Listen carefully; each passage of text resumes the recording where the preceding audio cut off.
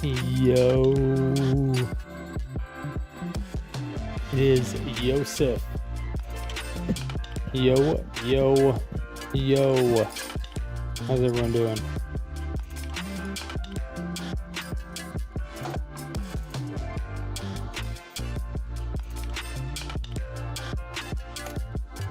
Bum, bum, bum, bum.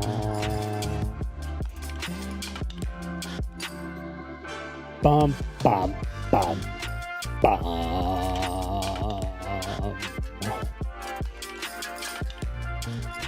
Gotta pop out my Twitch chat. Twitch be, not my Twitch chat, my Kick chat. Twitch be doing some crazy shit right now. Twitch be on one.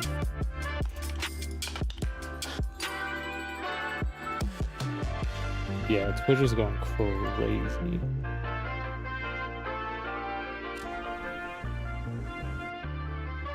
I don't know what the fuck they think they're doing, but they're doing it. Whatever it is that they think they're doing, whatever it is, whatever game they think they're playing, they're fucking losing it. That's for fucking sure. They're banning people for multi-streaming, essentially. Which is kind of crazy, considering they allow it. But there were certain stipulations they didn't allow that made the entire experience not good. So people were basically saying, yeah, fuck that. Fuck your rules. Fuck your shit. and I'm just going to do whatever it is that I want to do. And that's pretty much what happened. And now people are starting to get banned because the rule that they had in place is so fucking stupid. So fucking stupid. But there is a shit ton of drama that happened. And I am hype. So let's get fucking into it. Because there's so much shit. There's so much shit. Oh. If only I could get to my actual channel. There. That works. That kind of works.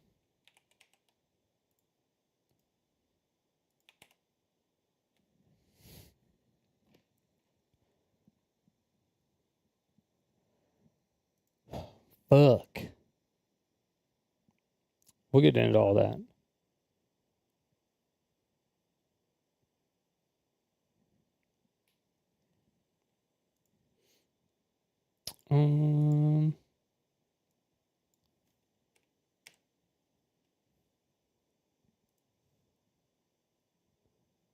Okay.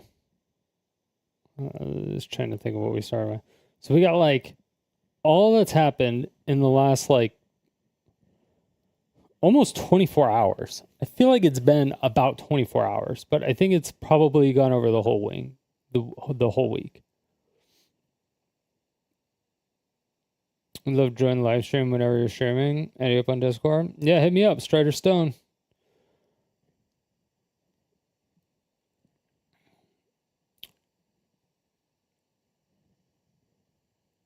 You're also a verified streamer. You earn about $30 per stream. You got verified small streamers. Yeah, don't worry about me. I'll be fine. Thanks, though.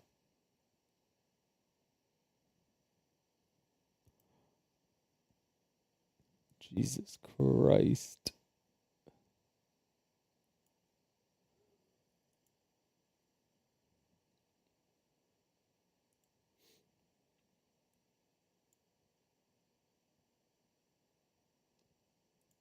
Crazy. Did you just like instantly start a stream and you just get bombarded? Yo, what up, Great Daft? Everyday Saints, how are you? I'm doing fantastic. There's a lot of stuff going on. I am so excited for it though. But so we have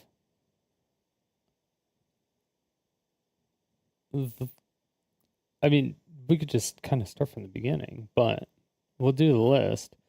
The Lakers were sold. There's a second H3H3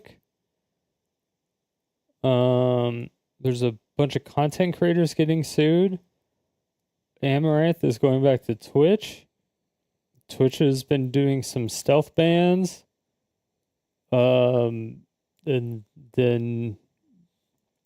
the Nintendo is bricking people's Switch 2s. So let's fucking get into it because there's a lot to get into. There's a lot to get into, obviously. What's going on, Great Daft? How you doing? I am hype. Hype.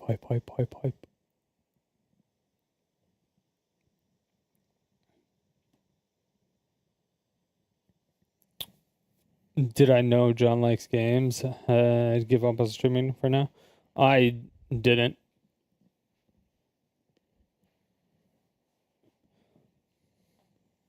Was he still doing Magic Arena? I didn't even know he was streaming still. I thought he quit a long time ago. I thought he quit like a year ago or something. I thought he quit like shortly after I did.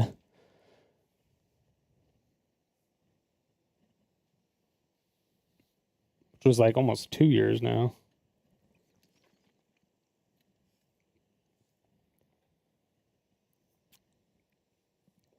He was only 2 days a week. What was he before? Was he 4 days a week? And then he went down to 2 and now he's 0? Is he nothing? Is he a nobody?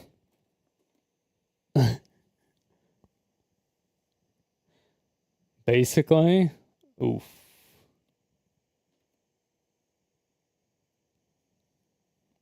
That's brutal. Yeah, that happens to pretty much everybody. The amount of people that actually successfully stream is almost zero. It is fucking almost zero.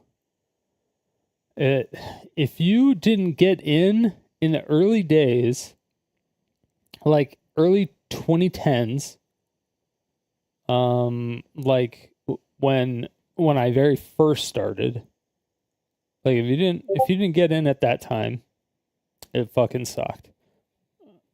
Now you essentially, if you're not for the, well, I guess it's pretty much the same-ish type of thing, but it's a little bit different.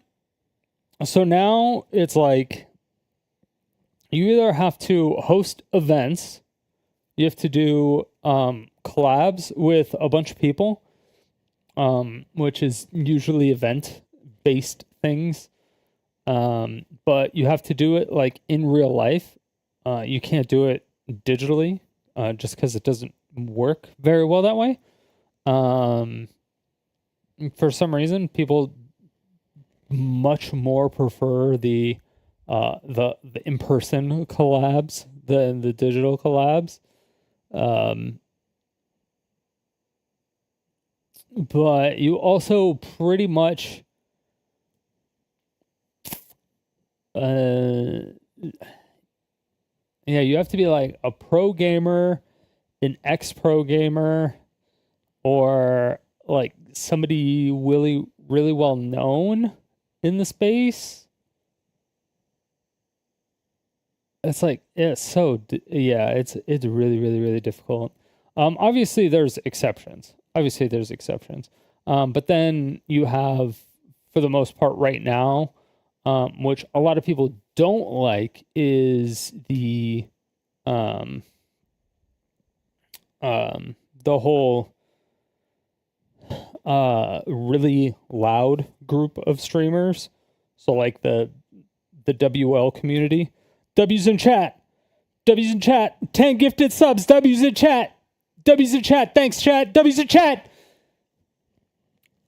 Like the Kai Sinets and stuff like that.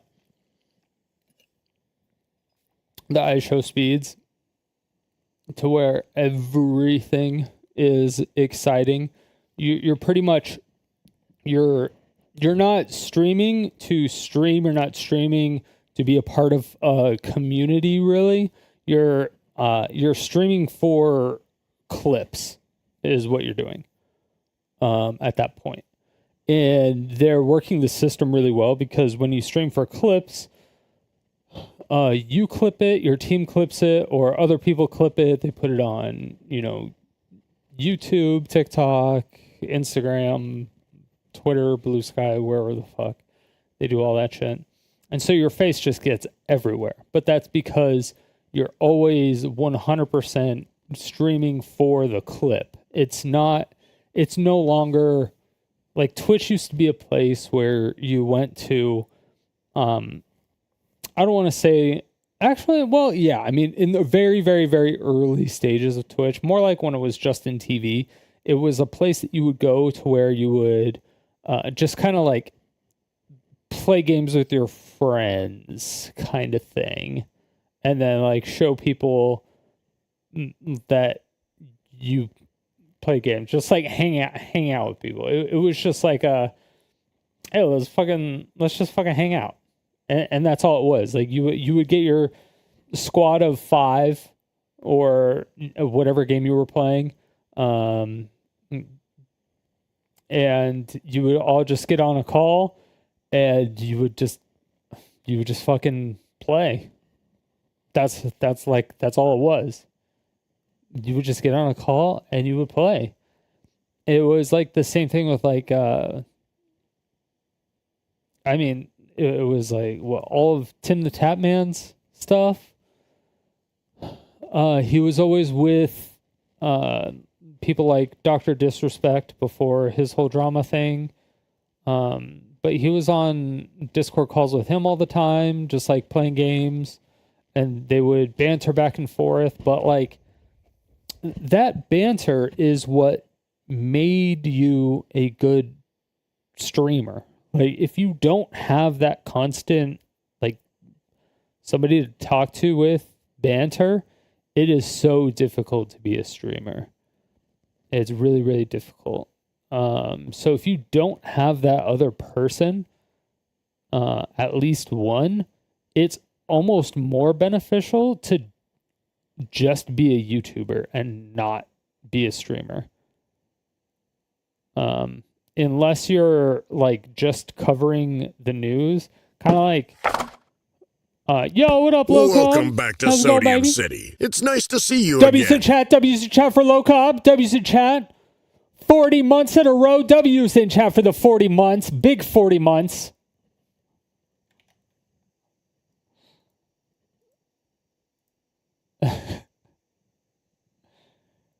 Yeah, it's like, oh yeah.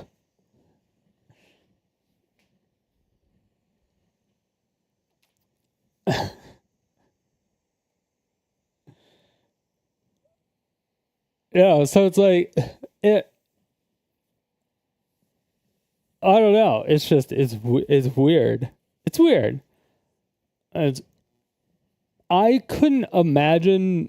I feel like it would be number one. It would be really difficult to just have that much energy for so long, and then still have the time to come up with different ideas for every stream, and then on top of that, get in touch with people to do other things, and then on top of that, well, getting in touch with the people and their management team is actually pretty fucking easy. That was surprisingly easy when I did it.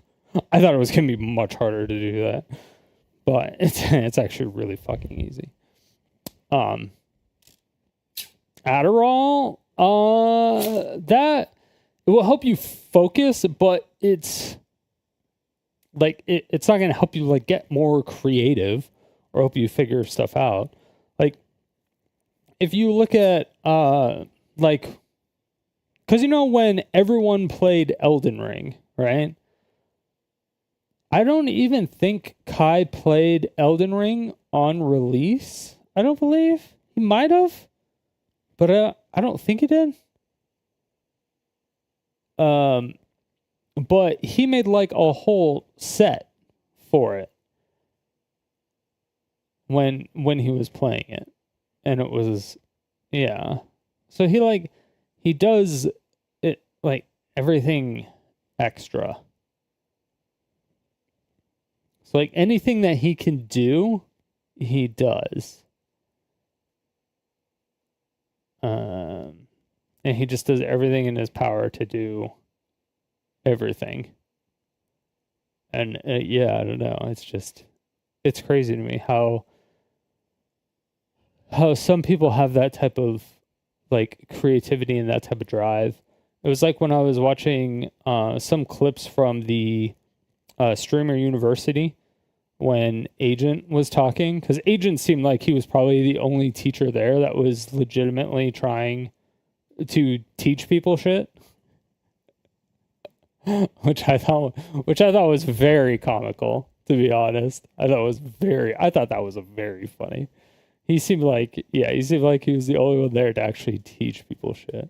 So once that happened, he was talking about how he would come up with, it was either 1,000 ideas a day or 1,000 ideas a week. Like,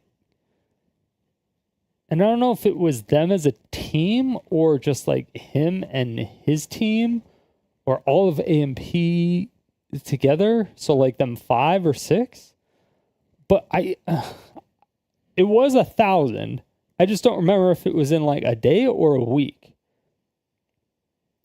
But either way, having 1,000 different ideas. Now, granted, a lot of the ideas may be trash. They may be shitty. They may be stupid, and they probably don't do them at all, right? Or they probably need tweaking or reworking and stuff like that. Like that shit happens all the time. All the time. But they do have a great team behind them to support them.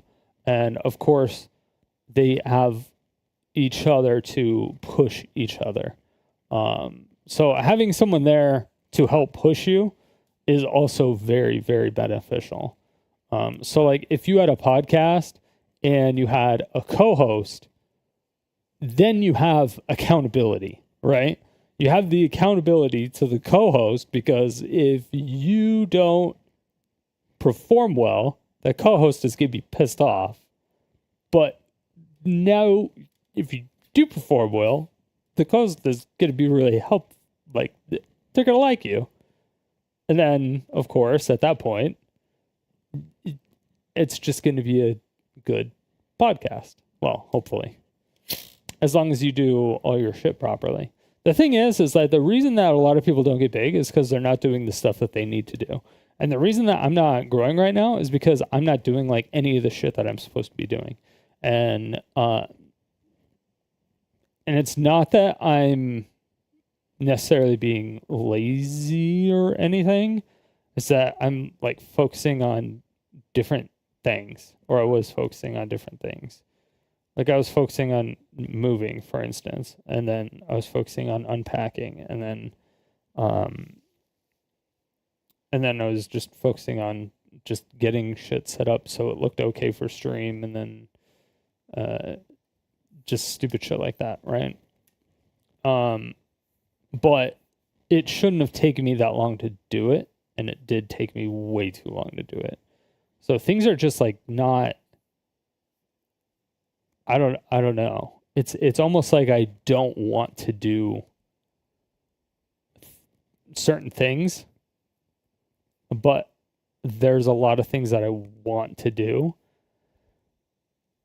that are just like they're just out of reach. It's like right there. I'm like, I see it. I just don't know if it's possible. So I don't know if I'm like scared. Yo, what's up, Aaron? How's it going?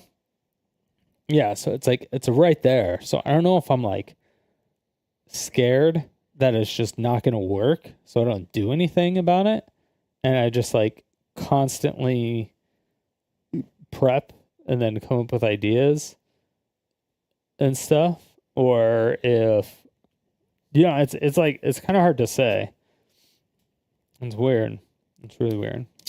Anyway, but either way, low cob. 40 months. Big dubs. Thank you. I appreciate you. Love you lots.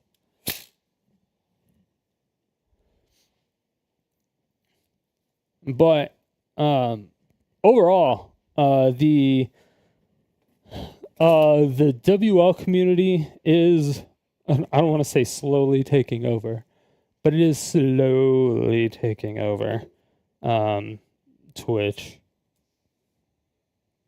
But yeah. Did at least get a casting couch set up in the other room? The wall with the wanted poster looks nice. Yeah, I'm gonna do an anime thing from over here. Because like that, the arm for the camera and stuff, it like extends and rotates. So I could just have it extend and then rotate, and then I can do things. And so I was gonna do like comparing the like episode of the anime to the manga. I'm gonna do that, or that's an idea that I have. It's just monetizing watching the anime. I don't think I can do legally.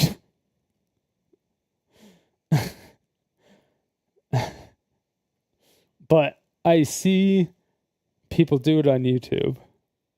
But it's like hella filtered. It's just, I don't know if they monetize it or not either. But it looks like they have like shitty, like fucked up filters on it, and I don't know if that's good or not. But how you been, Gimp? I haven't seen you in forever.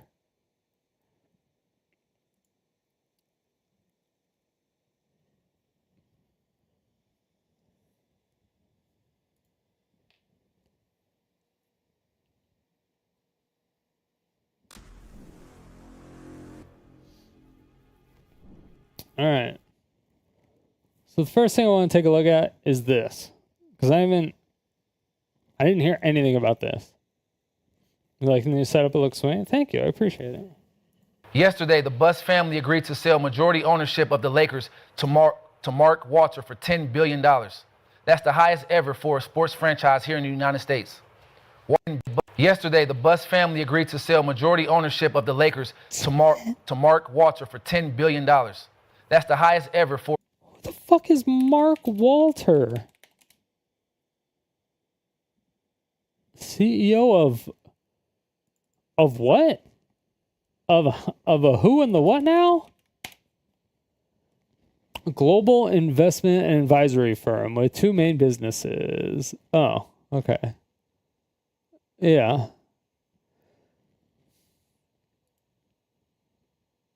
They make like a little bit of money. They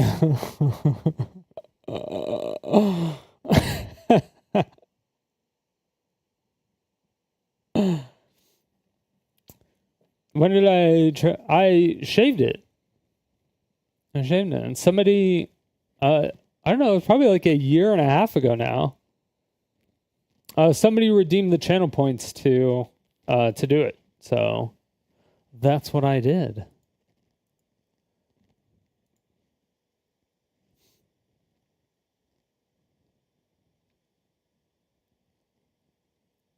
You know, this is way off topic, but who's the next One Piece crew member? If it's not Loki, I'll be sad. But I don't know if there will be one.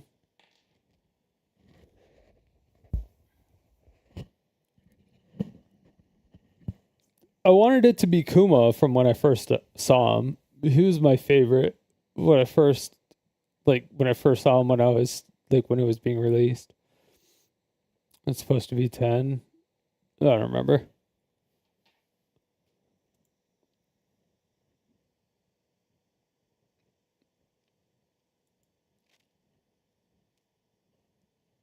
Well, Kuma can't. Kuma's dead. So. And what? His daughter's like 13. Even though she's a supernova, she's fucking 13. I would prefer if they didn't take 13 with them. 13-year-old.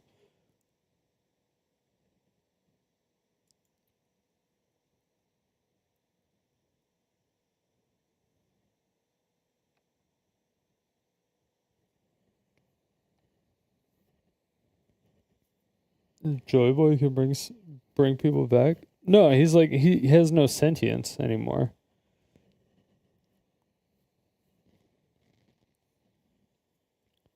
All of his memories and stuff were stored in that giant paw that Joy Bonnie took. So he wouldn't even have any of his memories. So even if he brought him back to life, he'd be like, "Who am I? What am I? What is this? I don't know what." I don't even know if he would be able to talk. 'Cause he wouldn't remember anything. Unless he only removed certain things from, which I don't know. I don't know if he knows how to control it that well, which he might, but I don't know. I don't think so.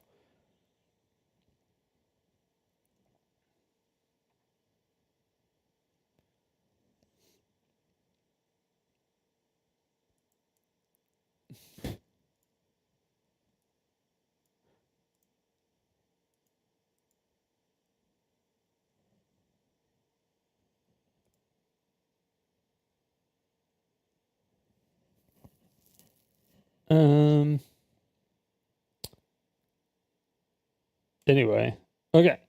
I'll go back to the beginning of this video. Yesterday, the Buss family agreed to sell majority ownership of the Lakers to Mark Walter for $10 billion. That's the highest ever for a sports franchise here. Okay, also, how the fuck old is Mark Walter? 1960. January 1st.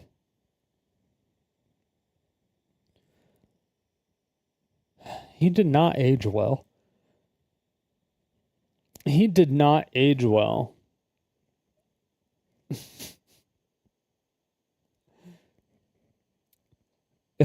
His net worth is about to go up a whole lot more. Let me just tell you that. His net worth is about to go up a whole fucking lot more.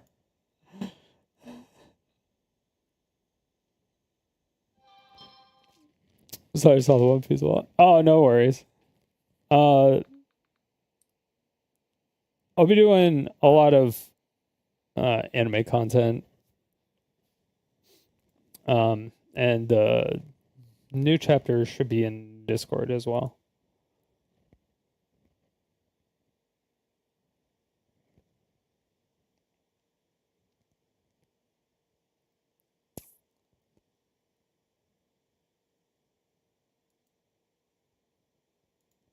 Damn. This guy's 65. All right. So let's see. So does he actually know anything? The Bus family. I don't even know who the Bus family is. Were they bussing? What were they bussing down? They're bussing down money? What the hell? Dude, 10 billion. That's so much money. How much did Twitter sell for? 44 billion. Twitter sold for 4 times more than the Lakers? Oh, the majority stake. In the United States. Walter also owns the Dodgers, so you know he would be willing to invest in the team. But part of the agreement is that Jeannie Buss will still run the team for the foreseeable future.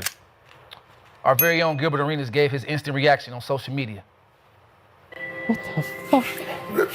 I want to say congratulations, Jeannie Buss, but as selfish as I am, $7 billion, that means he's about to raise the prices to get it back. Can you just hold on for about 12 minutes so I can renew my tickets at the price that you have them at? Because I know the person who spends...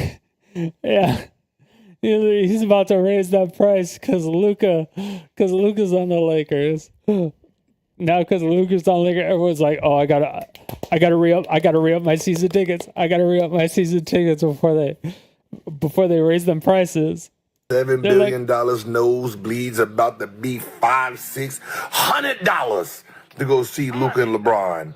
Okay, so just hold off for about 22 minutes so I can... Oh, is it going to be LeBron's last season too? Did he say that he was going to sign for another year? I don't even remember get it in, that. but congratulations again. I'm still going to be a Laker fan, right? Because it don't cost me nothing from home, right? I can still watch the game from home, Hell but yeah. I want to keep my seats. So just a tad bit. Hold on, Laker Nation. We got to act fast. So Gil, obviously he was joking, but the ticket prices probably will be going up. So do you think 10 billion was too much? Yeah, they will. Too little, or just right to purchase the Lakers? Swaggy, what you think? Man, I think it was just, it could have paid for more. It could have been more, They could have bought it for more than $1 billion, for sure. And that was just the majority or the majority stake holder.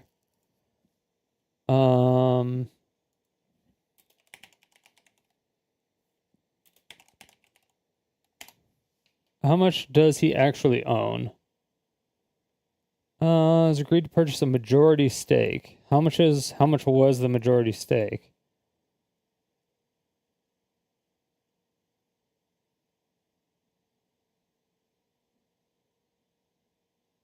Because majority stake is just like 51%.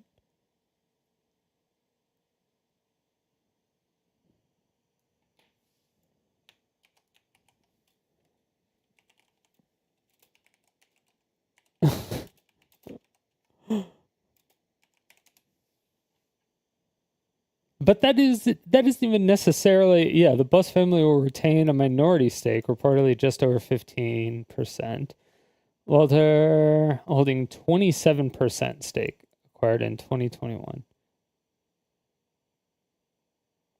Wait. He was previously a minority shareholder, holding 27. Okay.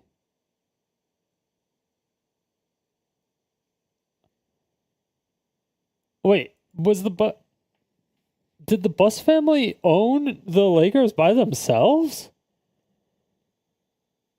Well, with excluding the 27%?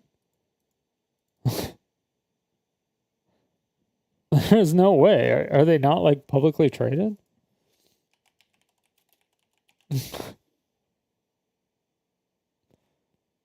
I guess not. I guess nobody's really been watching the Lakers, but people have been buying jerseys and shit like crazy ever since Luka got there. Okay, so they already own 27%. But they went down to 15, so whatever. So they bought 58%. So they bought, unless some people own more. Yeah, unless other people have stake in the Lakers, they own 58% more. Or they own 50, yeah, they bought 58%.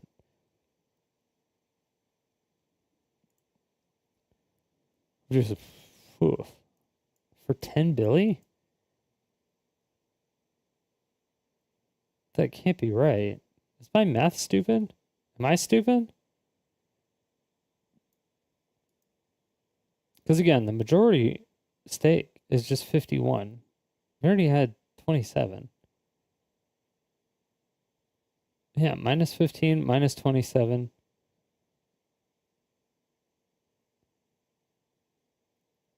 Huh.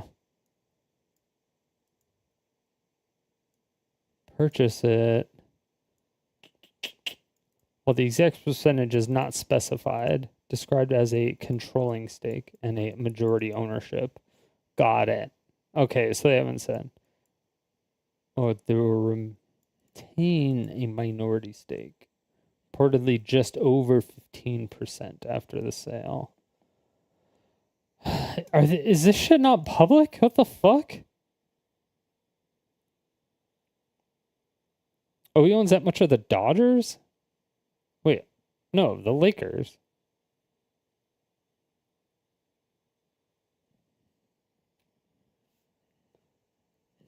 Wait, what? The Lakers, new majority. Okay, what the fuck? Okay, he owned 20. Okay. AI fucking the Google AI shit is so, it's because people say so much stupid shit on the internet, and so when it all is conglomerated into AI, like their AI stuff, it's like always wrong. It's because people just blurt out stupid shit. It's like the fucking AI, they pulled everything from X and they just put it in their AI. And they're like, yeah, all this stuff is right. And they just left it. He's in from LA. Nobody gives a fuck. Oh, I guess some people may give a fuck. You learn start cussing when search things.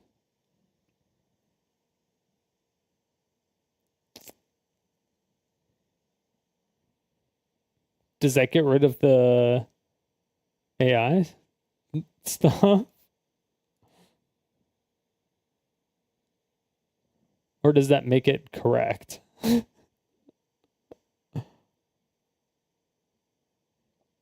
Oh, I want it to be correct. I don't want it, because now I have to like actually find the real information. AI answering it.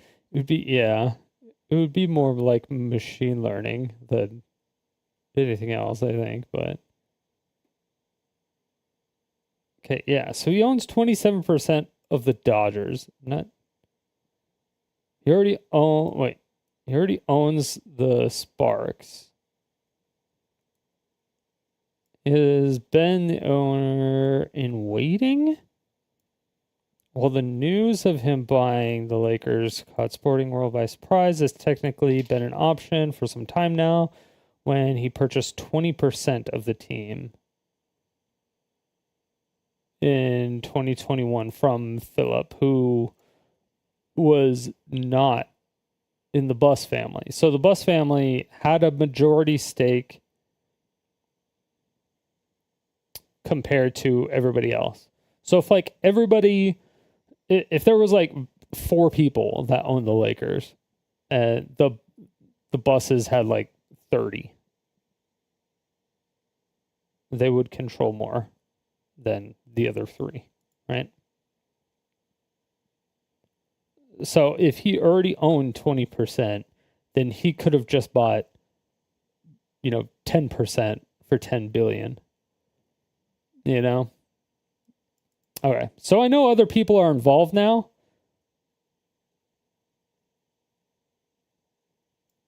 The Lakers are going to put up for sale publicly. It's hard to say, but after holding the fifth team for multiple seasons, Walter was able to buy the franchise outright at a valuation. Okay, he didn't buy the franchise outright. See, even fucking Yahoo Sports is incorrect. I think.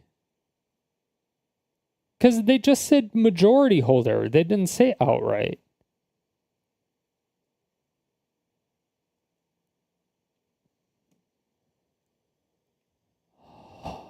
Dude, what is this? Is the sports reporting just as bad as the gaming reporting community? What is this? So all majority ownership. Okay.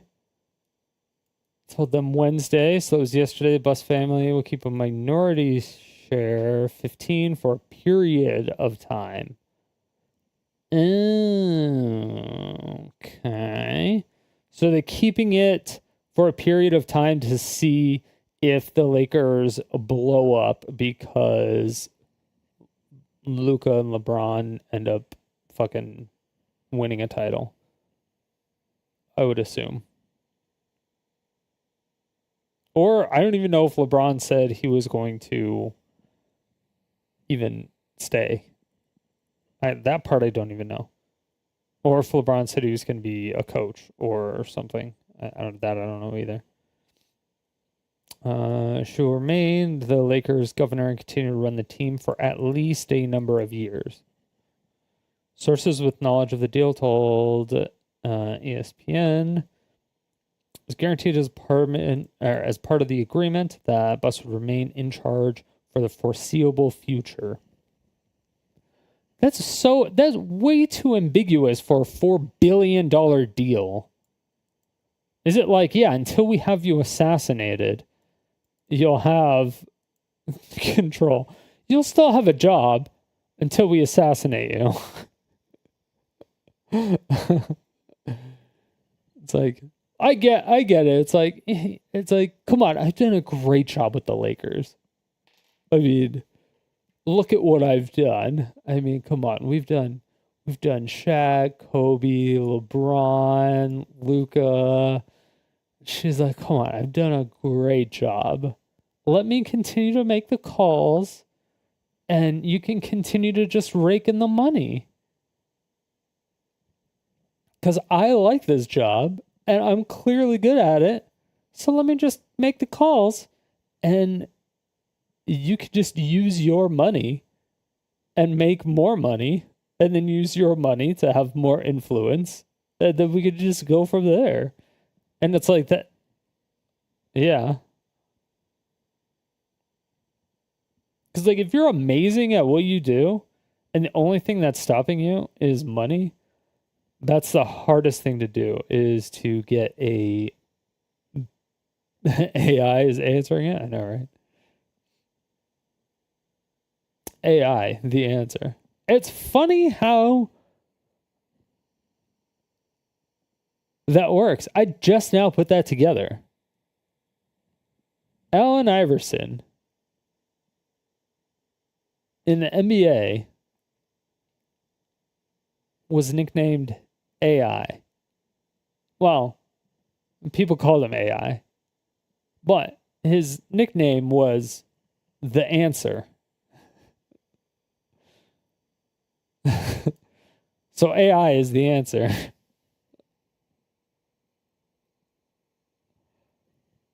Oh, it all comes full circle. It all started with the NBA. Blame the NBA.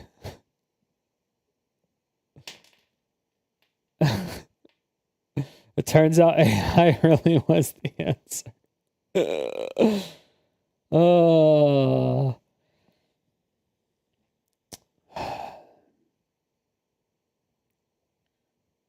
All right, hold on.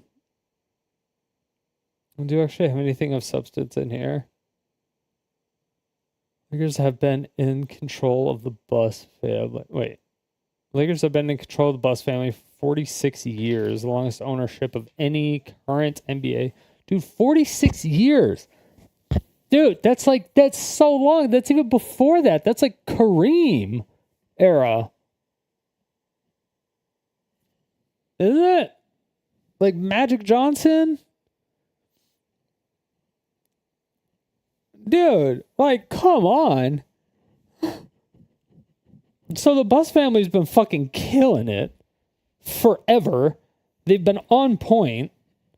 They're like, oh yeah, we'll take this person and we'll take this person and we'll take this person. Steve Kerr. Yeah, that's bananas. It's the Lakers. It's LA. One of the best franchises ever. You know, probably the best franchise ever. True. And we got Luka. We got LeBron for a couple more years maybe. They got Bronny. You gonna make that money back. Okay. And you just seen what he did with the Dodgers. What's the Sonny? Oh, Ohtani? Ohtani, Yeah. Man. Bad. BJ, what you got?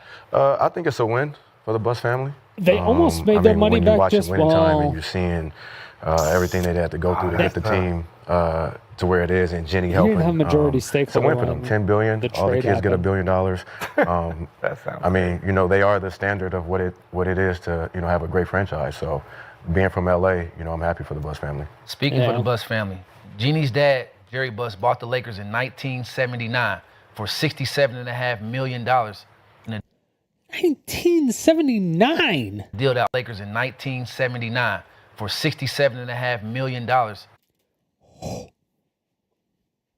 Dude, do you know how much money that is? With inflation? Jerry Hold Buss on. bought the Lakers in 1979 for $67.5 million.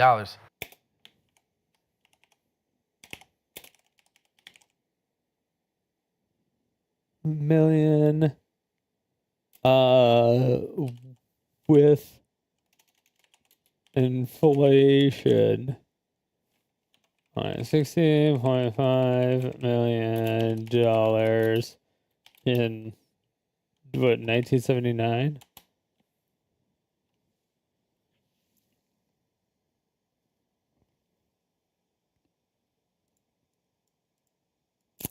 $270 million. Oh, okay.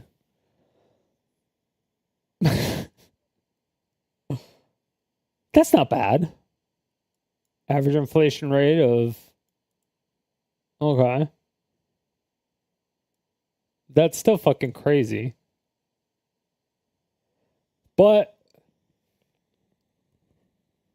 So I would say they made their money back. You know, we're going to spend $270 million. And we're just going to sell major majority stake for $10 billion. Not only that, they've also been making money off of the majority stake of the Lakers the last 47 years. Those people are fucking, they've got to be some of the richest people. Come on, dude. And a deal that also included the Los Angeles Kings and the Forum.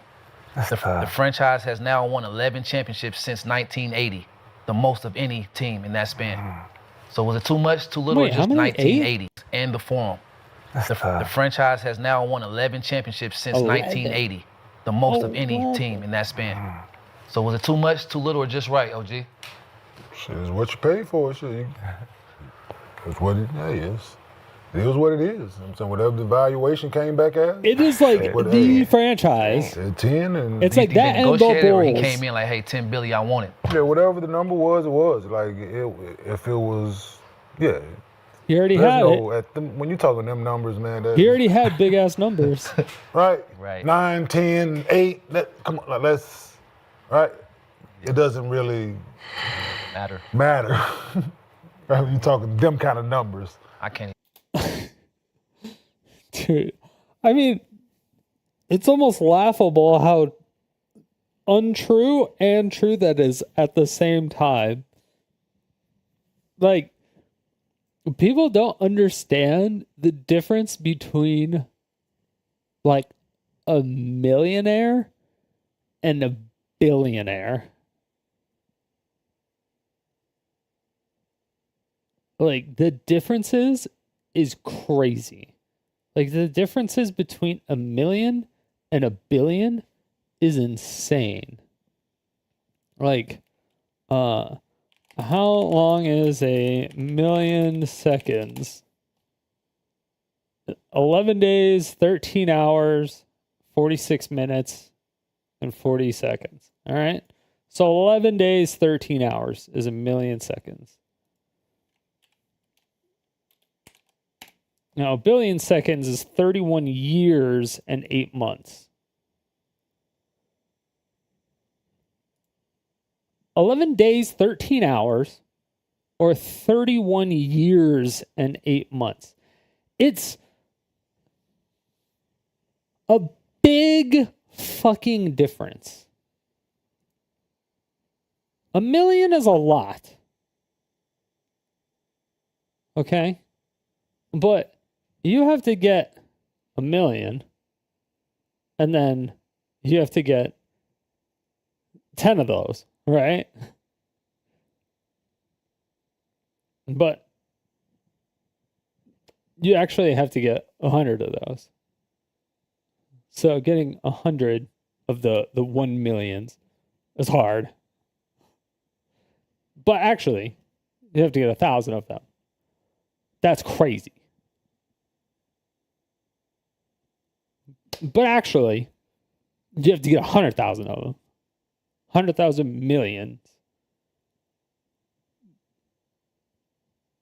But actually, you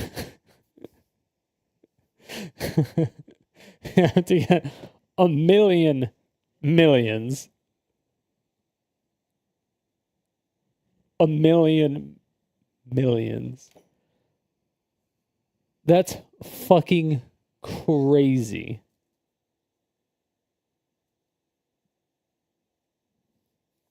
Like, even 100 millions is just way too much. 10 billion? 10 billion. Billion with a B. So, but nah, Do it hurt not having that bus name though? no, it does not. I'm saying they're still involved, right? They're still involved, but this dude, like, I'm saying they're still, I'm saying minority owners, but having someone who's a businessman, a sportsman, he owned the Dodgers, you see what they've been doing over there, just coming off of World Series win, and he's not afraid to open a checkbook. So, but over here is just, there's a luxury tax, and there's an apron, and further, so there's certain things that in basketball that doesn't apply in baseball, but he's willing to open the checkbook, so. Thanks, Shawty. He owns the Sparks, though. And the Sparks is a WNBA team in LA that just can't fill that Lakers stadium. So he is in the WNBA right now, and the sole owner of the WNBA bought a majority stake not the WNBA, of the Sparks, of a team in the WNBA. Now wants to have the majority stakeholder in the same city of an NBA team. And I think that's perfectly fine. And I think he knows, but also he has accountants. He's not a fucking idiot. He's a global VC person. Total jack move. Who over there with the Dodgers? Magic. Huh? Magic. Who? Magic. Voila. Took over, right? Voila. He in that group. Voila. Talk to him. Huh? I ain't thinking about You that. ain't never seen no abracadabra shit happen before. I don't- About I to don't- see it I in don't real fucking know time. How much he get, though? We're gonna turn it back to baseball. Staples Center. I don't give a We're gonna fuck turn about it back. baseball. We're gonna bring it back. Lakers. We're gonna bring the Lakers back. Yeah. Okay, Magic what's the gonna legacy, take though? over. What's the legacy of the Buss family owning the Lakers? Shit. Great history of the game, man, in the sport. Man, greatness, they changed the game. entertainment, Like, yeah, entertainment at its finest. Laker Yeah. girls, like it's Laker just girls, like yeah. that was Dr. Buss's idea. So it's Dude, the It's- Laker girls. That's true. They popularized the Laker girls. I mean, at least I feel like they did. Like the cheerleaders, the Laker girls. They were like the ones. entertainment, man, at its finest. They were the ones. Right? Courtside seats, Laker girls. So They were the he ones. showed people that this is entertainment. Courtside, right? Us being yeah. in Hollywood, LA, Entertainment. everything else Hollywood, is entertainment around us. everyone's So in this should fit that as well. So Yeah. that's Start the exactly what it club was. inside the arena, like Yeah. the club. So that's They're the dope. best ownership group in American. Yeah, the problem is that number one, seats in general are like way too fucking expensive now. Seats to anything, tickets to anything are just way too fucking expensive.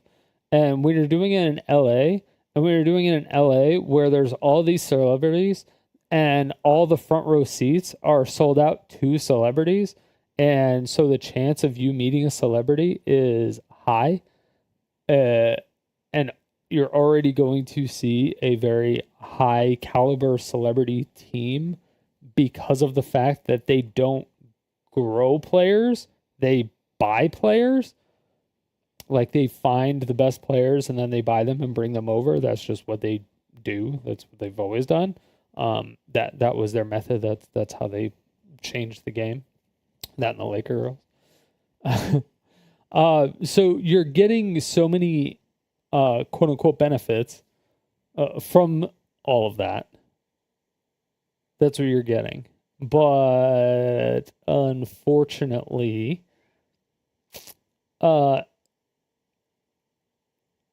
no one watches basketball anymore.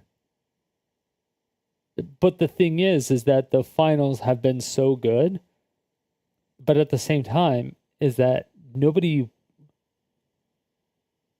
will sit down and just watch a basketball game anymore.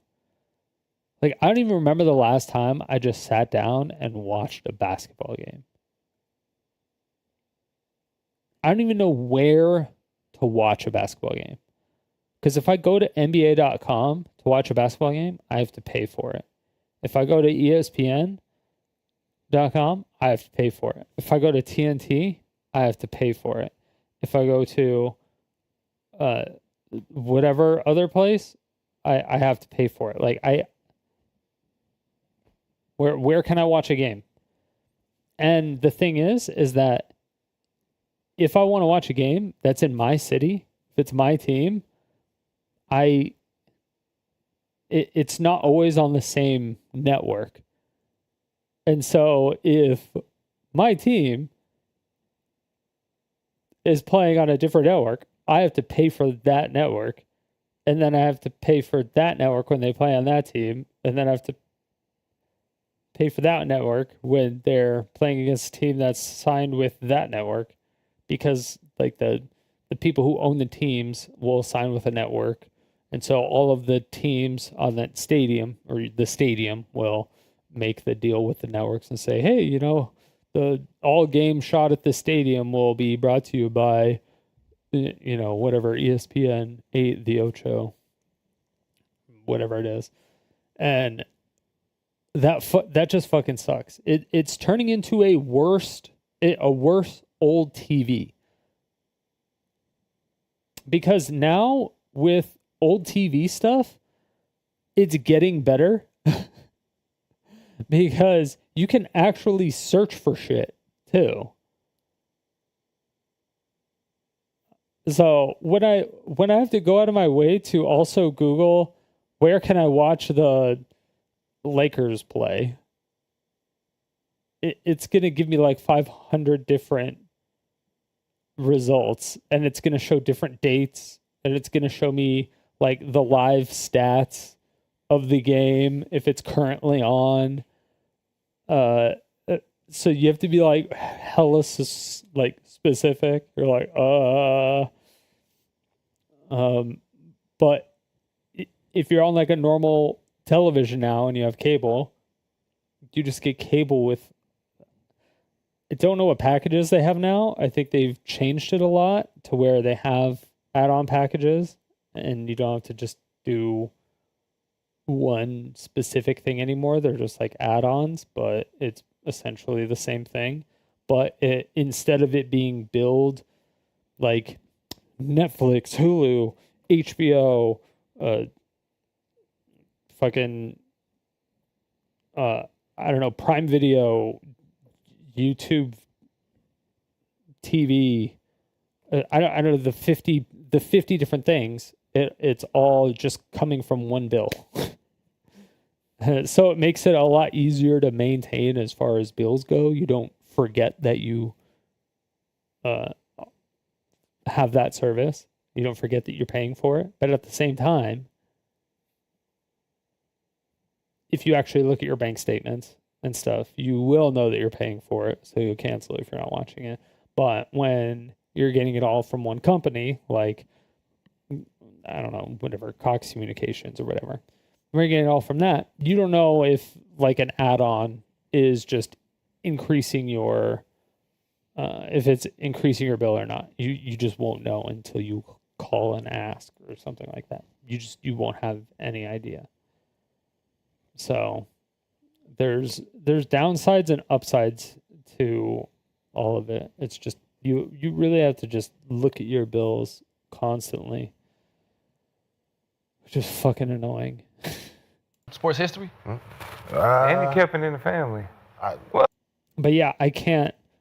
Like I used to watch basketball a lot. The last time I watched basketball was before I lived in Colorado.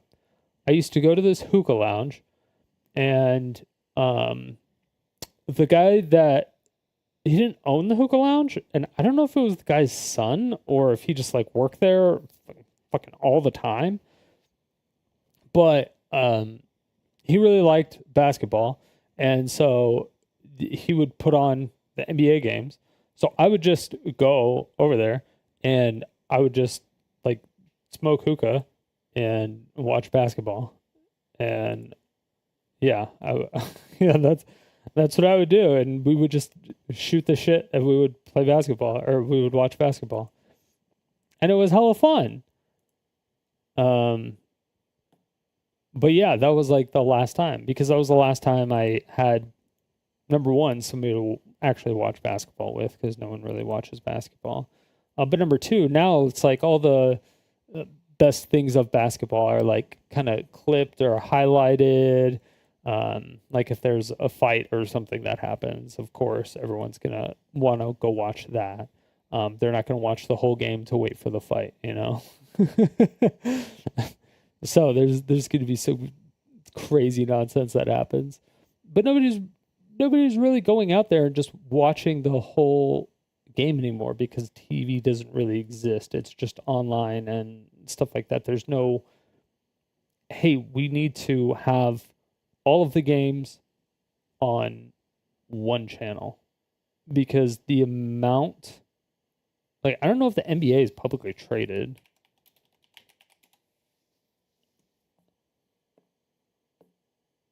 Not directly invest in the NBA. Okay. NBA viewership by year. Images. Oh, it's All-Star Game viewership. I don't care about that. Average NBA regular season ratings.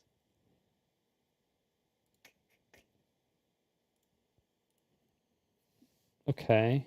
This is an image for ants. 1995. Yeah, so 95, 96. It didn't go back up until 2010. And then 2011, 12. And then it went back on the decline. It stopped at 2015 now.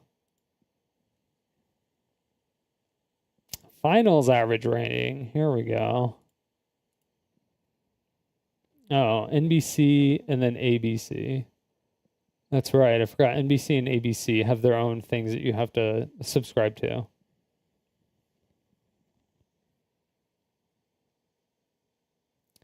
But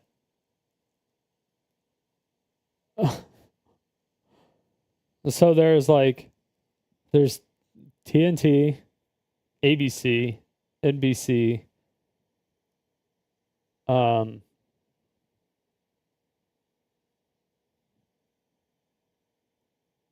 what else was there? I want to say there was like two more. I don't remember. There's like Game Day Pass or something. I don't know. There's like 3 or 4 different ones that you actually have to have subscriptions to. So you're paying like $40 a month to get access to watch the games. And you're just like, what the fuck? It's like minimum $40 just to watch the games. You're like, fuck that, dude. I wouldn't pay to watch that shit. Fuck that. Okay, so yeah, viewership went down a lot. And then, yeah, COVID 2020, 21, then 22, 23. Yeah, because a lot of it is party based and get together based. Because when I used to get with my friend, my old, like my ex-best friend, like we used to watch League of Legends games like every weekend. He used to come over and we would watch League of Legends games, and it was super fun.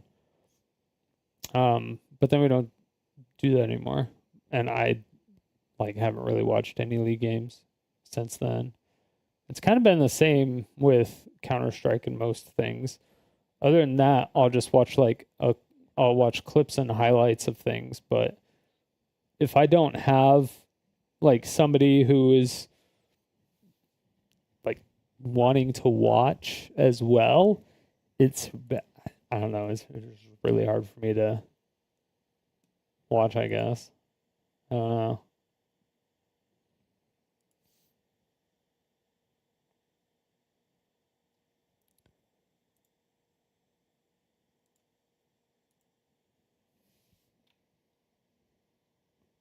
Rating percentage, viewership in millions. Ratings. What are the ratings? What are ratings in TV? I don't even know. It's in percentage? Like how many, the amount of people who went to that channel and then left the channel because the game was on? Maybe? Fine now. I don't know. And then viewership in millions? Jesus. Yo, what up, Streak? How's it going, baby?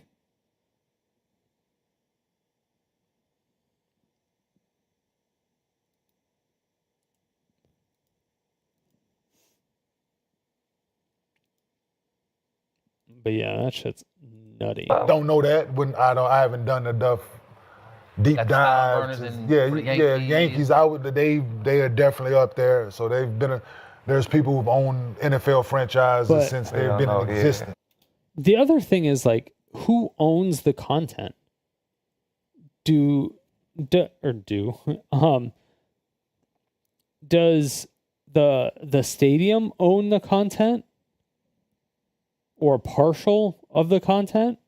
Or is the content that is played within of the stadium the sole rights of TNT or whoever, CBS? Because you can bring in your phone and do stuff like that, and it seems like it's fine. So I fail to see that if the Lakers set up their own media team and have crazy, good media shit that they put up in the stadium that nobody else can do because it's their stadium, they can put up their own YouTube channel, do like highlights and clips and shit, because that's what people watch, and they'll make the money, and then they just don't give a fuck about the NBA. They're like, we care about our team. They're like, fuck the NBA. They're like, people are watching it for the highlights. They're not watching the games. They're watching the highlights. They're watching the clips. They're watching the, when you talk about Michael Jordan, you don't talk about the times he's dribbling the ball from the back of the court. Right? You don't talk about that stuff. You talk about him like doing moves, doing crazy posts, like back all the way against, pushing back, and then his crazy fadeaway, or tongue all out, dude, just like dunking on motherfuckers, dunking on Mutombo signature, like all this shit. Like that's what you think of when you think Michael Jordan. You don't really care about all the other bullshit. Sometimes, a lot of times, most of the time, maybe not the diehards. The diehards want to see the whole game because they want to see how it plays out and stuff like that. But, or a lot of the people that are wanting to learn how to play, maybe, but they may actually be going out to play. But also the people who want to play and want to learn how to play, they can't watch the game because of the fact that there is like a monetary entry bonus or barrier. Like you have to pay so much to watch the games that you want to watch. And it's just like, it's not worth it. It's just fucking not worth it. Why would you? There's no reason. There's literally no reason. Yeah. Right? Like the room, as far as like the entertainment side. The Steelers, like the room. Entertainment side, yeah. You don't know, entertainment side, yeah. Okay. Well, let's look ahead. What's next for the team? What y'all think moving forward will this affect? Free agents coming, free agents leaving. It's an open checkbook, man. As much as he can open it, it's open. Man, right? He's proven that he's willing to pay, so. For real. He's proven. So you got Mookie Betts over there, you got Ohtani, you got Ohtani got a bill? Yeah, you know what I'm saying when Matt Kemp was there, it was just they've been is there no salary cap anymore? Magic Johnson. Hey, I hear you, but it's near Magic. There's got to be a cap. They about to go make some moves. No, there's got to be a cap. Magic. There's got to be a cap. They have to put a salary cap on these players or on the teams. They have to. They have to. There's no way they can't. There's no way they can't put a salary cap on these teams. Because you're going to get people like this on the Lakers. Like this guy owns a fucking global venture capitalist company. Like $319 billion is what he's like, yeah, I can, you know what? You're right. I can afford to pay you, $200 million over the course of, 6 years. You're right. He can just sign the most disgusting people for whatever the fuck he wants. He'll make it all back in like jersey and like everything sales. Doesn't even fucking matter. He's gonna buy the Indiana Fever after that and just do the same shit. Watch. Why? Y'all think everybody think they safe? I mean, Jenny's still moves about to be made. No, it ain't. Jenny's still around. The fact they say he's second gonna eighth make man sure. deal exists, right? So, Jenny's still running the team. Yeah, And she's you still know running Magic that. love Jenny. she's still running. Listen, Magic love Jenny been waiting to getting hand it rid of over it. to Magic. She's been trying to Jenny figure out a way to hand it over to Magic. How waiting can for I that. do it without just firing Rob and just being like, because I got to get rid of Hey, Magic, won't y'all group come in here? Boy, But Bus said we he's saw gonna the job take care of Magic did in the Magic, front though. office. That ain't gonna Are work. they actually gonna get been Magic his, Johnson? like, everything. Magic's Magic- a businessman. Let him be a Magic businessman. been sitting Let's not by. have him over there trying to make He tired of basketball tweeting. decisions. Magic's we saw a where that went. businessman? He tired of Just tweeting. hey, you just in the group. You huh? do You're what just you in the group. do. Anything You about Magic continue to be Johnson the now, businessman you are. You broke Wait, it. wait. Get in the room. Do be. Yeah, smile. Oh, that guy- Be got the Bron over. businessman Yeah, that they we got know Bron. you are. He got But Bron we over. saw what that front office shit. What it didn't work out. He got Bron over. He can recruit. Yeah, like, you open the pay, open the book, and then, Buy the team. Introduce yourself to the players, respectfully. They should shake her hand at the very least because you're paying them a fuck ton of money. They're like, hey, I'm paying you lots of money. Can I get an autograph for my kid or something? I'm like, yeah, sure. I'm like, all right, here's an extra $1 million.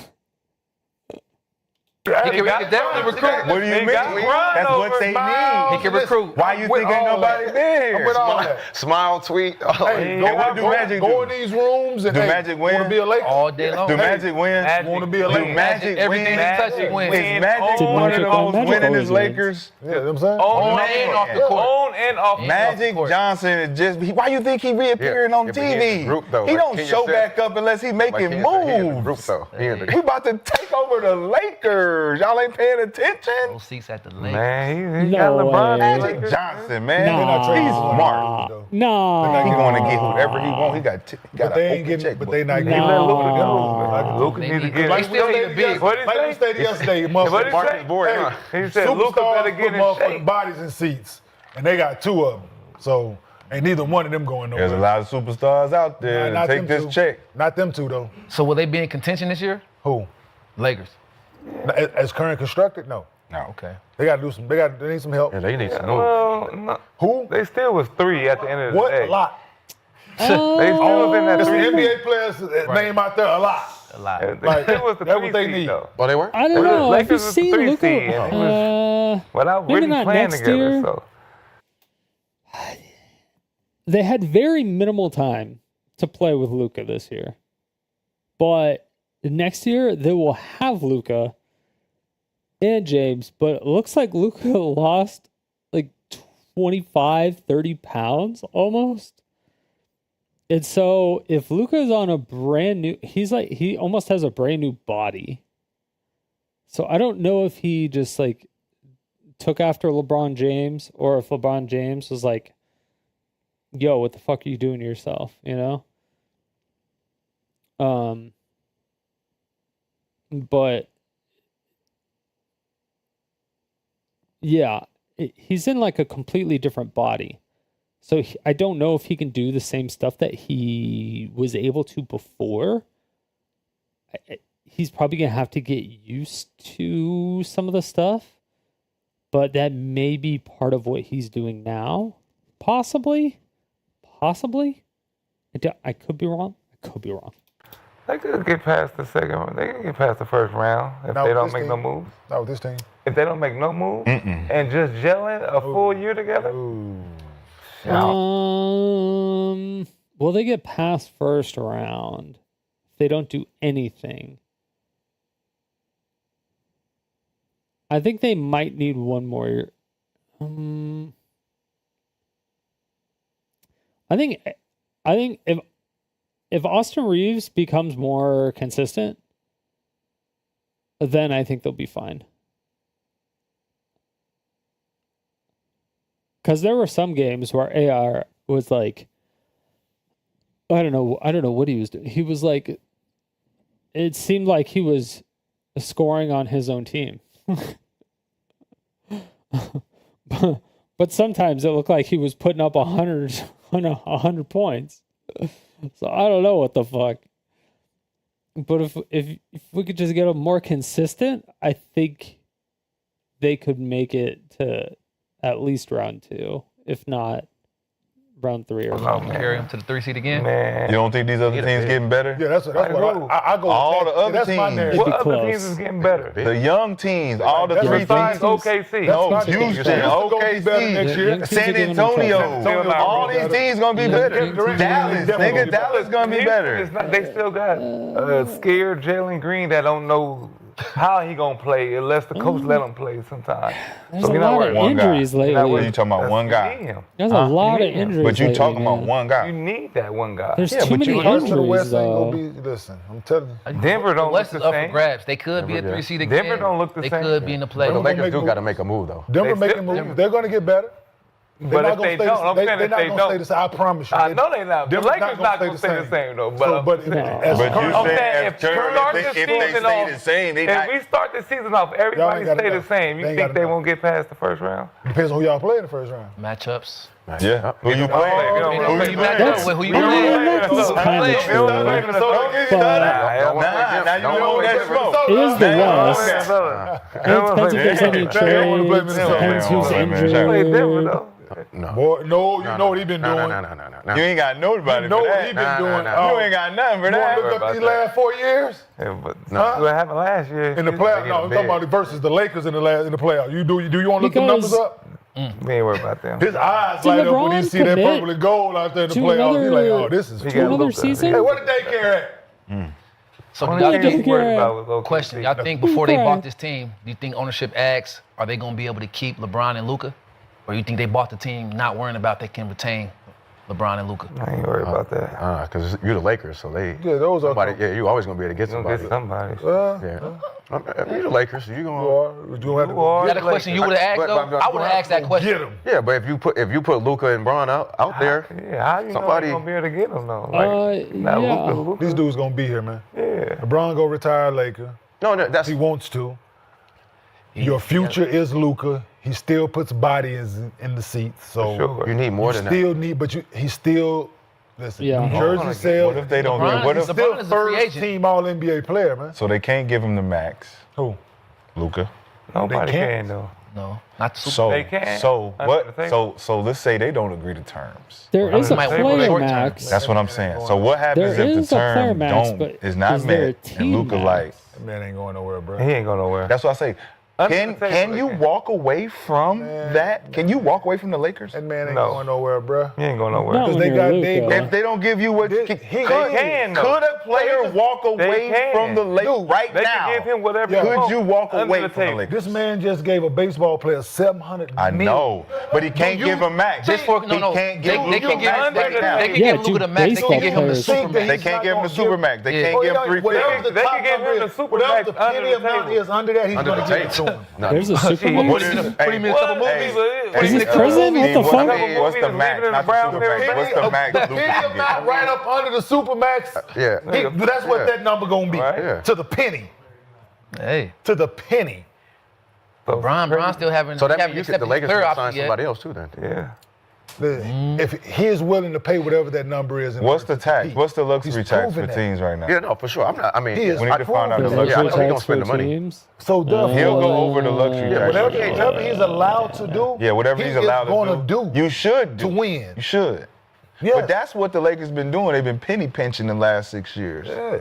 Well, they have So to. Some of them you bad can go contracts into they the signed. luxury tax to sign a player you already have. Yeah. It's just a choice the franchise has to make. But extension Yeah. options for So they can pay Luka: Luka. 4 years, 229.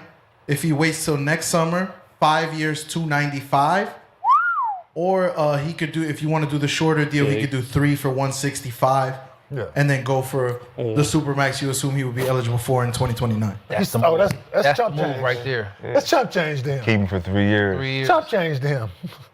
See what he can That's do the in job 3 to the years. buck Let for him that go. Would you Like, be able hey, to sign him to the huh. extension for the supermax after 2? After 3. That 3 years. Because if he plays 65 games next year, he's eligible for the Supermax. Because he's going to be a first, second. Yeah, First team's off supermax. for You sure. just wait. You just wait 3 years. 100% So it all NBA renews player. every year?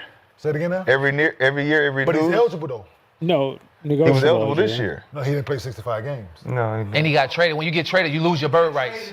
You lose your bird rights. He Yeah. lose eligible, and he didn't play 65 games. Damn. So this year he can be re-eligible Yeah. to go After after the season. after this next Lakers We might as well going play to it that out luxury before. Yeah, Oh, exceeded okay, so this first is team. oh, so this whole he didn't next play season with the Lakers is 65. kind of like it's like a That's fuck why around it's season. such. Lakers That's gonna why go it's such into a that hot luxury topic. tax. Oakland That did, makes because sense. That makes sense. they That did it makes with sense. That Steph makes sense. and Clay. 5 for 295. So they can really use this next year to really bring Yeah. in some experimental Okay. pieces just for him. Now they gonna go win get You a gonna piece. experiment while LeBron there? You Now they go get a experiment? piece. Listen, He gonna win the You have championship. to. listen. If you want the longevity Lakers to be is with winning There's a Luka, lot of bigs out there, man. if you want the longevity to be with Luka, you Yeah. want Yeah. to be like So they give win again. Luka a They winning the 3-year, championship. You see Young, what the Dodgers did? athletic, and then they rim supermax him in lob catching 2029, bigs, man. and they You keep need him 2 there of them Yes. for sure. for another like He 5 And, years. Shooters.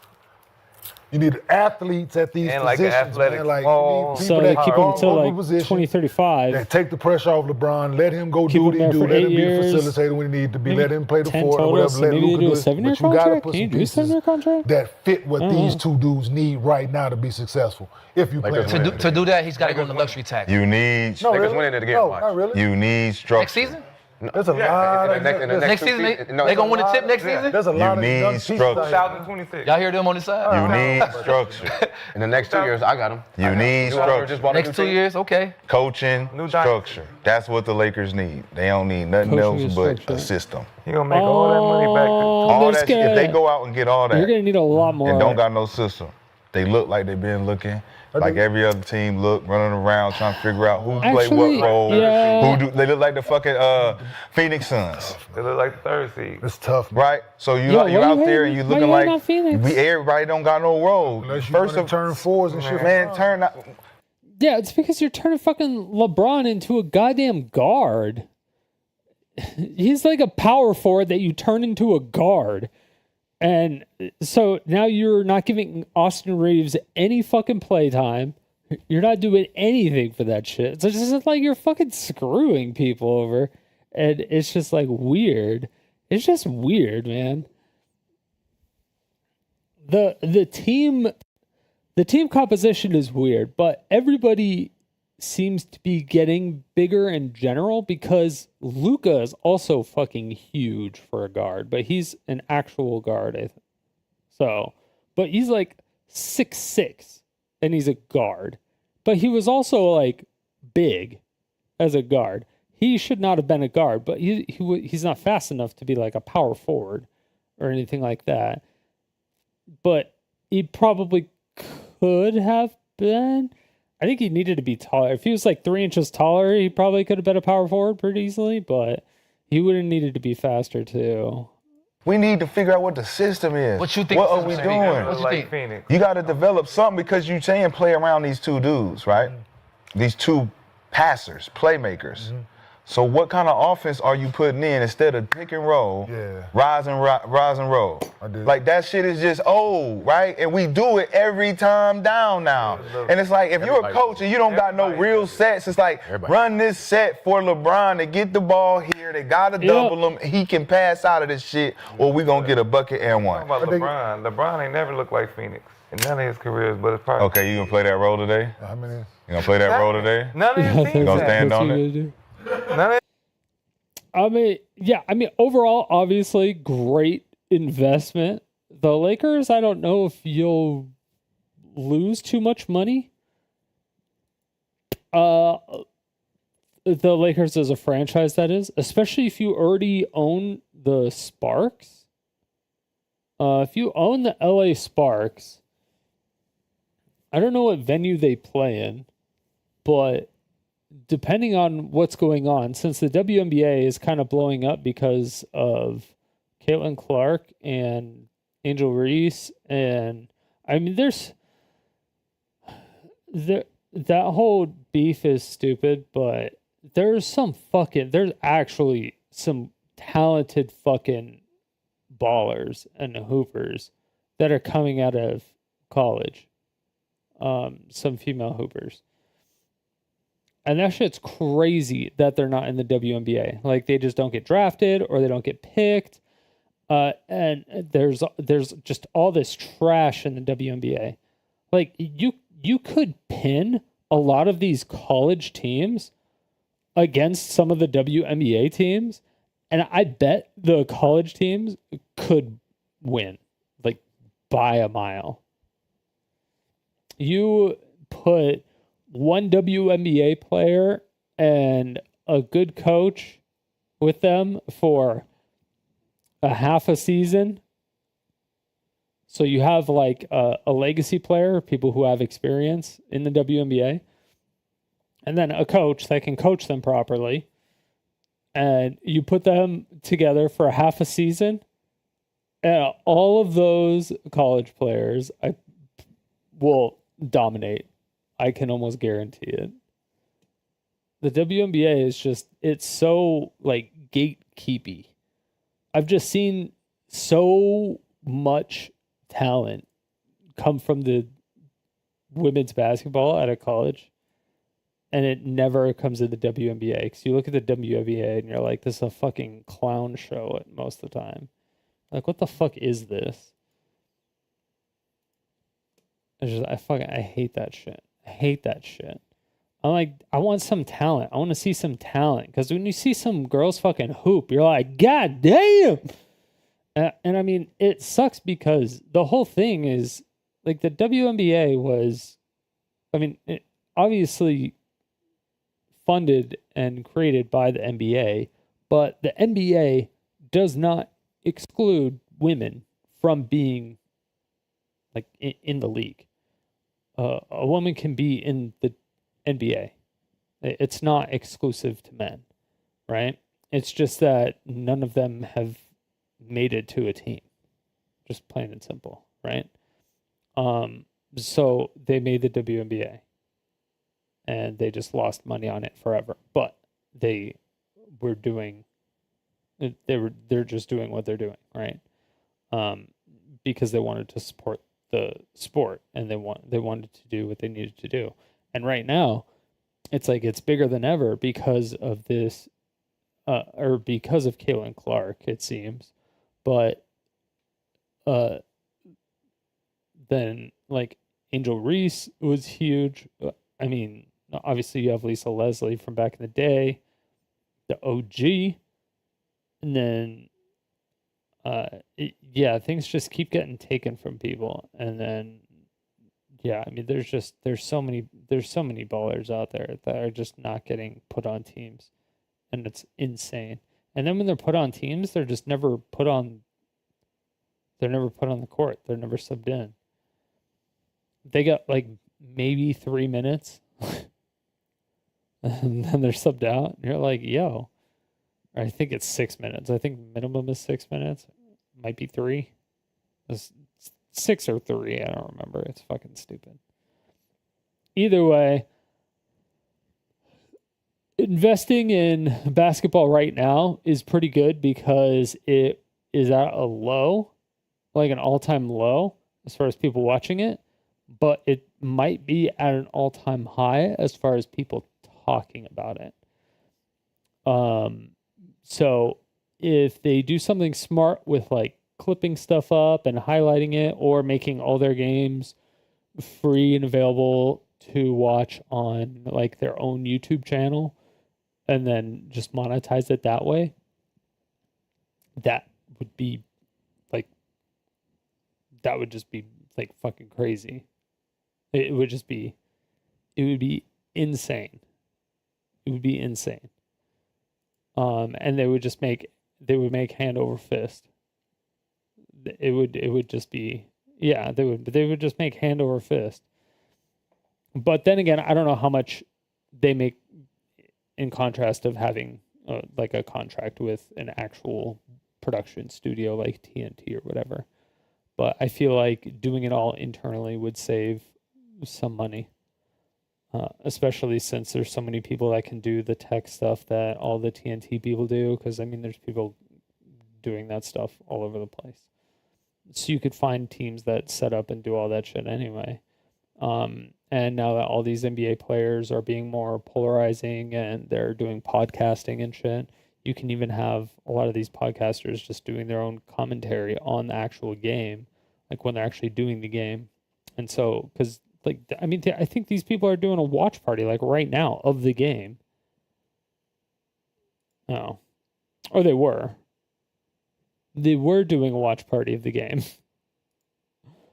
That means the game ended. But yeah. So yeah, they were doing a watch party of the game.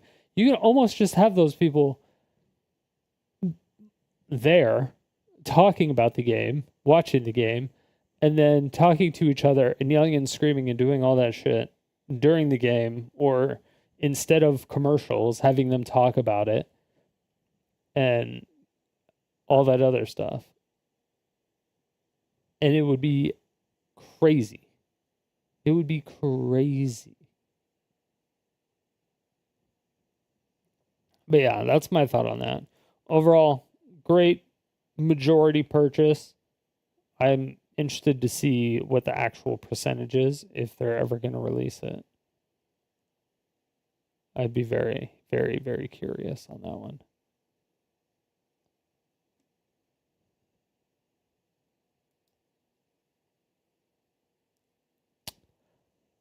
The next one, before we get into a little, I'm gonna grab some water. Before we go into our next little segment, dude, what happened this week? Why did so much shit just blow up? Like, everything happened everywhere all at once. Isn't that like an anime movie? Like everything everywhere all at once? Like a really sad anime movie. It makes people cry and shit.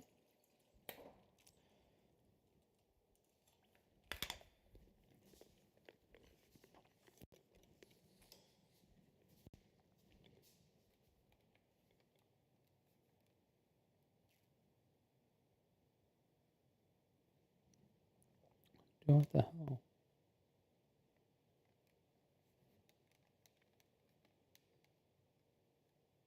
I feel like my AC is not working at all.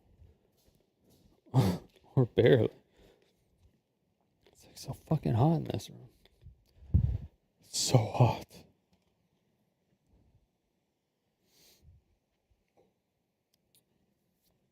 All right.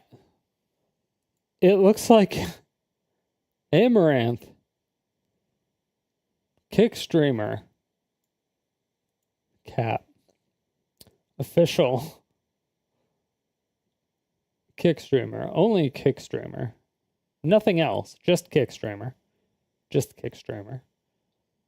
might be coming back to Twitch, which is actually surprising because I thought she was permaban from Twitch.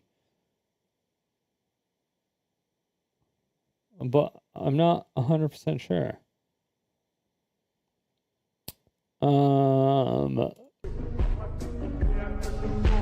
So I guess this is like her announcement video. Oh, that's probably On my way after I refuel a bit. Be there soon. I'm like, she's not gonna Monka TOS an announcement thing, right?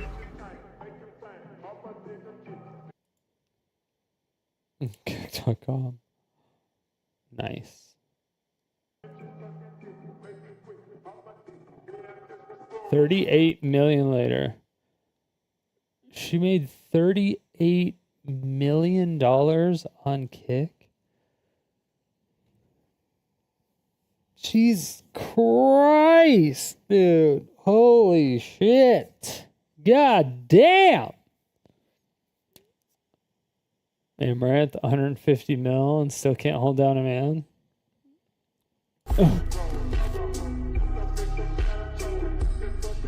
Damn, that shit's purple now.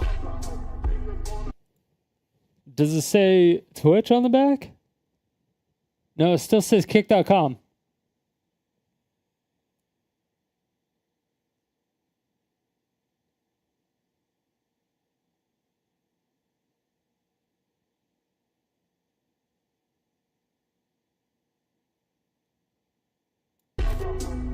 It still says kick.com.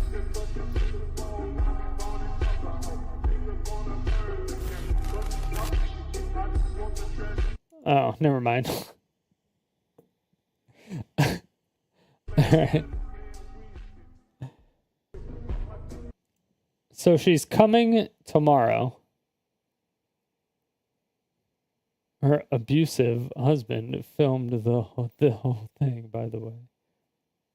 Wild switch up, but okay. Person on the phone? Dan Clancy.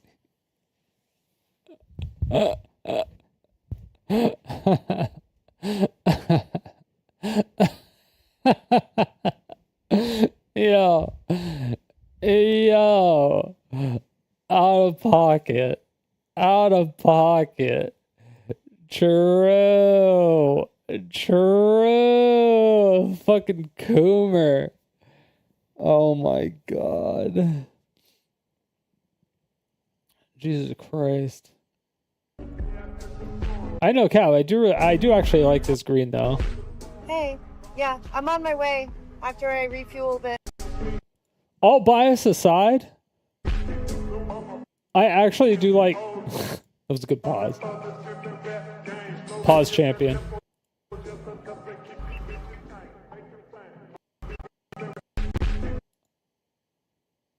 Like, I like this green. Not the green that she has on, or at least this light. Like, this is like frog green, whatever the fuck this is, this light green. But like her top, why does the top half look like a different green? I thought that was one outfit.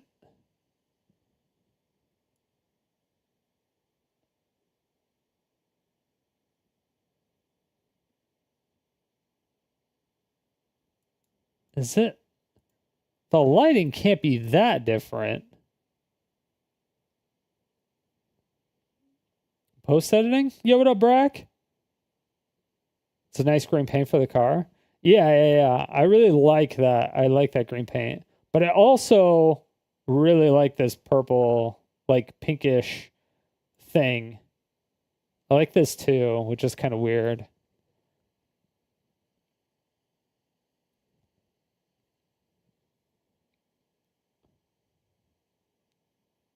I don't know if I would get it myself on a car, but I think it's cool.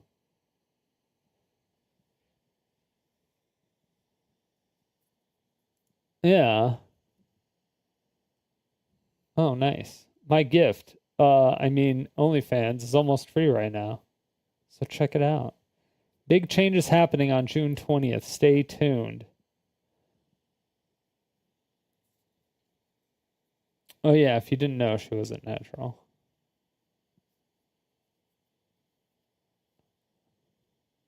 $38 million. $380 million. Or $38 million, sorry. $38 million. She was a kick streamer for like a year? Maybe? Because I know her husband was saying that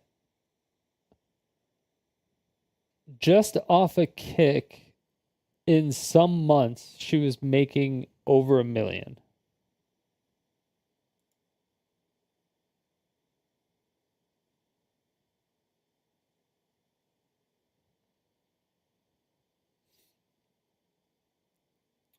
Oh, actually, I want to see that too. And that's that's fucking crazy. Goddamn. Yeah.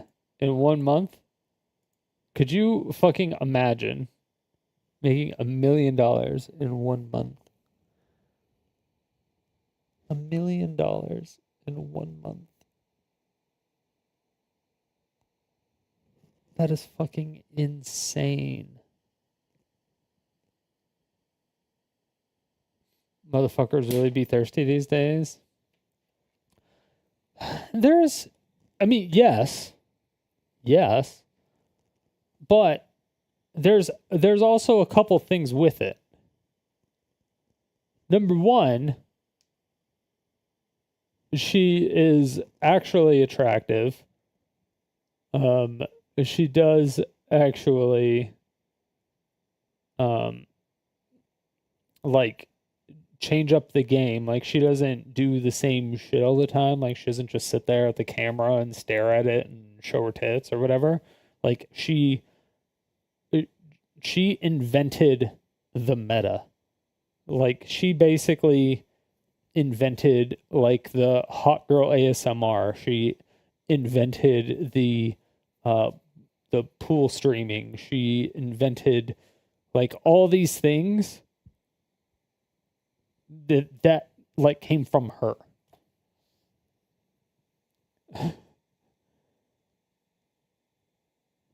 So yes, motherfuckers really be thirsty these days? 100%. But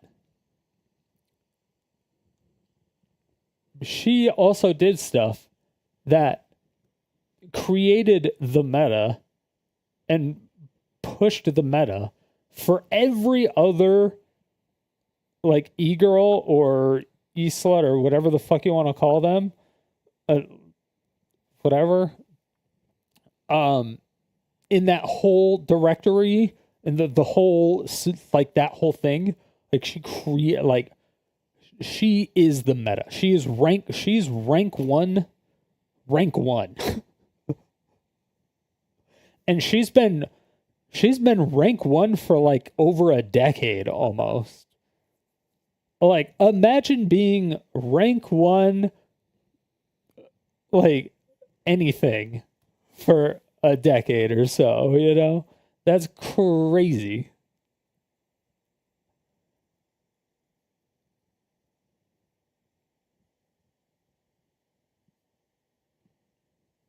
Yeah, but not by selling your dick. You don't call them. That's how you play video games. Yeah. It's Soda actually talked about some of this stuff a little bit. And I kind of agree with him. I might just,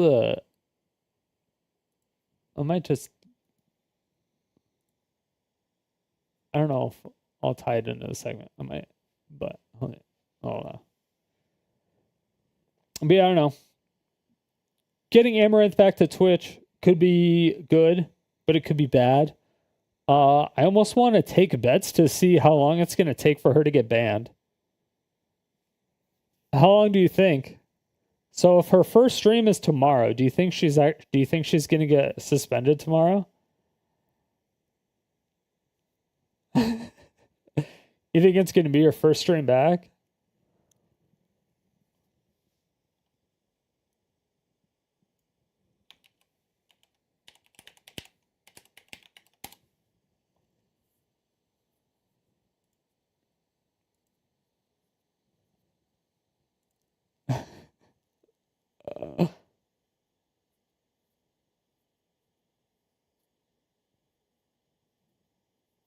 It's unbanned. It's not currently banned.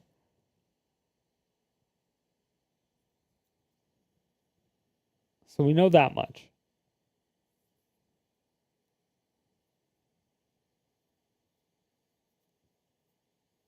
So it's not like she was banned and then moved to Kick and then is coming back afterwards.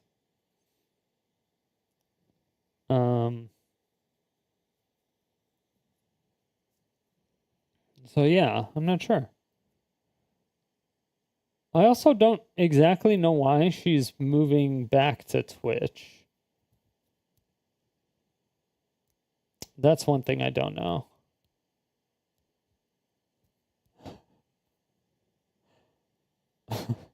I'd sell my dick or asshole if you gave me $1 million just once. What about 38 million? Would you do it for 38 million?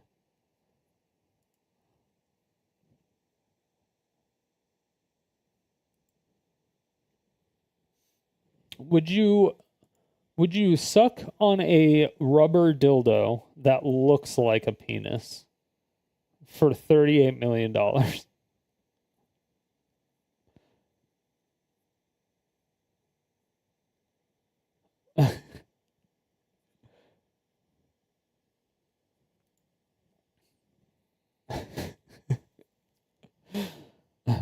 I'm going to say yes. Immediately, I'm going to say yes.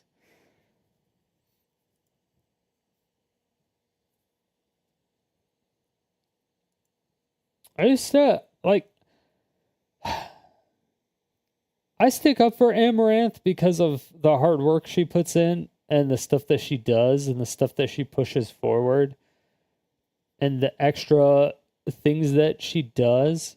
But the new things that she's doing is just not.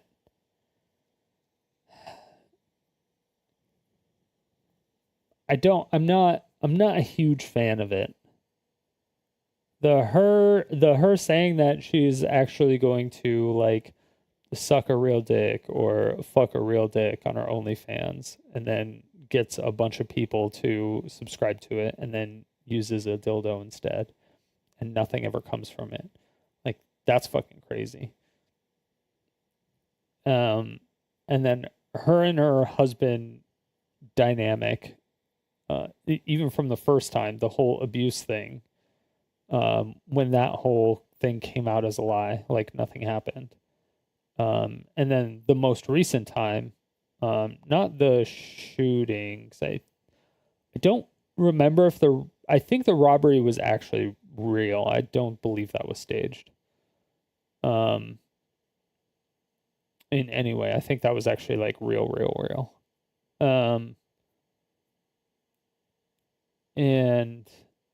But then there was her husband talking like he would bring up things that he knew would bother her to intentionally start a fight on stream to like get more viewers, or so like people would feel bad for her or something, and that like that maybe they would get more subs. I don't know if that actually works. I don't know if that is like a new meta that they're going with or what exactly might be happening. Yeah, I'm not 100% sure. Not 100% sure. But I'm not a huge fan of that. I don't think misleading your audience like that is good. I think that's very disrespectful, and I think it's kind of gross. Airing out your laundry like they kept doing, and doing it on stream and doing it like knowingly on stream was also really gross. So I hope they don't continue to do that. I hope they either get divorced or figure their shit out or do all that shit off stream. Honestly, it makes me think a lot less of her as in like a person, like just as an individual. Not that it matters. Not that it should matter to her. Like, fucking, who am I? Who the fuck am I? She doesn't know me. I've never talked with her. And even if I did, it shouldn't fucking matter. Because if I knew her, I would tell her. But then again, I would have told her like forever ago. But it didn't matter. Doesn't matter. Doesn't matter. But that's my opinion on that. I think they should stop faking or stop having the fake arguments or fake arguments, the crazy arguments, the pretend domestic abuse. If they do that and then they actually like do other stuff, then I think they'll be fine on Twitch again. Yeah, I think it should be fine. But she hasn't been on Twitch in a while. I don't watch her content, so I have no idea what she's been doing on Kick. So I don't know if she's gonna get banned or suspended tomorrow or not. I don't even know. I don't know if she'll be multi-streaming. I don't know yet. I don't know. Maybe that would be hilarious if she got suspended. She makes some big announcement. She's coming back, and then she fucking gets suspended the same day after like 2 minutes or something. It's like a wardrobe malfunction or something. She just gets banned. Oh my god. That would be hilarious. Oh my gosh. Yeah, we'll see. We'll see tomorrow. That we will.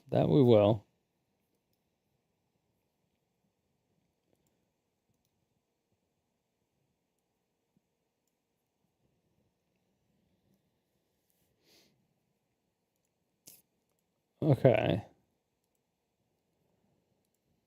Fucking A, dude.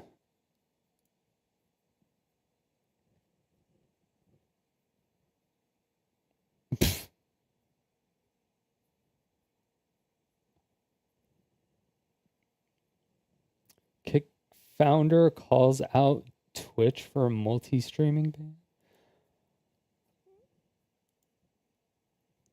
Nah. That'll stay up too. That's hilarious.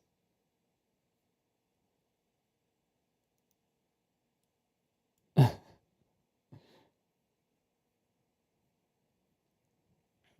it? Today's Sunday? No, he didn't get banned today. Okay. All right. Wait, what do we got on live stream fail today? My mom ruined my credit as a kid. She put everything in my name. She put all the Rent-A-Center furniture. She put the internet in my name. She put the phones in my name, the AT&T shit. And she never paid it. Shit. So she ruined my credit What when I the was fuck? like 10. You know what I mean? I wasn't even supposed to have a social security number when I was real little. And she put everything in my name.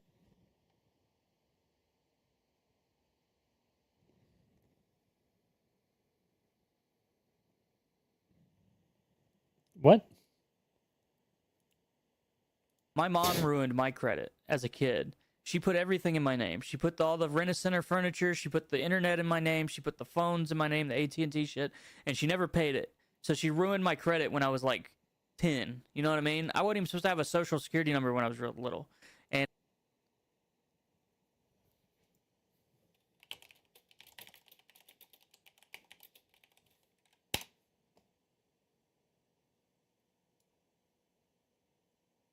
Okay. That's what I thought. Social security number is typically assigned shortly after birth when applying for a birth certificate in the hospital. You'll be asked if you want to apply for SSN. You'll need to provide both parents' social security numbers. If you don't apply at a hospital, you can apply at an SSA office, but it may take longer due to verification of the birth certificate. For others, non-citizens can do that. For information, applying for SSN is free usually. SSA number, okay, all that shit. Yeah, okay. Wait, so is this person foreign? she put everything in my name and didn't pay it. So I started at like 400, 300 credit score. You know what I mean? I've always had a low-ass credit score.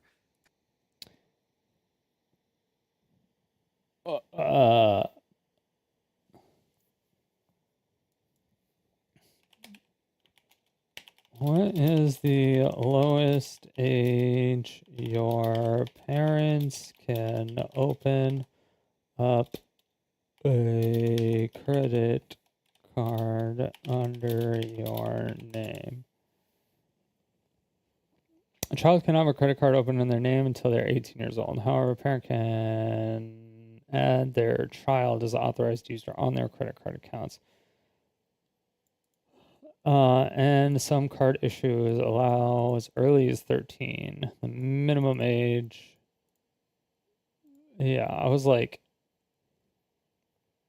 I'm pretty sure you can't do that at 10-ish. I thought it was 14. I didn't think it was 13. I thought it was 14.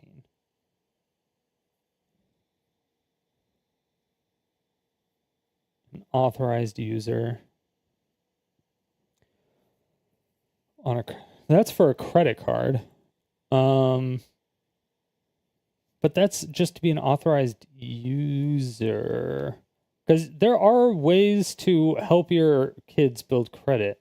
And I thought authorized user. Do you build credit as an authorized user? Yes, being as an, okay. Will being an authorized user hurt my credit? Being an authorized user on a credit can positively or negatively impact your credit card, or it may have no impact at all. If the primary card holder uses the card responsibly. Okay, yeah. or the primary card holder has a history of late payments or high credit utilization, it can negatively affect the authorized user's credit score.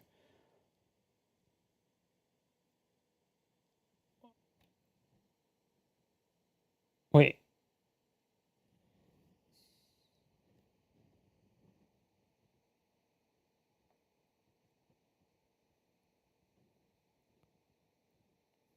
But you can't. Primary card holder has a history of late payments. Will be reflected on the authorized card's user report and can negatively impact their credit score. High utilization. Limited control. As an authorized user, you don't have control of the primary card spending habits or payment decisions. Yeah. Can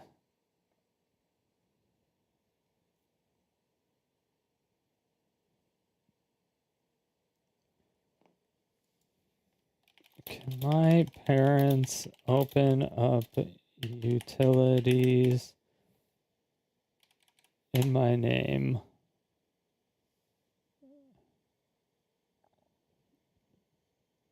without your consent and authorization when I am under 18? It's illegal to put utilities. It's definitely illegal. I don't think it's illegal.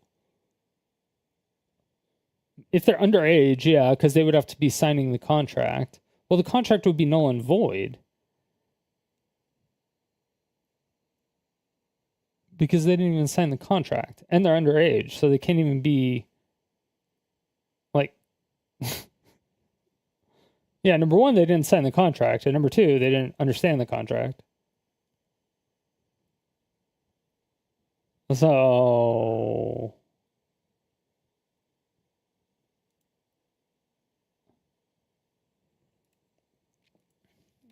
to improve my credit. No, it is not legal or advisable to open utility accounts under accounts in a minor's name to improve their credit. Utility companies require individuals to be 18 years of age to open accounts. Using a minor's information for this purpose is considered fraud. Furthermore, utility payments are generally not reported to credit bureaus unless they are sent to collections. Yeah. Okay.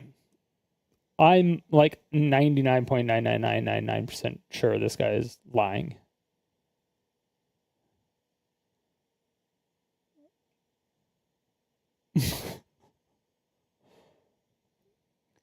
Like,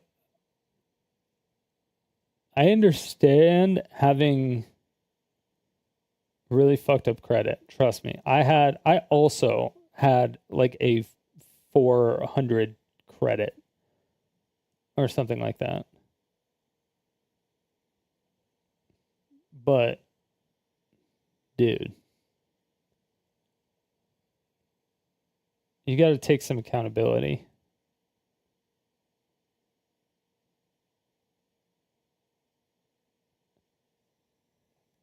Heard of kids being dumped with all sorts of bad debts and loans by parents in the US?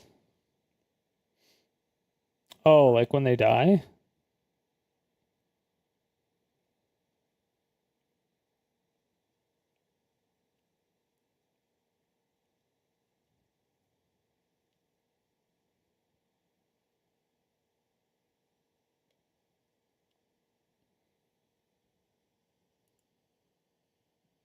So this car payment has been helping me get it up. Filed for identity theft. Yeah, I went through all that. I was gonna have to press charges. MHM. I was gonna have to press charges on my I mom, and she was gonna be like seeing jail time. Yeah. I didn't want to do it. I could have done that and had it all fixed. It would have just fixed it. But I was gonna have to prosecute my mom. I didn't want to do it.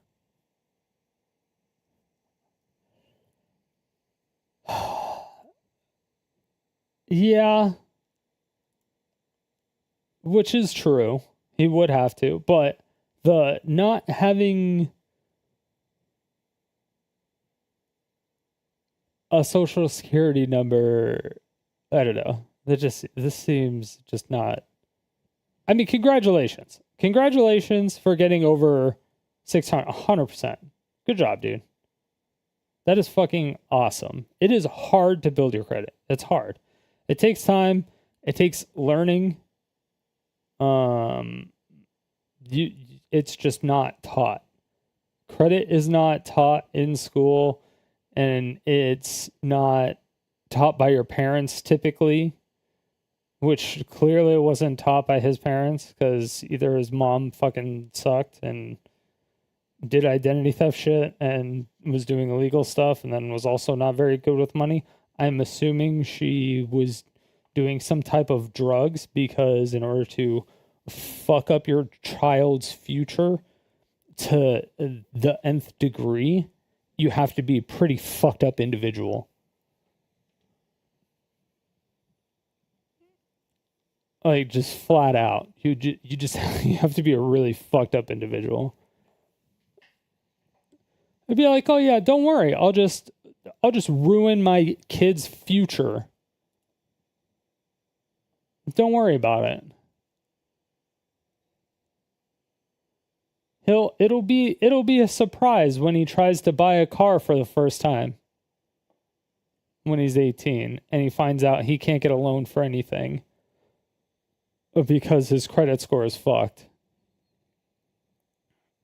And then when he does get a loan, his interest rate isn't going to be like 3 or 4%. It's going to be the US maximum of like 29.9%. So you're going to have, a whatever car you can get with a 30% interest. It's just like, fuck, dude.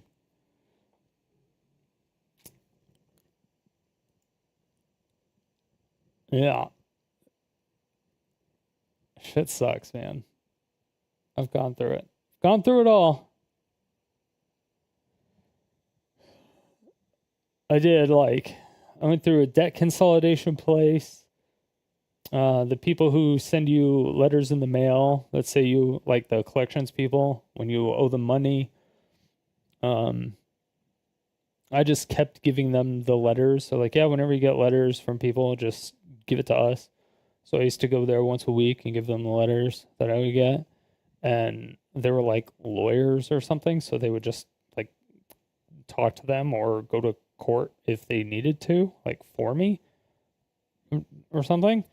And yeah, I paid $15 a month or something for that. I think it was like $15 a month. It was almost nothing.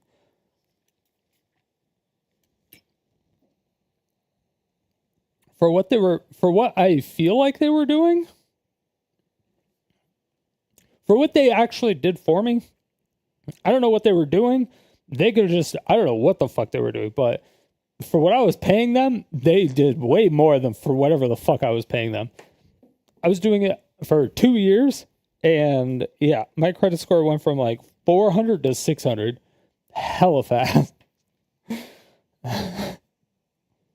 It was after that it takes a while.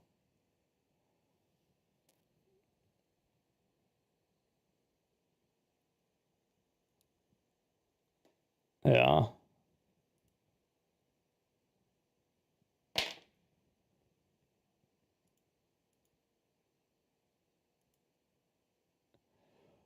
Oh.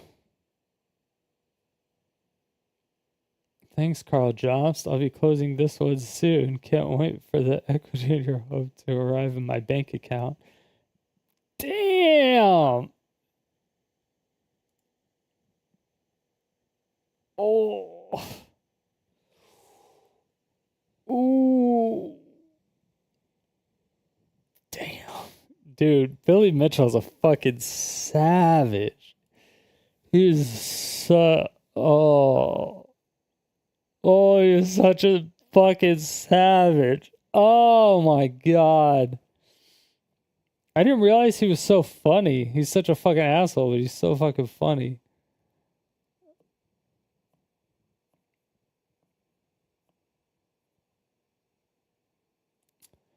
An update video from Wilbur Soot months after getting exposed as an abuser. Wait, what?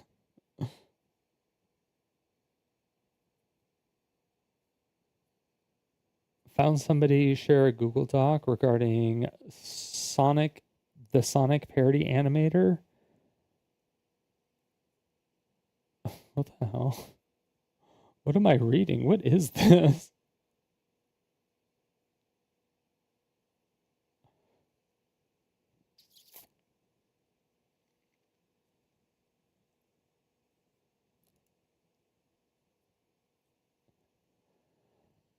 Dun dun dun.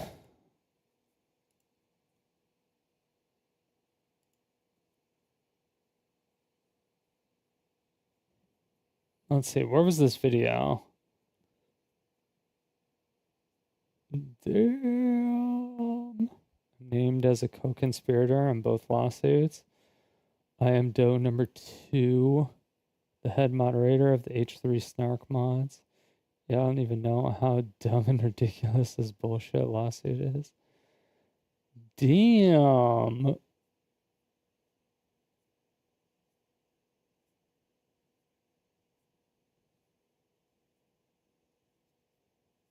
I must have missed something. What the fuck happened?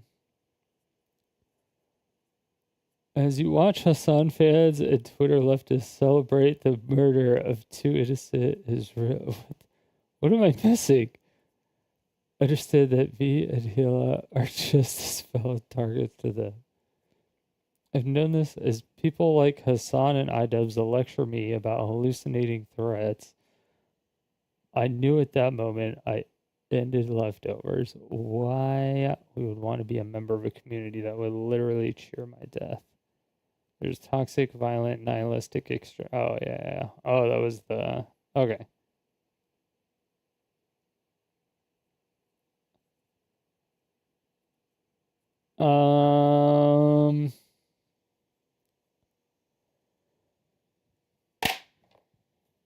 So the plan was always to sue Hassan.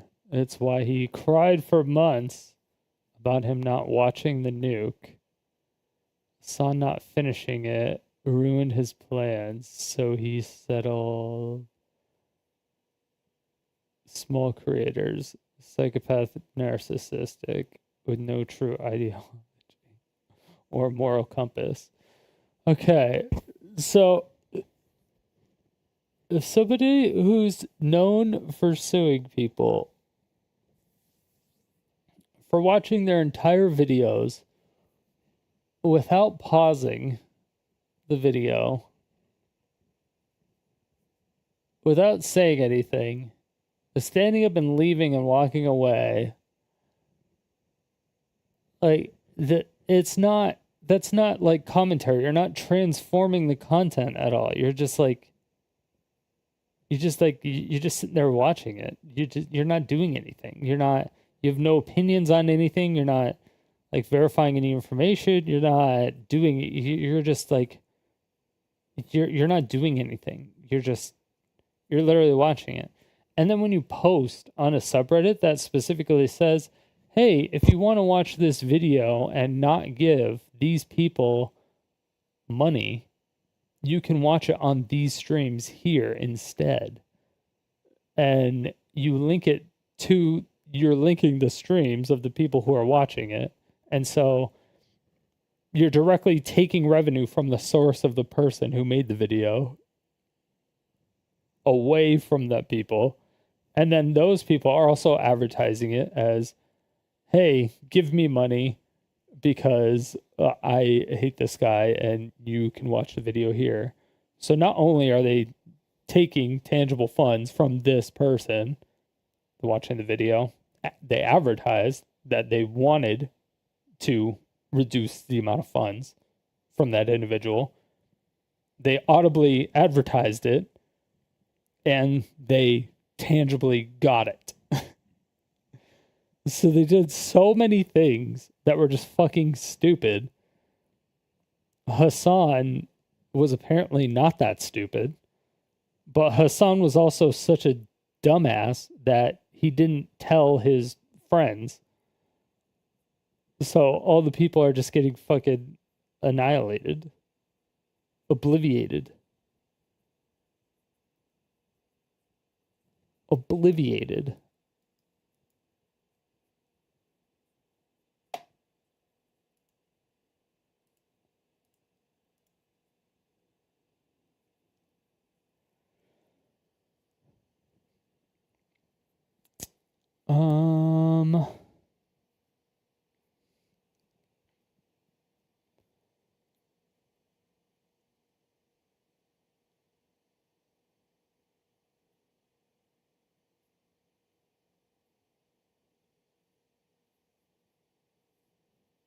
What the hell?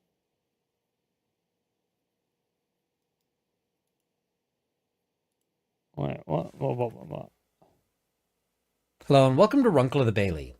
Okay, that is a fucking hour and a half long video. I'm not watching that. Don't care. Demons Inc., 21 years old, goes after a middle schooler online. So? Who cares? You have to be 13 to be on social medias.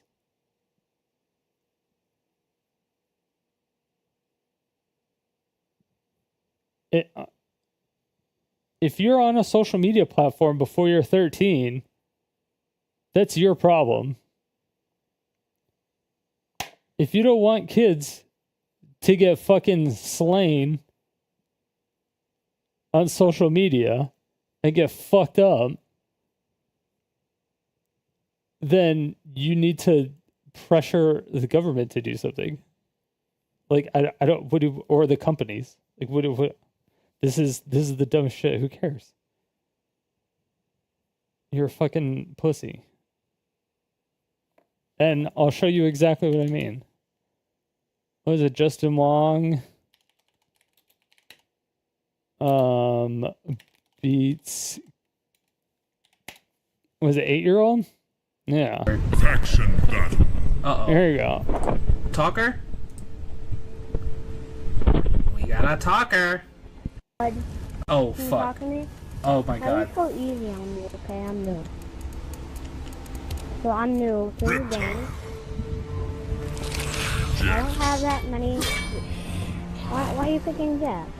Said I'm new. Jack too. I want to be Liu Kang. Liu Kang. See that? I don't think you'll be able to hear much. Gonna get your mic on? No? Or are you in a party? Aw, you're gonna win. Oh. Can you please use it on me? Why did he say he was new and he's going up against fucking... Did this just start or something? Just go easy on me. Welcome to the... So go easy on me? Welcome to the real world! Welcome to the real world! Okay, that's a cheat move. Welcome to the real world! Welcome to the real world! Time to learn! You gonna learn today! Right there. Gonna learn That, today! ladies and gentlemen, is a cheat move. Gonna learn today! You gonna learn today! Welcome to the real world! Cheat move. Yeah! No, you're using a cheat move. No, you're cheating. You're gonna learn! This is the real world! You learn it early, son! That's all you ever do in your house? I'm done playing now. Finish him. You're a freaking jerk. All you keep doing is that. That's freaking not fair. That's all you're gonna do. Jax wins. Flawless How is that? Welcome to the real world, bitch! I'm done. I swear I am done. Welcome to the real world! Your opponent left the game. I'm going to hell, guys. Guys, I'm going to fucking hell. Oh my god. I'm going to hell. 21-year-old goes after a middle schooler online. Come on, nobody yells at him.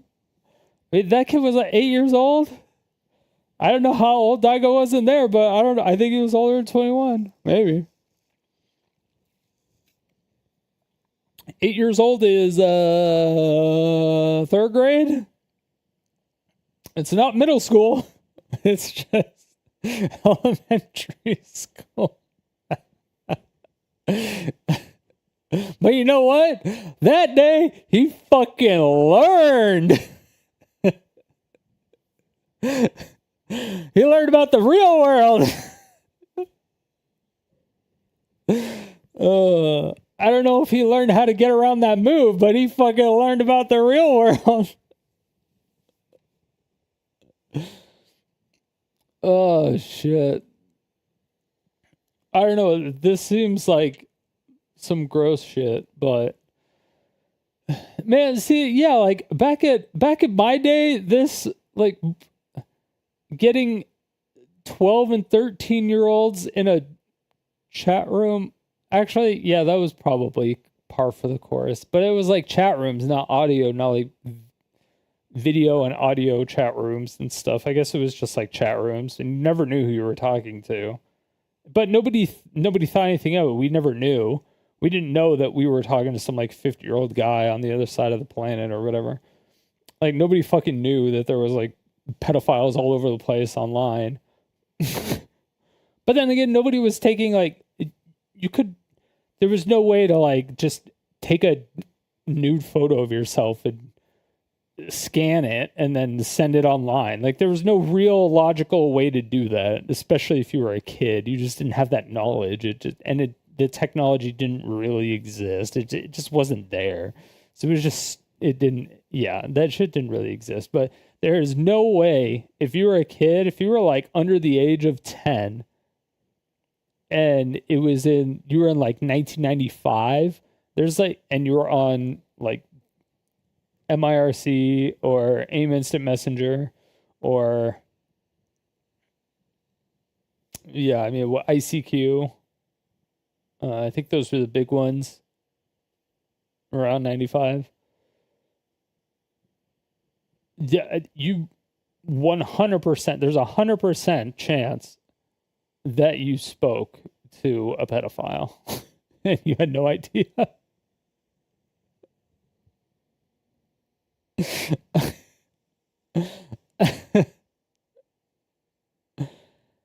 Yeah. You don't know how the world works when you're a kid. You don't know how it works.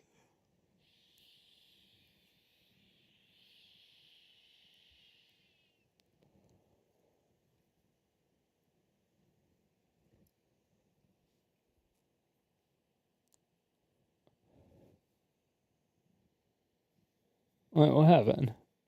Okay, wait. Where'd the...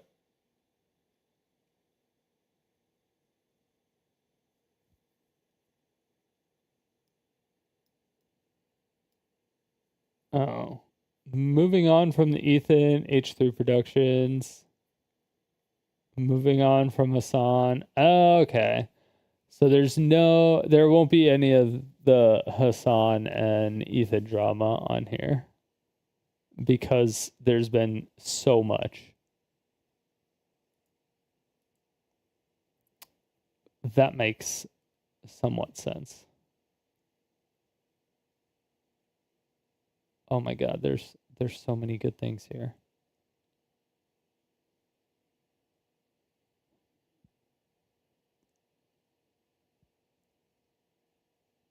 Oh, we never went back to the con. There's more updates. A lot of people in the... There's more updates on the con. Even more. How are there more updates on this convention? How? Comment section were really, really pissed that I was punching down at this con. And I don't know about you, but if somebody slaps me right in my cheeks... No, you're not punching down. You're punching back, first of all. That's dumb. I'm going to slap you in your cheeks even harder. Okay, look, I'm not one of those guys that's going to walk down the sidewalk in LA and then you slap me and I'm going to start crying. No, I'm going to peel your face off and wear it at 3 a.m. So yeah, I'm going to talk about it. And then you're going to cry while wearing it. Bitch. What do you got to say about that? And I'm going to make content out of it because the grift is real. Okay, if I can make my money back on merch from ad revenue, you best believe I'm jumping in knee deep, baby, and I ain't pulling out. We can edit that out. But we're gonna read some comments, and I want to get you guys' opinion on this. So first things first, guys. The common misconception is the amount of attendance that keeps you afloat. I don't know if you remember back to the phone call that I had with the actual. The amount of attendance that will keep you afloat at a con is like. What for the amount of tickets that you sell? Because you have to 80%? Is it 80%? President of the convention. But you can tell by his voice that he's very worried financially about this convention. What a lot of people don't understand is just wait, hold on. This is Mortal Kombat 2? His voice that he's very worried financially about the president of the convention. But you can. What is this on the back? What is this? What game is that? What game is that? Someone tell me what game is this? Tell by his voice that he's very worried financially about this convention. What a lot of people don't understand is just because you see a couple dozen people walking around this huge convention center doesn't mean that it is a success. People took it very literal when I said no one showed up. Okay. What I meant was only a couple hundred people showed up. That's what I meant. You can see in the photos, there's stragglers. There's one guy here, one guy there, one guy here, which is great for them. Here's the issue, though. I was told they need at least 6,000 people to kind of break even and start making money. They definitely didn't even get. This has to be 2. No, this isn't 1. This is 2. No, MK1 didn't have Goro. MK1 didn't have Goro. Barely a tenth of that. If I was a couple hundred people showed up. That's what I meant. You can see in the photos, there's stragglers. There's one guy here, one guy there, one guy here, which is great for them. Here's the issue, though. That also had Kano. Mortal Kombat 1 did not have Kano in it either. Did Mortal Kombat 2 have Kano in it? They need at least 6,000. Here's the issue, though. I was told they need at least. They both did? Did it have Kano? Absolutely. Oh, fuck. Goro was the mini boss in 1? I thought he was the mini boss in number 2.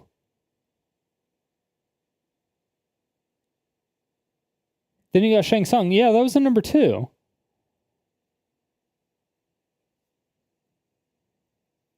I didn't know.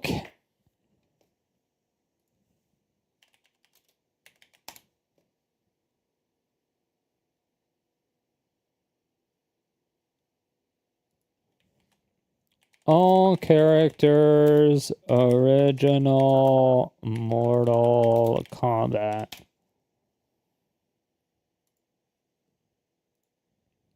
Oh shit, there was Kano.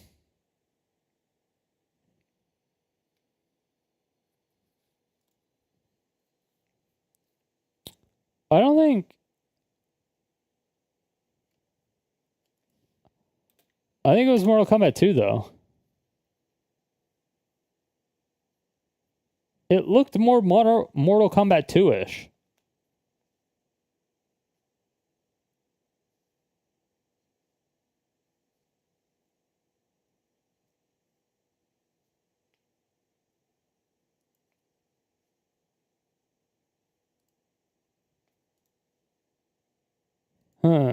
Character sheet here.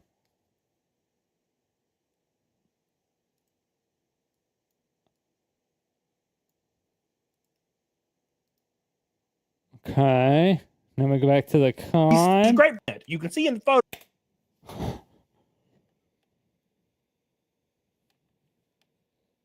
It's almost like the same stage. photos. It was only a couple hundred people showed up. That's what I meant. You can see in the photo. Did the blinking fight happen at that time? Same white clothes for Kano and Raiden. There's stragglers. There's one guy here. It might be Mortal Kombat 1. It just it looks too fast. Great for them. It looks too fast to be Mortal Kombat 1.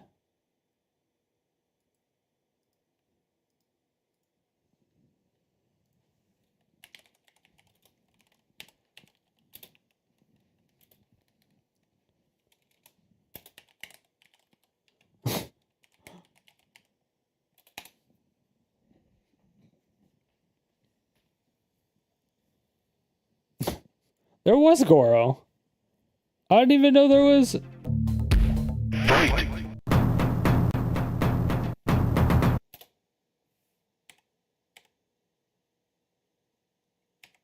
Wait. Scorpion. I don't remember this.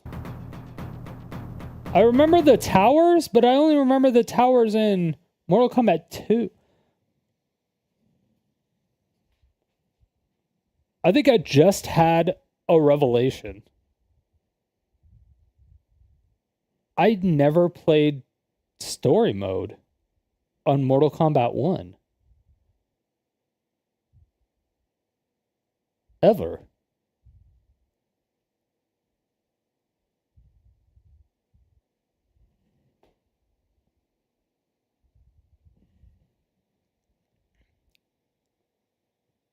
Well, because I played number 1 against my friend a bunch because he had the console and he had Mortal Kombat 1. And so I would always just play against him. And we would just play against each other. And that's all we did. I didn't even know there was a story mode. I never went to the arcades when I was a kid. I was always doing sports shit. But on number 2, I did the story mode.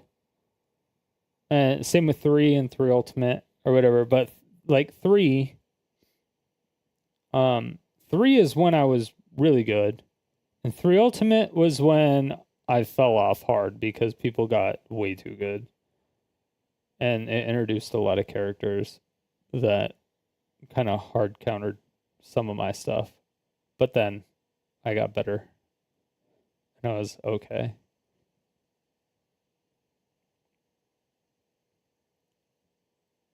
Anyway. The issue, though, I was told they need at least 6,000 people to kind of break even and start making money. They definitely didn't even get barely a tenth of that, if at all. So that's what we're talking about today. And people are going to admit to that in these messages. So if at all. So that's what we're talking about today. And people are. Yeah, that's the first one, right? Yeah, that's the first one. I am getting so distracted. I am fucking up this guy's video.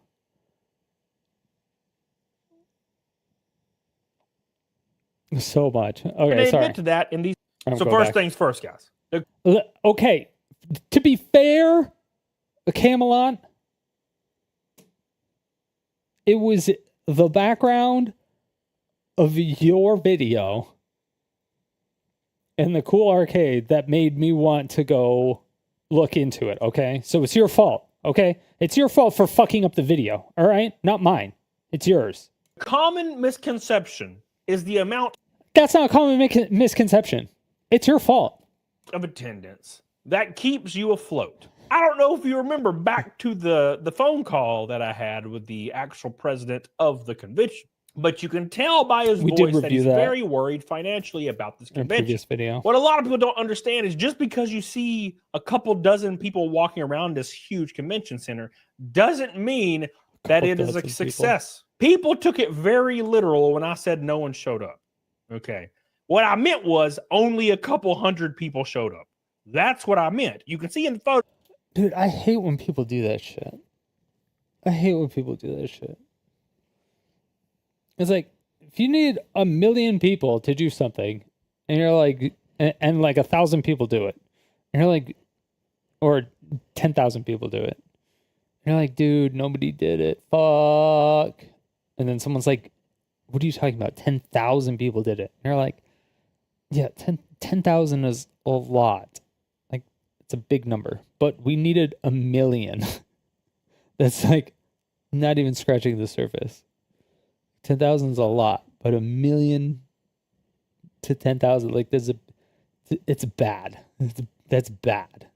That's not a lot. It's bad. There's stragglers. There's one guy here, one guy there, one guy here, which is great for them. Here's the issue, though. I was told they need at least 6,000 people to kind of break even and start making money. They definitely didn't even get barely a tenth of that, if at all. So that's what we're talking about today. And people are going to admit to that in these messages. So we're going to pull them up and see what you think. This says, me and my wife were there. We were on your side 100%, which means that's like a past tense thing, right? We went to see how bad it was going to be, but these videos were before the doors open. Wish I had taken videos to show it. There were hundreds of people.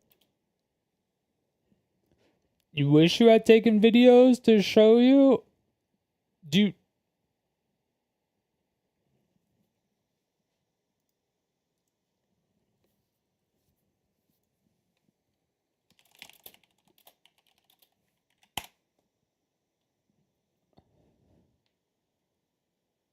In this plan is to be on.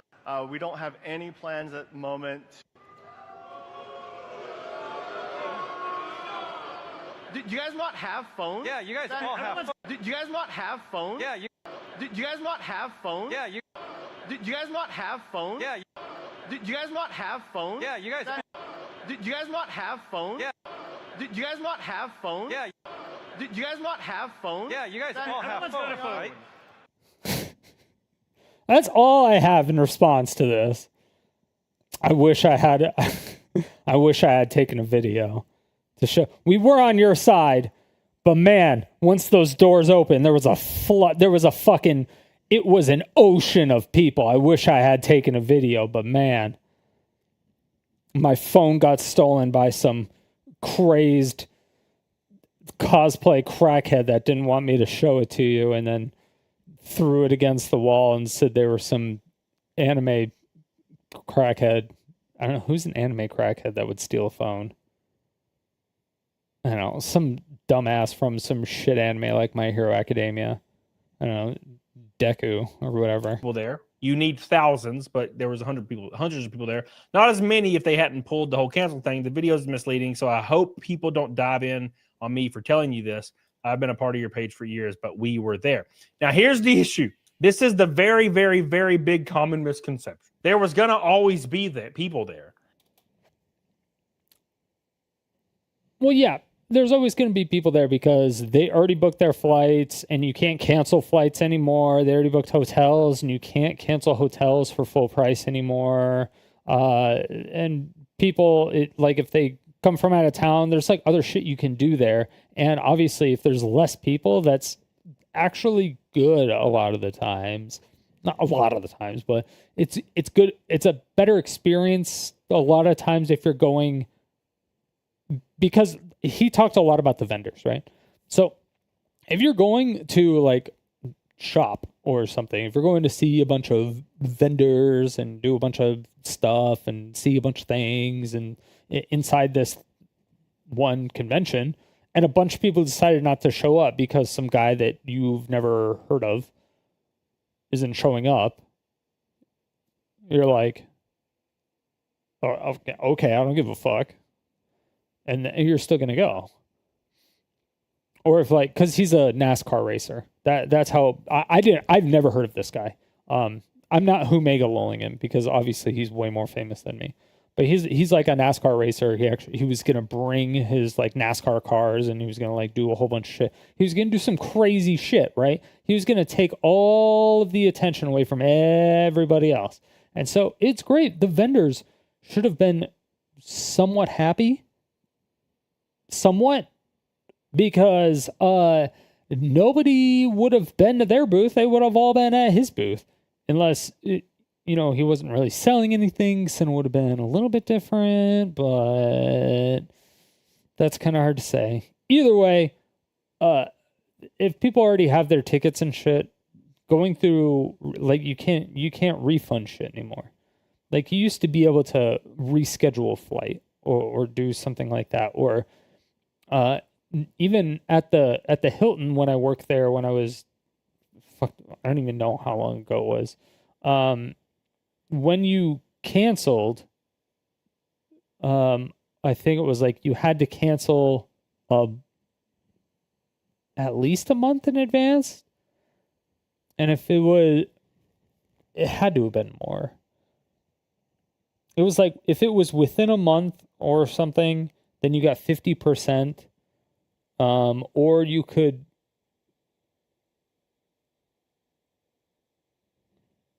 like, you would get 50% of your money back, or you would get the money back in, like, Hilton credits or something.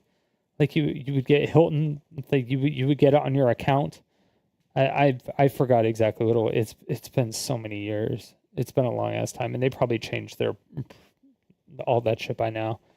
And considering you, like, can't cancel, they're like, no, we're not giving you any money back. Like, go fuck yourself. And I predicted at least 1,000 or 2,000. I was like, at least I'll get that much. But there were hundreds of people there, at least a couple hundred. That's the issue. You need 100 times that, right? If you've ever been to a convention in the past, like, let's say you go to, a Comic-Con or Dragon Con or Anime Matsuri, or yeah, like when you go to, what was it, like, not shopping.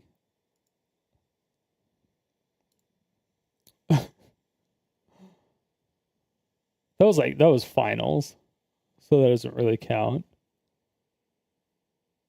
Evo Convention Center.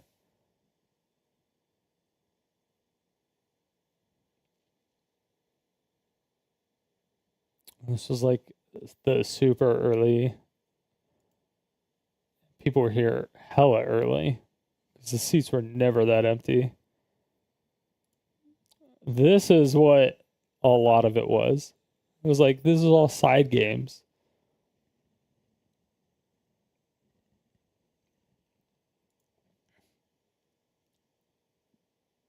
It's just like, I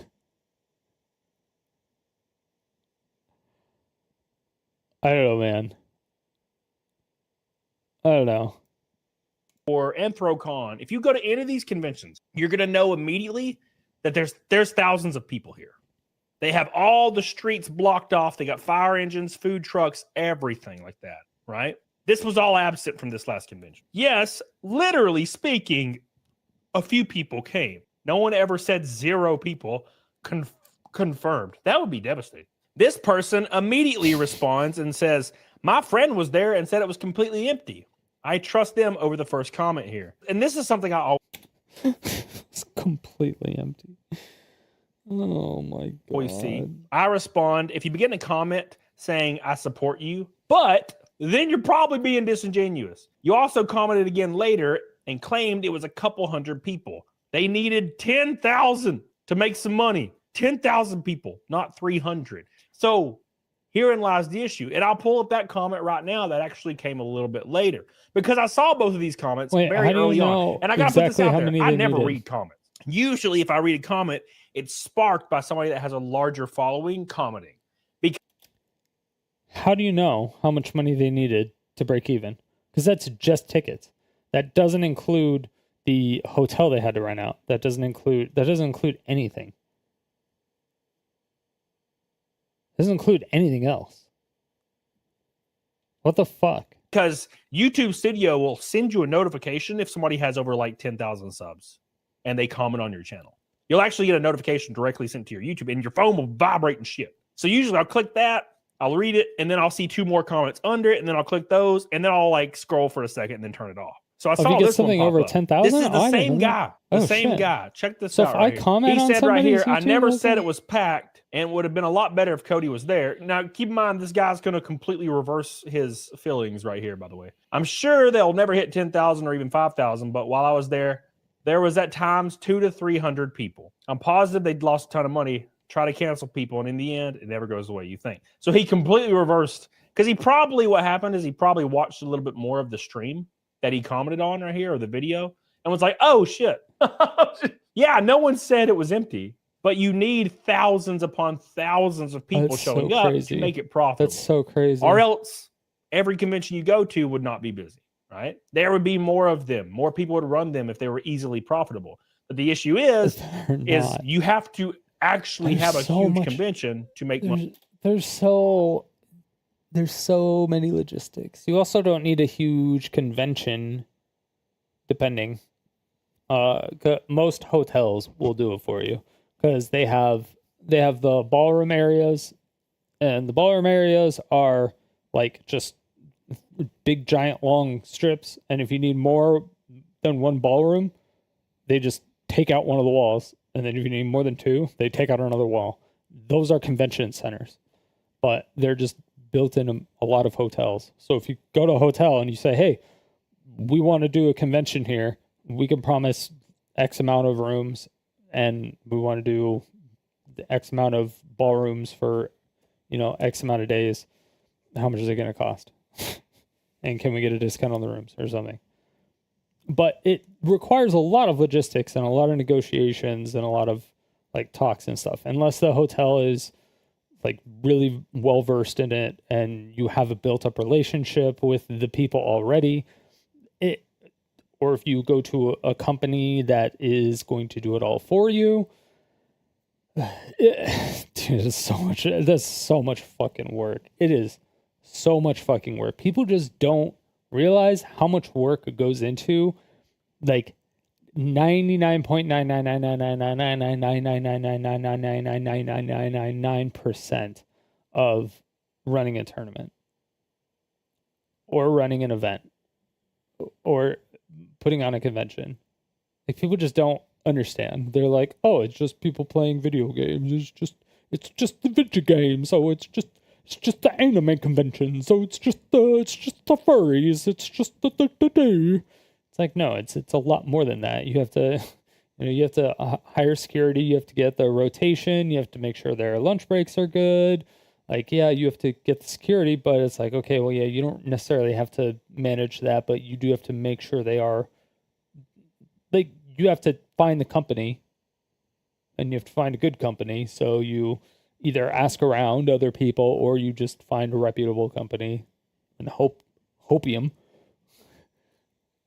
And then you have to tell them what you want. And if you have no idea what you're doing, you have to be like, what should I want? Because hotel security isn't going to do the majority of the stuff that you want to do. The hotel security is going to be like, no, we're not doing that. Hotel security will do stuff like the basic shit. Like, they'll bang on your door if you're being too loud, and then they'll kick you out of there. They'll say, hey, you can't stay here anymore. But they're not going to like jump in there and break up a fight or something if something happens. That's not happening. So you have to like supply your own security. That's another thing you have to pay for. There's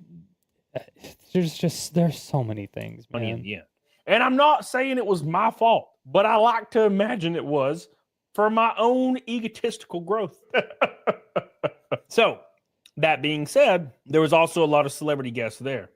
So, I want to point to one of those right now. So, this text has a name attached to the top of it that I will not show, but it says, it's true about how empty.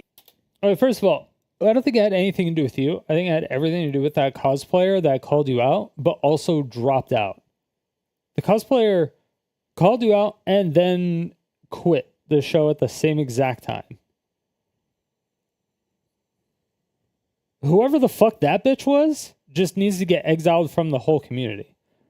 Whoever the fuck that is, I would tell, and if I was the con person the con owner, CEO, or whatever, I would talk to every single con owner person that I know, and I would say, hey, don't invite this person, because if they disagree with any single vendor that you have, they're going to make it public. They're going to make a stink of it. And then if you don't bend the knee to them, they're going to fucking make a video of it. And they're going to say, hey, if they show up, then I'm not going to show up. And if I don't show up, then all these people are going to show up. And then what's going to happen is that you're going to say, hey, you are canceled. You can't show up. I apologize. And then that person and all their friends aren't even going to show up anyway. So they're just fucking your con over. So just cancel them. Just say you fucked our con over. Just openly say it. Be like, yeah, we made a mistake for canceling them, but the only reason that we did was because you fucked us over.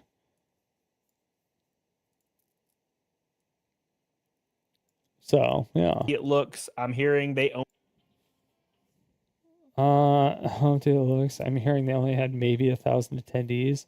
I'm not positive. There's no way to get celebrity guest mess minimum sales requirements. Jeff probably had to pay the difference. Wait.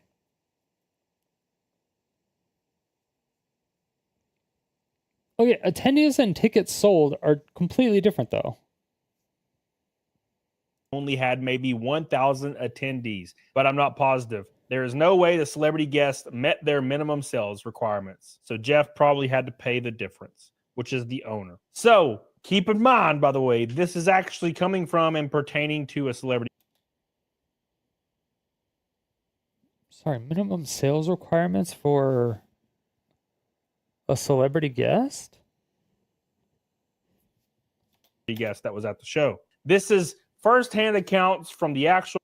Because a lot of celebrities won't even show up to an event unless you either A, pay them up front a shit ton of money if there's not going to be a lot of people there, or B, say, hey, we need a guarantee that you're going to have X amount of people of some sort. Guest. There's first-hand accounts from the vendors and first-hand accounts from people that are there that are accidentally telling on them. And so it's either going to be through money or through exposure or a combination of the two. Usually a combination of the two, because you have to give them a room and a flight and all that other stuff. Themselves by first-hand accounts from the actual guest. There's first-hand accounts from the vendors and first-hand accounts from people that are there that are accidentally telling on themselves by saying how many people were there. Because then we have an idea. What? So if your defense is, oh, there was a couple hundred people, then you're screwed, because that's what we're saying it is. So yeah, it's a wild. It's absolutely wild. And you know, I don't know. It's going to be very interesting to see like how that plays out next year. All I know is there's tons of people. There's tons of people that went to the Gaming Geek Expo that are coming to the Southeast Game Exchange, and I'm going to the Southeast Game Exchange. Also, I've looked around and I've noticed tons of cosplayers that are also going to the Southeast Game Exchange. Where is the outrage for me going? There is none. I never got a single DM about the Gaming Geek Expo, but I was told everybody was angry for some reason. But I never got a DM or an email. Trust me, if somebody's pissed at me, I get an email from somebody somewhere that are trying to start some bullshit. So yeah, I always expect those, and I got none of those. Absolutely none of those. So that being said, where's the outrage? None of them? And just a fair warning, if you go to Austin, the guy that typically when somebody is going to be outraged at you going to a convention, they're not going to go to you, because why would they go to you if they don't want you to go to the convention? They would go to the person involved in managing the talent that's going to the convention. They wouldn't go to the person themselves. Although they should have the balls to tell you, be like, hey, I don't like you, or like there should be at least some type of private communication of saying, hey, I don't want you to go to this convention because I don't like you, or something. I don't know. Dude, conventions there's thousands and thousands and thousands of people. Like, you can easily, like, if you have a problem with somebody, like, most of the time, like the worst thing I could even see would be like a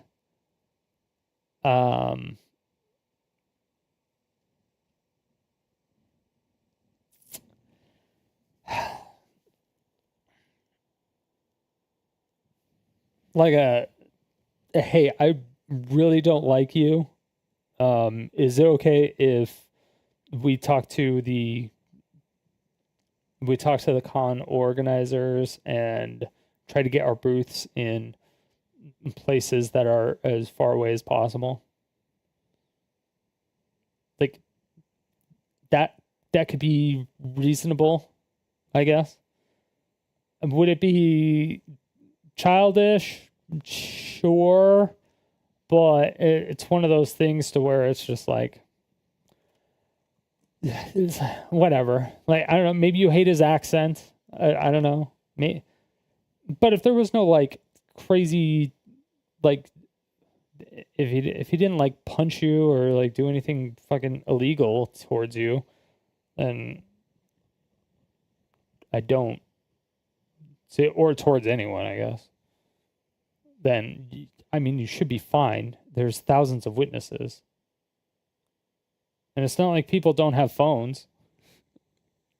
Runs the Southeast Game Exchange, and you complain, he's going to laugh in your face. Because he's based. He's based. Based as fuck. Based. Okay, so that wasn't really much of an update at all.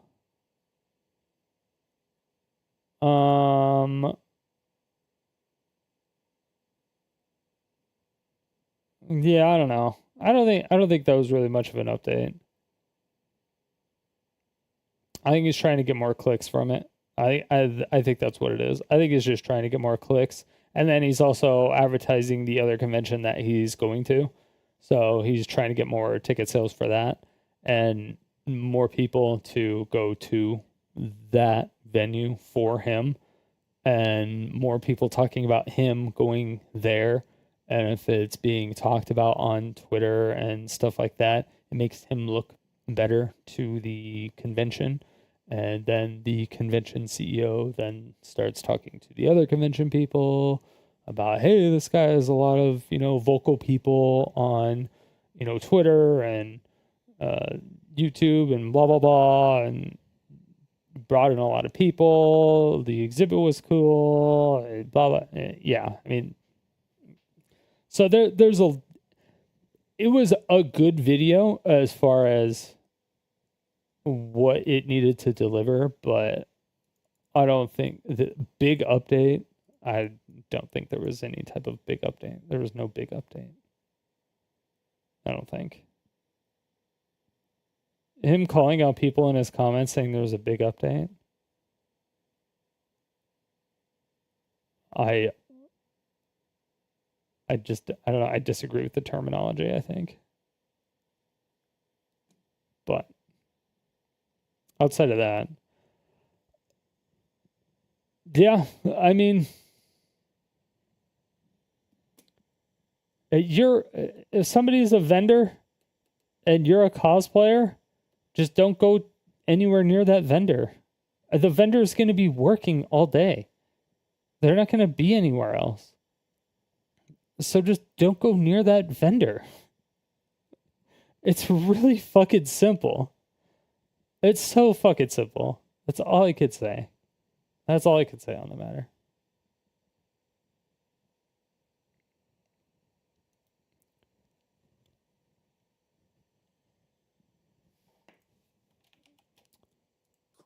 Okay. But I'll put the video in chat. Make sure to show him some support. Give him a sub. Give the video a like.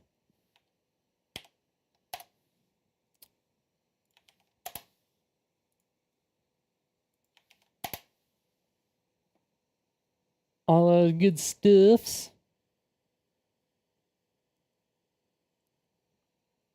And then, of course, if you're watching on YouTube after the fact, the source video will be in the description. And a pinned comment. So.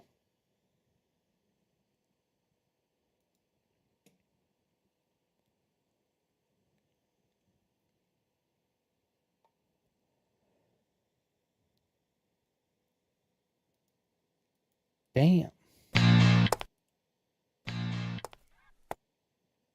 How late is it? 9:30.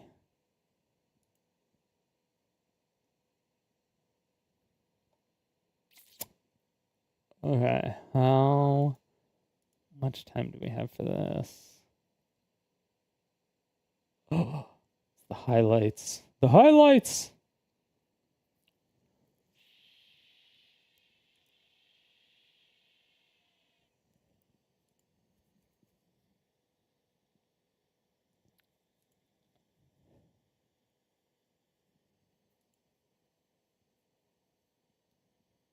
Dun, dun, dun, dun, dun.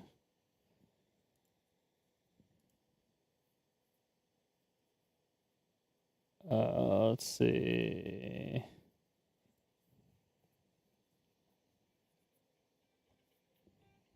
Oh, I gotta take my meds. Med check time, baby. It's med check time.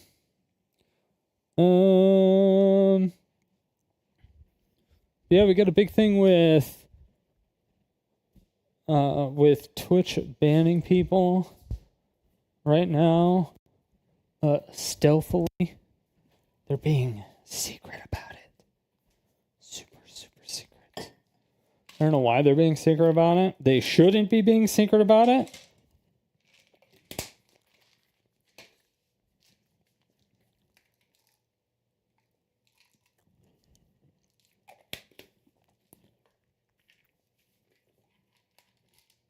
Well, maybe they should. Because it makes them look really bad.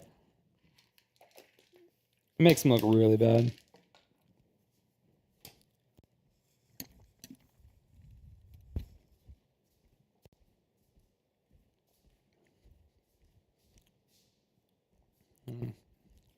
Might as well get more water while I'm out here. Yeah, I haven't looked at all the information. The only thing I've heard is that they're doing some, like they did some giant ban wave and banned like a fuck ton of people. And they're like ignoring ban appeals.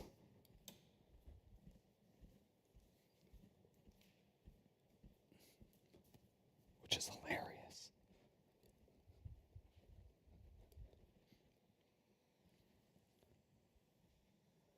All right.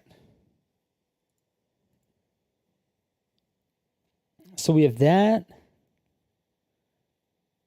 We can do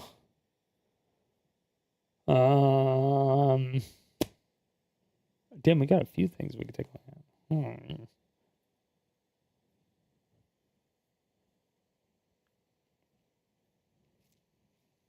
Dude, so much fucking happened in the last like 3 days. What the fuck?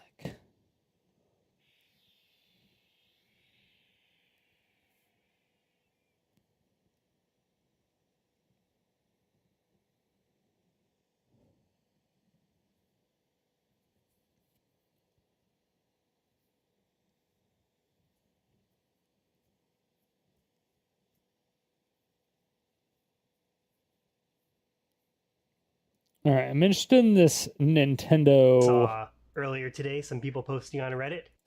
What's going on, guys? It's Fox and got a great awesome video tutorial for you guys. In today's video tutorial, we're going to be setting up the MIG switch, MIG flash to. All right. So this was posted 5 days ago. And this was posted 2 days ago. So we're going to watch the first one. That is a tutorial. Which I don't have a switch, or obviously I wouldn't have a MIG switch either.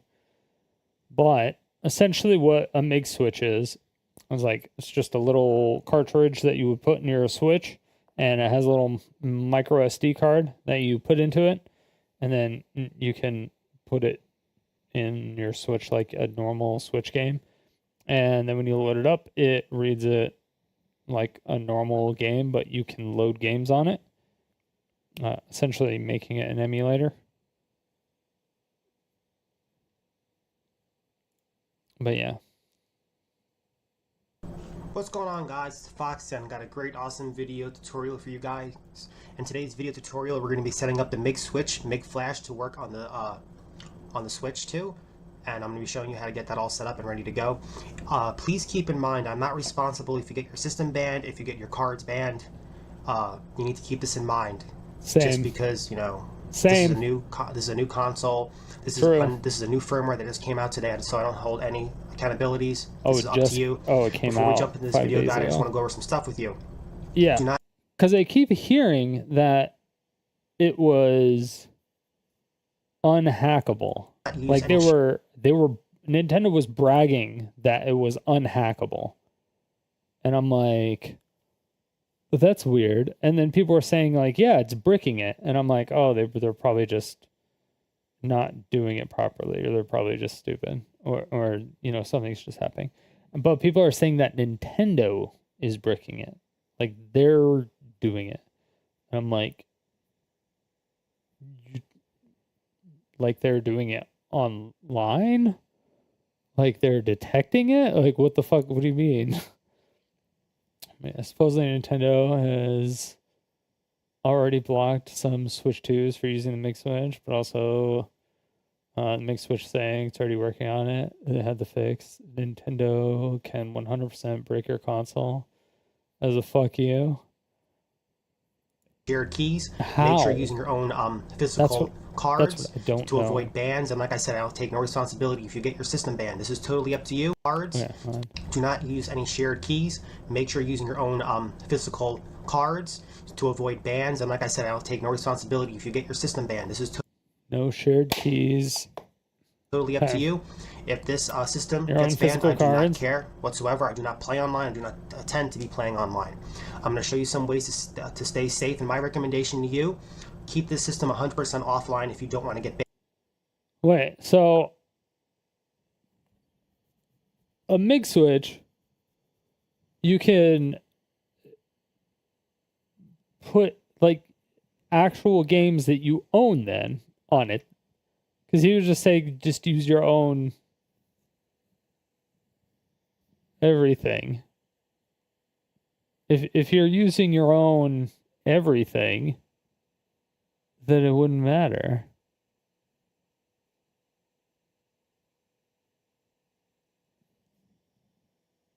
And I'll show you how to protect yourself, how to do the DNS block, and we're going to be updating the Joy-Cons and the dock before we jump into this video tutorial guide.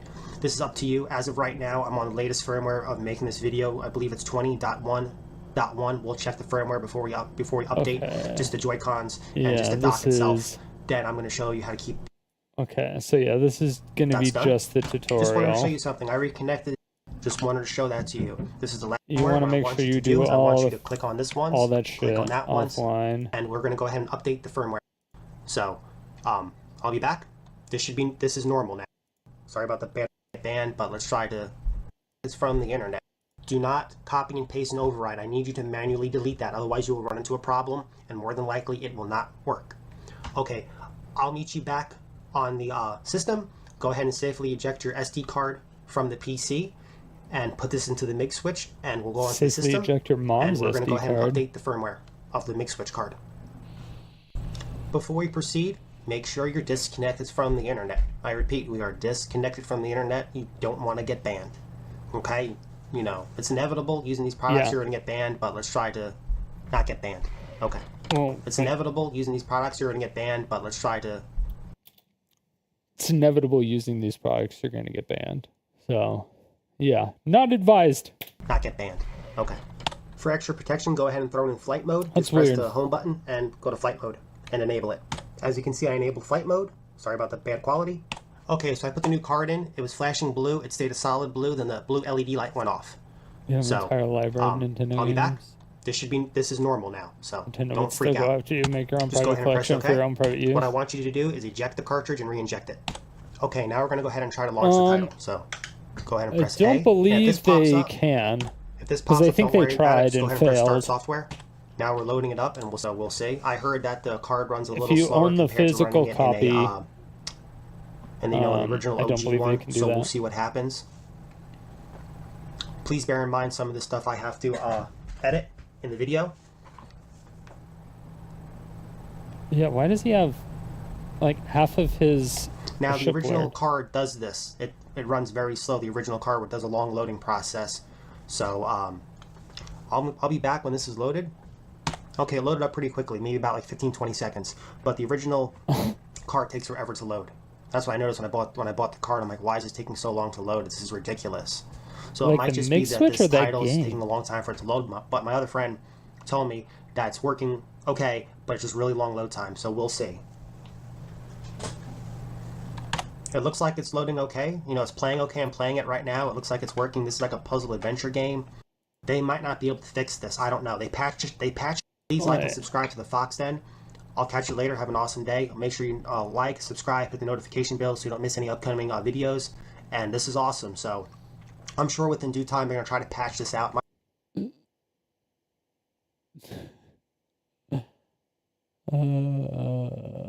So Nintendo doesn't My DMCA recommendation to you is automatically. stay on firmware 20.1.1. This might be a cat and mouse game, but here's the deal. They might not be able to fix this. I don't know. They patched it out. But if we They get a can new just firmware look update, for it might break this. Then Switch. Meg has to come back and play cat and mouse. I don't have Find another it. system where I can update the other system to check it. And I don't have any friends that are here locally that have a number 2 system, so I can't test it on theirs. Anyway, guys, I'll catch you later. Have an awesome day. Okay. Happened. I saw earlier. So 2 days ago, Today, some people posting on Reddit that their Switch devices were getting banned. I figured, let me see how mine's doing. I didn't do anything wrong. I just tried the Mix Switch on the day of the Switch 2 release, and guess what? Oh yeah. the use of online services on this console is currently restricted. So no online services. So it's just online services? So it doesn't brick it then. You can still play like the offline games and stuff like that, but you wouldn't be able to download any updates?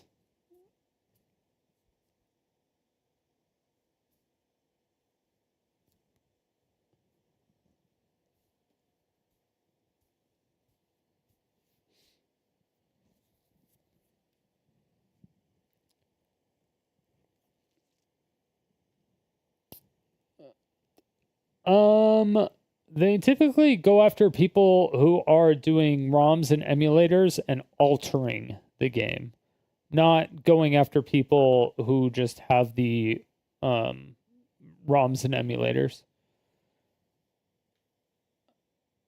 Typically. At least that's what they did with the Smash Brothers people.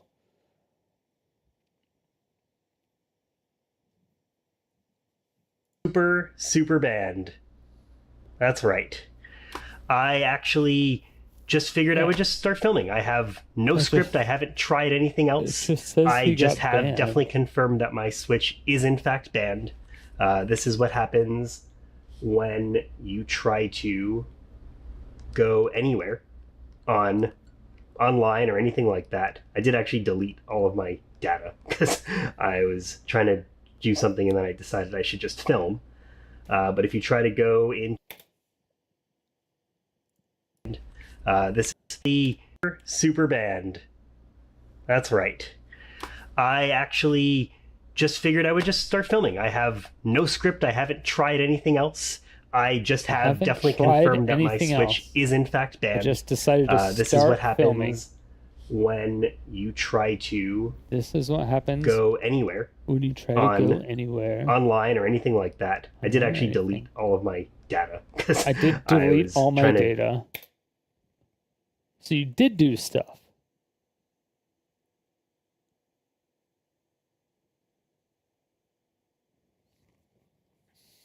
do something, and then I decided I should just film. But if you try to go into the eShop, it just doesn't work. Yeah, because that's an online You can't really thing. do a whole lot of anything. I figured, okay, let me try to maybe, back up. Let me just delete everything locally and show you how I can't download any of the things that I have locally, because when it says my online access is restricted or is suspended, but I can still access everything locally, it doesn't work good for my video. So I'm going to delete everything locally. So when I try to do anything on my Switch, it's just going to say no. Like that's all I saw in that first 1 minute. That is what I'm seeing. My save data. You can't do that either. I didn't try clearing the Switch yet. Because it's cloud save?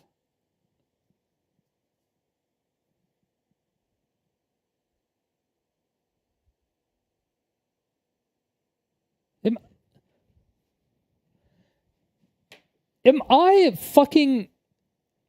Are all Nintendo people just, like, fucking stupid? I do not understand this. But one thing that is interesting, so I wanted to, like, remove the account. Yo, what up, Grace? Right? So just, delete user. Yeah. You go next, and Yep, can't be recovered. Delete, and you can't delete it. You can't delete your account off of your Switch if it's banned. Sorry, I don't because know why it cannot it's connect not to like... Nintendo's services. So I figured, let's see the state of my old Switch. This is the OLED Switch that I've got. So if it's banned, you can't delete it. You can't be user. I wanted to, like, remove the account, right? So just, delete user thing. I didn't try clearing the Switch yet. I figured I would start filming. But one thing that is interesting, so I wanted to, like, remove the account, right? So just, delete user. You go next, and can't be recovered. Delete, and you can't delete it. You can't delete your account off of your Switch if it's banned because it cannot connect to Nintendo's services. So I figured, let's see the state of my old Switch. This is the Because isn't the old Switch, or isn't your account information stored on the Nintendo servers? I am so fucking confused. OLED Switch that I've got. So because of the virtual carts. This shit makes no sense to me. Could be problematic. I imagine that it has sensitive info. You can't delete it. Get stolen or lost or something. You have to load it. And when you try to load it... Don't you just go to, like, Nintendo.com? Or you just call them and say, hey, delete my info? Because they have a legal obligation to delete all of your personal information within 7 days?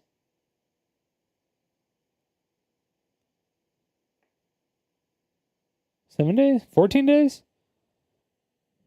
I always get the deletion and the providing of information that they have of you confused. I think they have 30 days to provide you with all the information they have of you. Nintendo says fuck you, and I do what I want to with the rules and laws. Not when you serve them papers. If you say, hey, I want all my data, they have to give you all your data. Like if you issue them that paper, they have to do it, or like they're fucked. That's Congress level shit. And then you're not even suing them. That's Congress. That's Congress suing them. And Nintendo doesn't really want to get into a lawsuit with Congress because they didn't want to provide you with your fucking data.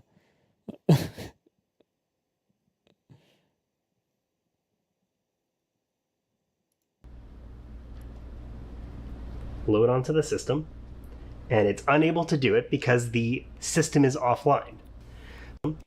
So I figured because it cannot connect, you can't delete your account off of your Switch if it's banned because it cannot connect to Nintendo's services.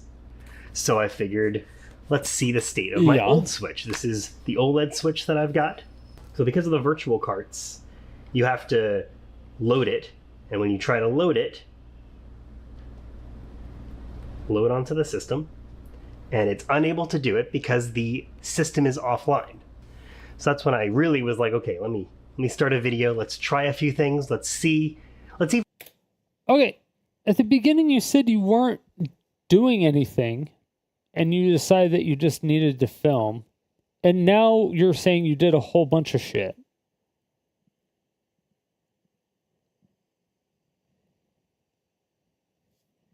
If we can even recover anything, right? Because this Switch does not seem to be banned.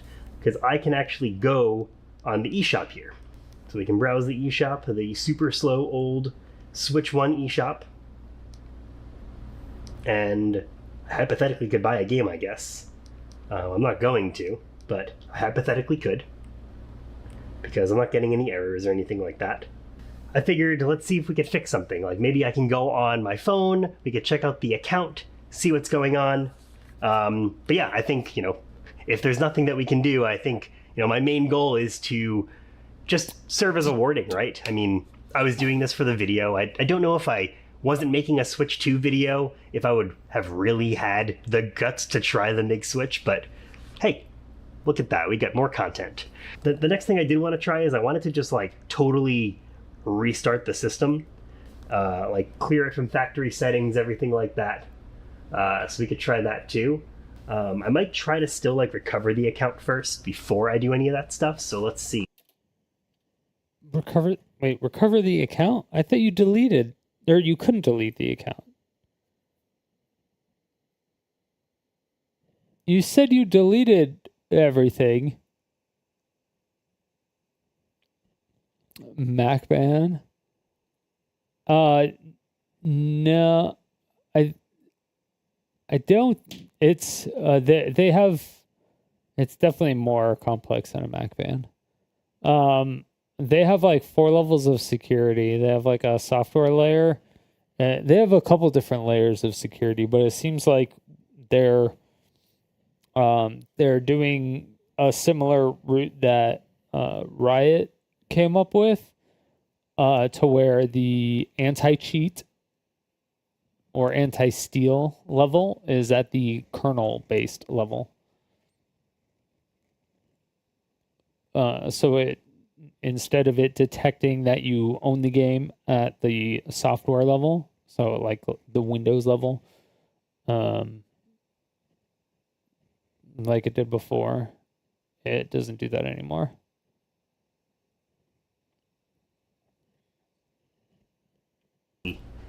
Where we go from here. I will also preface my MIG Switch experience with every game that I have on my MIG Switch is actually fully legal. I dumped the games myself. They're all my actual certificates. They're my physical games. Not talking about, doing illegal activities. Okay. We didn't even see the games on your Switch anyway because you said you deleted them. So I don't understand. Yeah. So, this is definitely something that had popped up, and it seemed like Nintendo was probably going to take some action on this, and it seems like they really did. So yeah, just trying to go through the system, see if there's anything that we can do. System transfer, there's 0 items. Let's see, Switch 2. Oh my God. It says cartridges are loadable.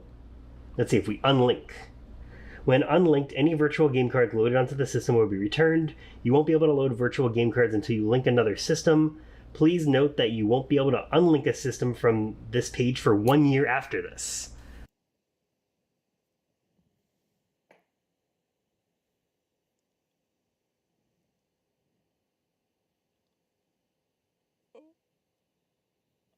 Okay, so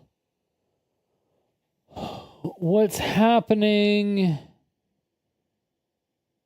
is that the Switch 2 is under that account, and they just blocked internet access to that Switch 2. But they didn't block the account itself. They only blocked the Switch. Right? Because he showed the other that's interesting. Switch. So am I like accessing it. preventing myself from getting that will be returned? Let's see if we unlink.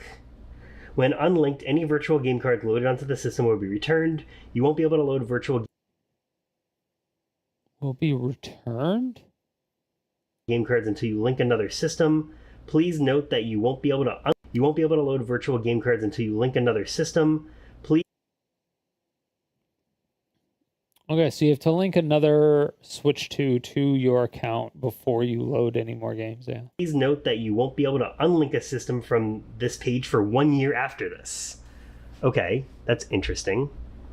So am I like preventing myself from getting another Switch 2 then? But I think so. Am I like 1 year after this? Please note that you won't be able to unlink a system from this page for 1 year after this. Okay, that's no, it's just saying you can't unlink more than one thing. Interesting. A year. So am I like preventing myself from getting another Switch 2 then? But I think at this point I don't really have another choice. So I think we you won't be able to unlink a system from this page for 1 year after this. Yeah, it's just saying you can't unlink this particular one. just have to do it. So it's been unlinked. So unlink. So I can add another system. I just can't unlink another system, which means, let's see. So we just unlinked it. So this switch to under DMCA, breaking digital locks illegal. No. Is not linked anymore. And my Switch OLED is listed there. Not linked. So we just unlinked it. So this Switch 2 is not linked anymore. So this, which means, let's see. So we just unlinked it. So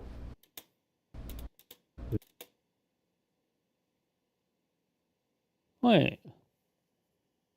Users, that user, game system, that game system. Can you only... Wait, what? How...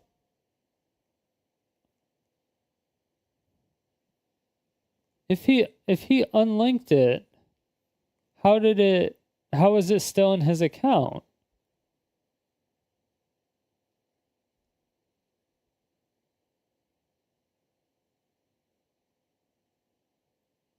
That doesn't make any sense.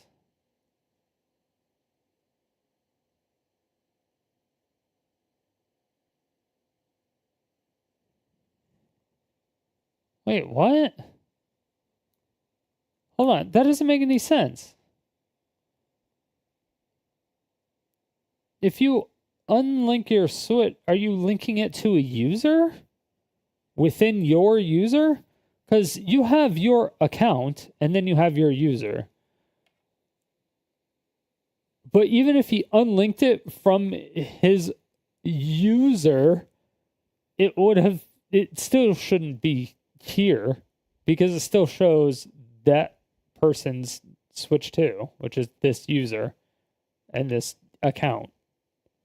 This Switch 2... Virtual game cards not linked. Did it block the serial number? That would be easy to bypass. Is not linked anymore. Would that be easy to bypass? And my Switch OLED is listed there. So let's see. So we got the Switch OLED. Let's see if we can boot up. Let's do Tetris Effect again. Next.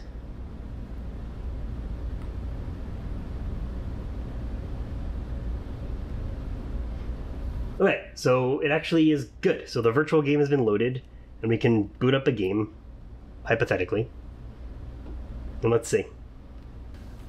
It's probably better for us to try like cart or something like that, because then we can try to play online. So let's do that. Mario Kart 8. Let's close this. Let's load.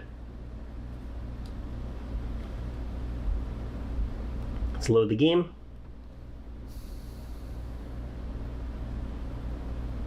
All right, game has been loaded. Make sure there's no mix switching here.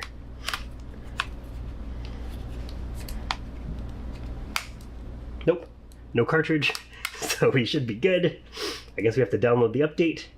I don't think we have a choice. If we ever want to go back online, we gotta do the updates. So, we got 1 minute for this update. And yeah, again, I haven't really tried a whole lot of anything. The only other thing I did on my Switch 2 is I did take out the micro SD card. I thought maybe I could like back up my saves or something like that, but looks like no luck. So, I mean, we probably can just restore this one to factory settings now. So that's also another thing that I'm going to do in the meantime. We'll yeah, why aren't you just doing that right now? Go through this attempt to unlink, restore. Okay. Wait, attempts to unlink? Attempts to. System will attempt to connect to the internet to unlink any linked Nintendo accounts. See? It was still linked. It was still linked in the account. We saw it in the account.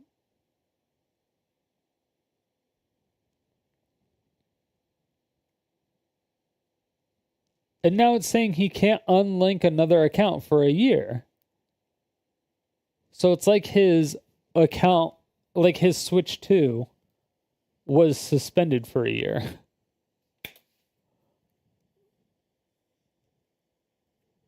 Go through this attempt to unlink, restore. Okay. Oh, you actually can't restore the system at all.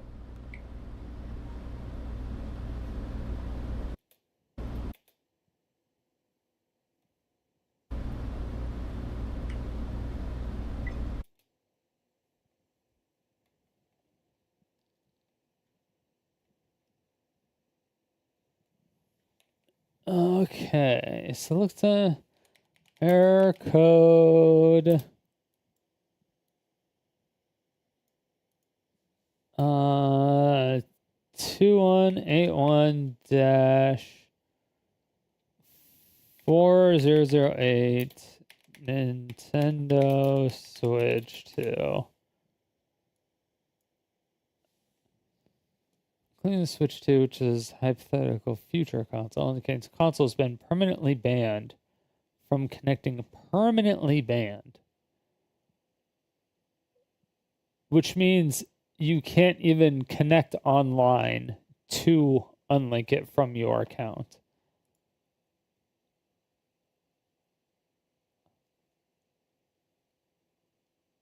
And if you need to connect online to do a factory reset, then you're kind of fucked.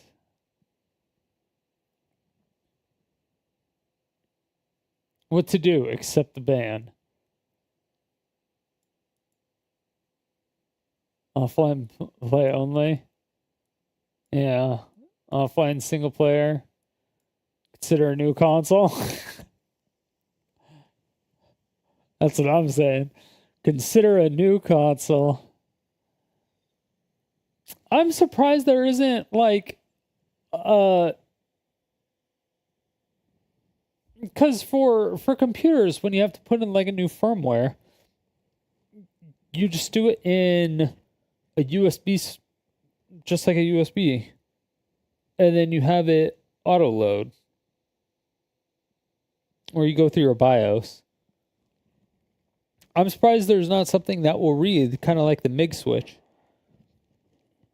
Like, I'm surprised there's not something that will do that. But maybe they haven't gotten down to that layer of technology yet. They may not have that.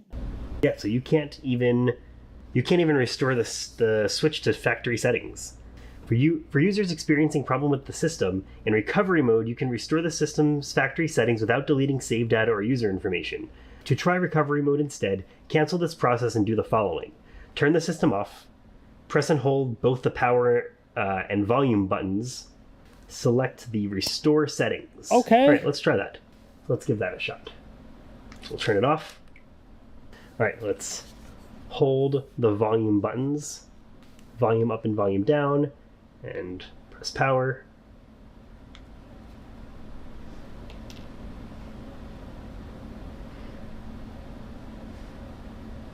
It's booting up. Okay, let's restore factory settings. We got a few options here. It says you can keep settings and you can restore settings and keep the user data. You can update the system. You can restore to factory settings. So I think that's what we're going to try to do. Let's continue. If you have a Nintendo account, if you reset the system using this method, unlike the standard reset process, you will not be able to eject any loaded virtual game cards. The system will remain linked to your account and will be able to use any passes available for associated software. If you want to continue using your Nintendo account with the Switch 2, re-link your Nintendo account to the system after it's been reset. All right, let's do this. It was never removed. That's the problem. To restore. This is crazy. This is crazy that it's happening. I wonder how many Switch 2s are just bricks. I'm assuming that Nintendo's thought through this and there won't really be a way to get this Switch back to life. I mean, going back to the OLED, it does look like we can go online. Let's see.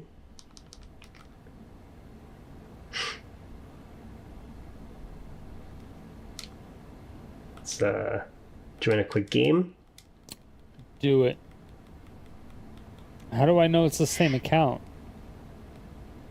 How do I know it's the same account?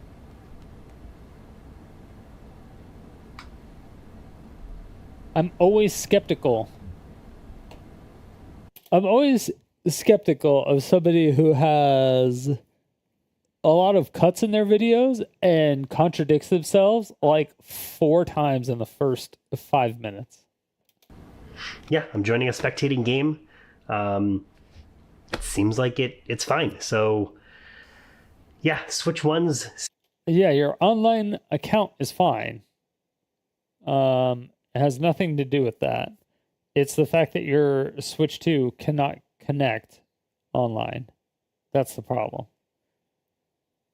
So if you did the factory reset the way you're doing it now, it should have some type of local stuff where you have to be in like safe mode or something, like kind of like what he's doing. It should work. Seem like they're safe. I mean, I have used the MIG switch extensively on this device. I would take it with me everywhere because why wouldn't I want all of my carts in one? Yeah, seems like it's the end of the Switch 2 though for me. That sucks. I actually just got the invite from Nintendo. Wait, what? You didn't even show us. Wait, what?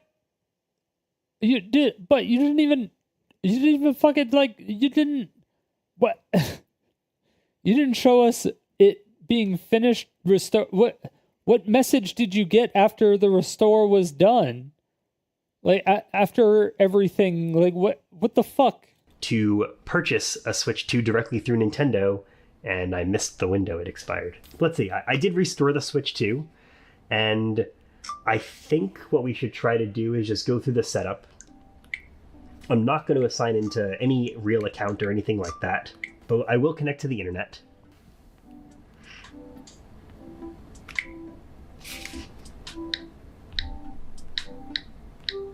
You're just showing your Wi-Fi password?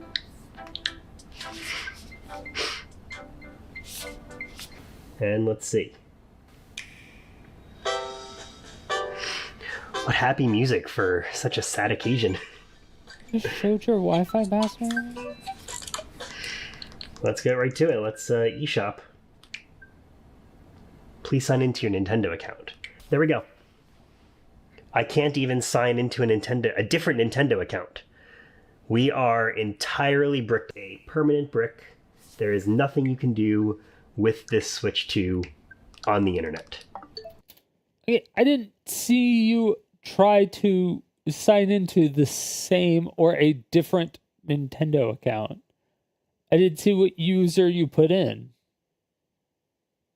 And also, your Switch 2 is still assigned to a different account. So even if you tried to do it on a different account, it wouldn't matter because you can't remove it from the account because it has to connect online in order to remove it from the account.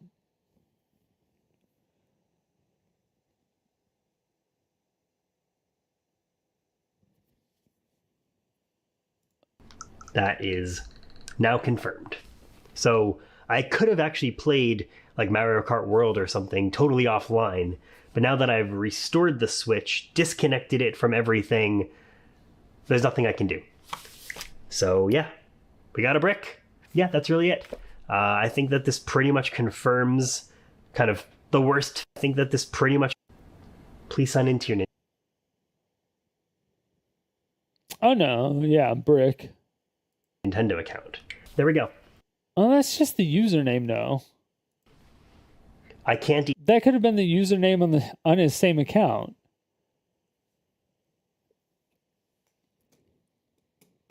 I feel like he just changed the user. I don't think he tried a different account. Or if he tried a different account, it's just saying this message because it's tied to a different account. Even sign into a different Nintendo account. We are entirely bricked, a permanent brick. There is nothing you can do with this Switch 2 on the internet. That is now confirmed.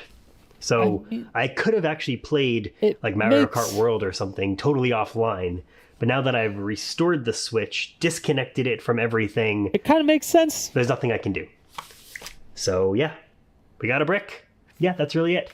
I think that this pretty much confirms kind of the worst fears of everybody using MIG Switch is, yeah, stay away from it. It's dangerous now. It seemed like it was pretty safe, and everything that we heard about it was that there's nothing that Nintendo could have done to detect that this is not an official Switch cartridge. It should have been mimicking the exact, I guess, folder structures and everything that would, tell a Switch that it's a real cart. But wait, who the fuck linked me this? This guy has no idea what he's talking about.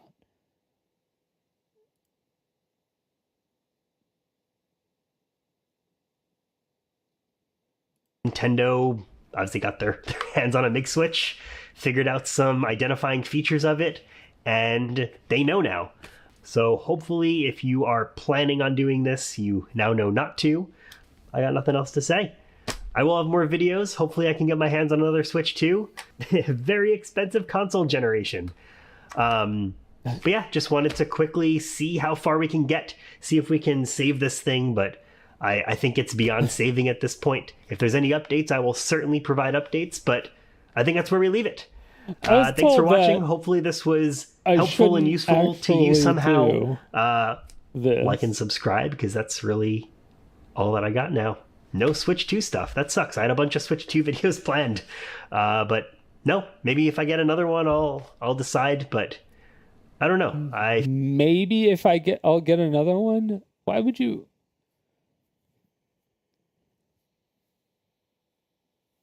Why?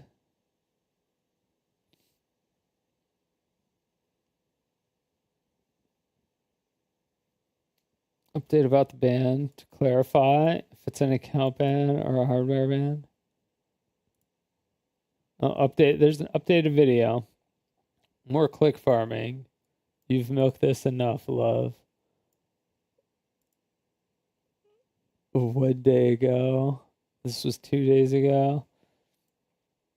Oh, has this guy just been farming Switch 2 MIG Switch shit? This is the next gen. What? Oh, mid. This is a bunch of questions. Dude, come on. He did 2 videos. I guess technically 3. Over 2 weeks? You milk this enough, fam? For real?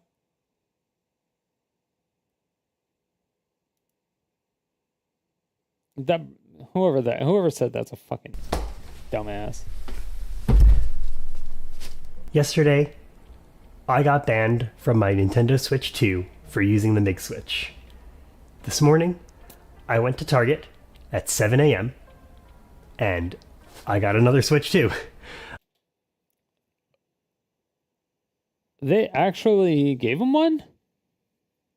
Ticket valid purchase and pick up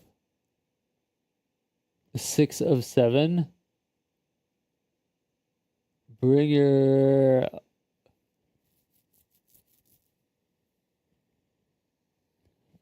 Wait, what the fuck? Stores are paying the price of this? That's crazy. That's crazy.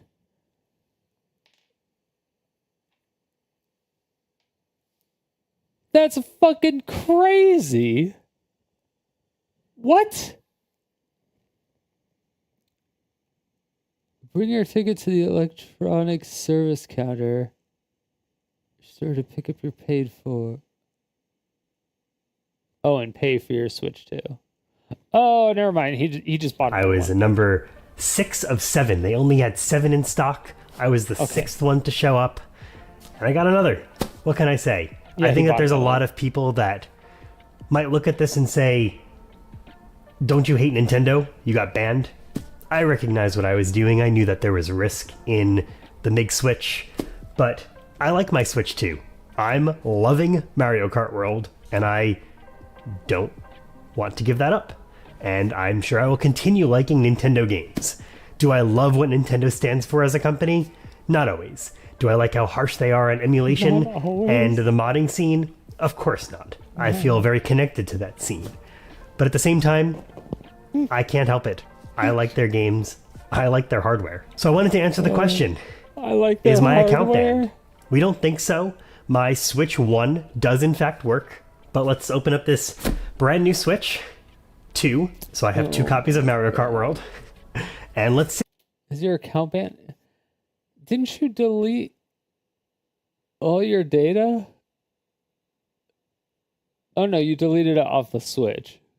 But it's all cloud stored, right? You couldn't delete it? You couldn't delete a lot of your data because it's cloud stored? I'm anticipating that I should be able to set this up. No problem. I should be able to just get it going just like a regular Switch.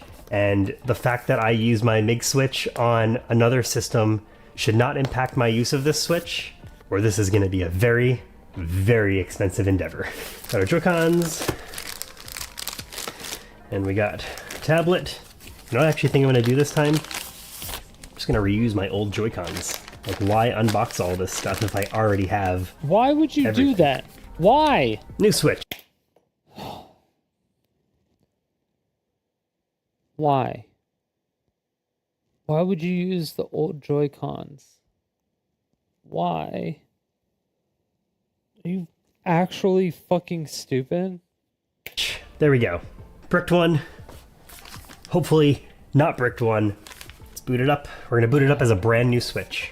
Just throw this one away. Connected to the internet. We're connected. You're about to download update data. Great. So with my new Switch, what should I do? Should I put on a screen protector? Should I continue not using a screen protector? Let me know in the comments. What do you have on your Switch 2? How many Switch 2s have you gone through because of the MIG switch? So again, the goal of this while the download is installing is I'm going to sign in with my real, true Nintendo account, just like I did on my Switch 2, just like I have on my Switch 1. I'm going to make this my default console. Full Apple. You know what? Maybe I won't make this my default console yet. I'm going to not make this my default console. I'm going to make sure that my account does not get banned. Not quite sure. I'm obviously not going to use the MIG switch again on this device. And we're just going to double check that it's not an account ban, that it is in fact a... Why would you test the account first? Why would you not... Dude, this guy... I don't even... A device ban, right? Because we confirmed yesterday my OLED switch works perfectly fine, but... Which means it wouldn't be an account ban.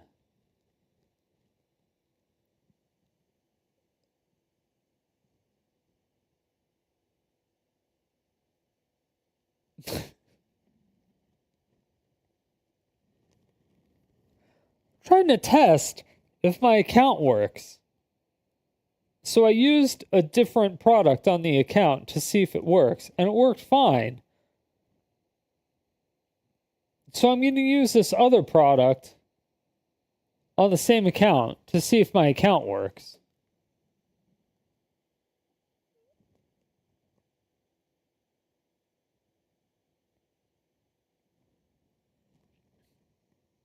I'm also going to use the old Joy-Cons from the bricked Switch 2, because there's no way that the electronics talk together in any way, shape, or form. There's no possible way that the Joy-Cons will tell the Switch that it's bricked. There's no way. Right?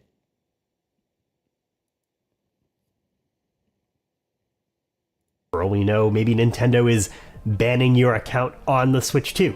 So, I don't know. We're gonna find out. That's why you try it on a new account first. Because you can't remove more than one Switch on your account per year. Remember that message? So do it on a different...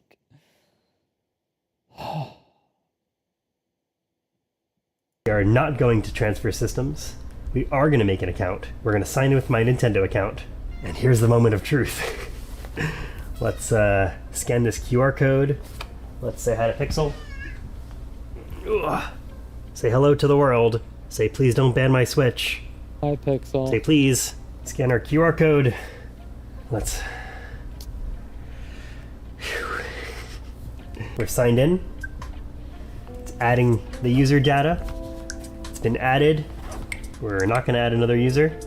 We're not going to have parental controls. We're going to skip the micro SD card. I think we're good. Virtual game cards. What do we got? Look at all of our games. Can we launch Mario Kart? Can we load it onto the system? Say Mario Kart? Link in our systems. Alright. Down. Mario Kart?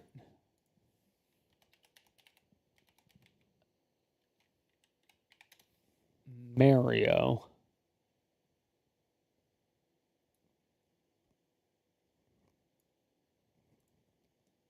Download a Mario Kart. So far, so good. Let's go into the eShop. And we're online. We did it. We've confirmed that Nintendo bans devices, not accounts. I'm sure they could ban your account. I'm not saying like your account can never get banned, but in the context of MIG Switch, it does appear that devices are banned, not the account. Your account is safe and secure if that's a concern for you, which it was for me because most of my games are digital. Yeah, I think the only things that I really ended up losing because of this whole MIG Switch banned debacle was my Pokemon saves, which really does suck. Not super loving that. That's my second time that actually happened. When I got the Zelda OLED Switch, I also accidentally deleted. Was there a Pokemon for Switch 2 already?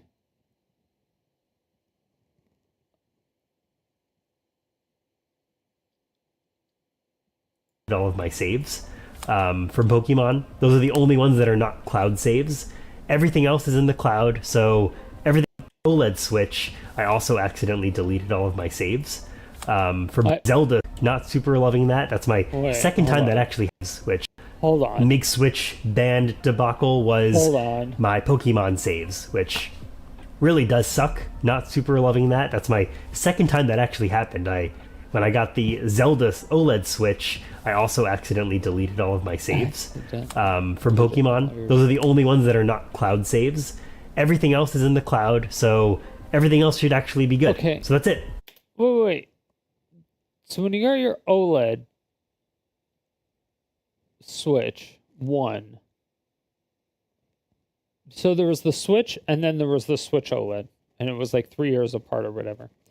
So when you got your OLED version of your Switch 1, you lost all your Pokemon data because you erased it on accident. And then when you got your Switch 2, you erased all your Pokemon data again?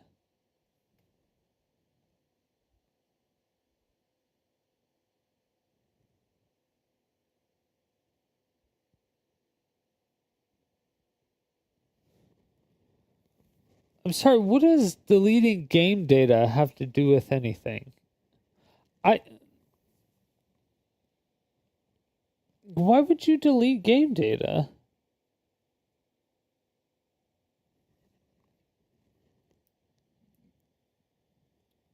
I don't...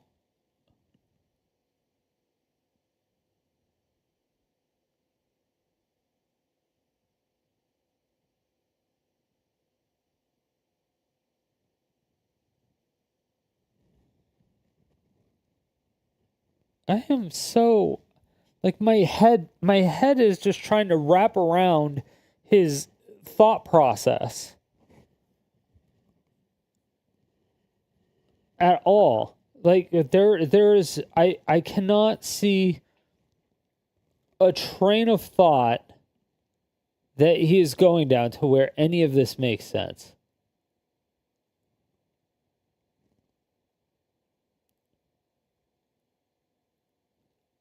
Because if it's saved locally, that means it's saved on the MIG switch. The MIG switch didn't die. The information on the MIG switch didn't die. You deleted the information on the switch.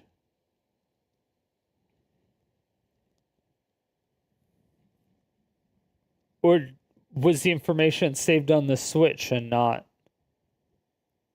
the actual game itself? Because usually when it's saved locally, it's not saved... Like the game install files are saved on... would be saved on the switch, but... Or like the game install files are saved there, but not the actual save files.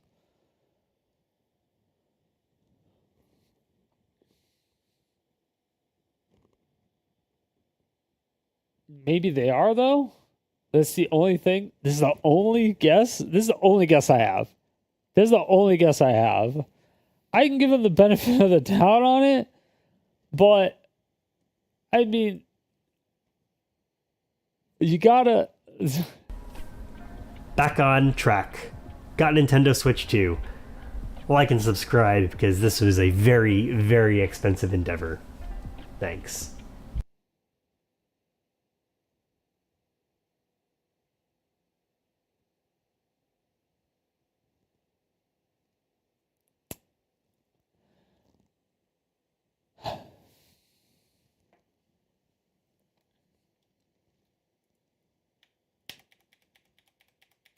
All right.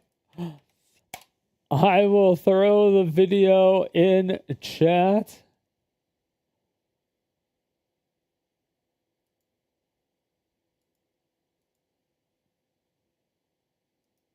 What the fuck is it?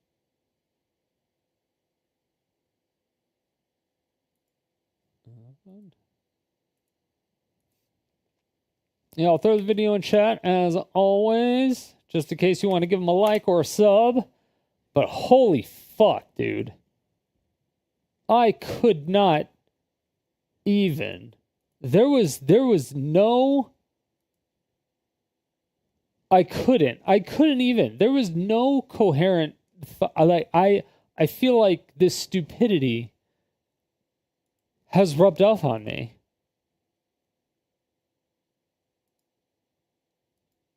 I don't know what to go. I don't. There's nothing.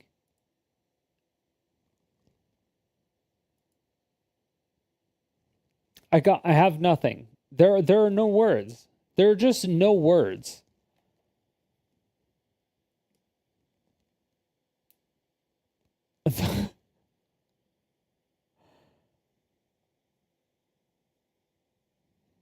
An expensive endeavor. Like, I feel like he's one of those people that just, like, fucked up. Because, like, if you're trying to jailbreak a phone or something like that, or install firmware, like, they say do it with care for a fucking reason, because you can break your shit, right? And, like, he did say what firmware he was using and what broke, but, like, there were so many cuts and so many things that just seemed borderline fake, like, almost like, he was a Nintendo employee trying to show people that it didn't work type shit. You know what I'm saying? And I'm like, I don't know about that. But then it just seemed, there were so many times that he had no fucking clue what he was talking about. And I just, that part I think drove me crazier than anything else. There was just no, I think there was an actual video that showed how the technology of the Switch worked, or how the security of the Switch worked. Let me see if I can find it.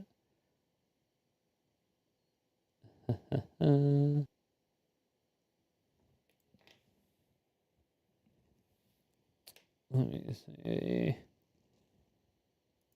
Is it the security and tech?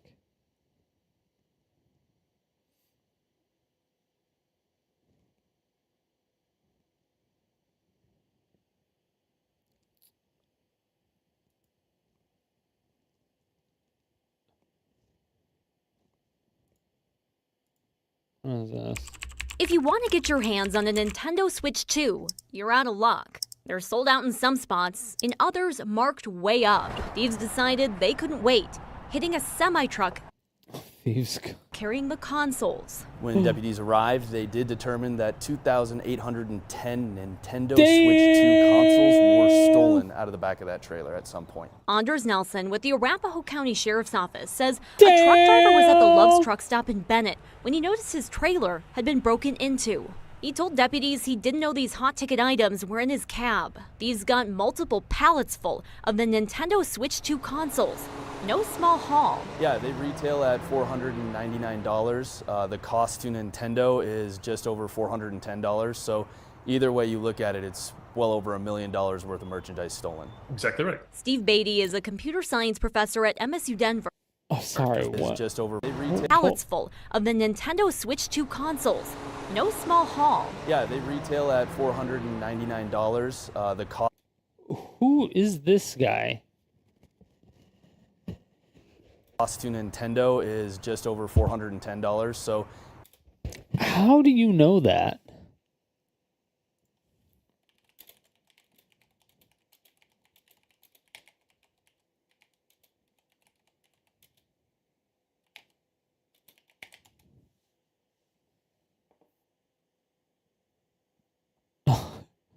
I was gonna swear. I was like, there's no fucking shot it cost $400 to make a goddamn Switch. There's no fucking way.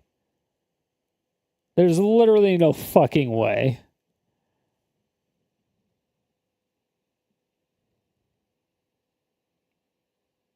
Oh, that's for a Switch. Sorry. Switch 2.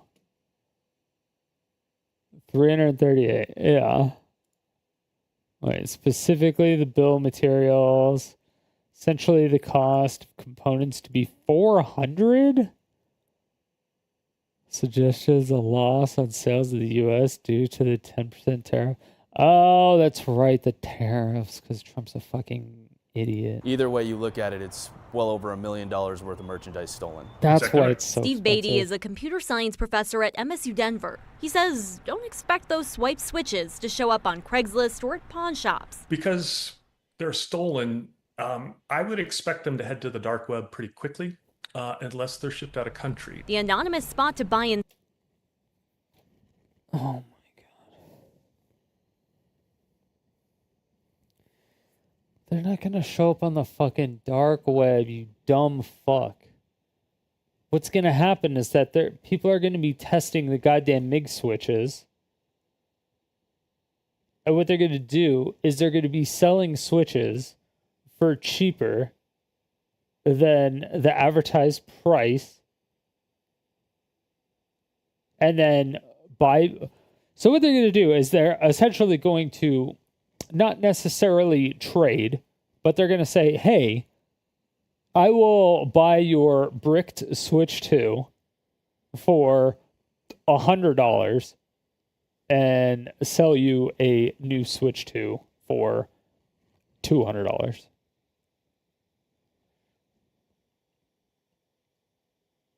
So it's like, I'll give you $100 for your Switch 2. It's kind of like that, almost. Or you give me $100 for a Switch 2, and then I get your broken Switch 2. It's gonna be something like that, because once they figure out how to unbrick them, they're gonna have a fuck ton of Switch 2s to sell that they bought for almost nothing. And they're going to make a shit ton of money.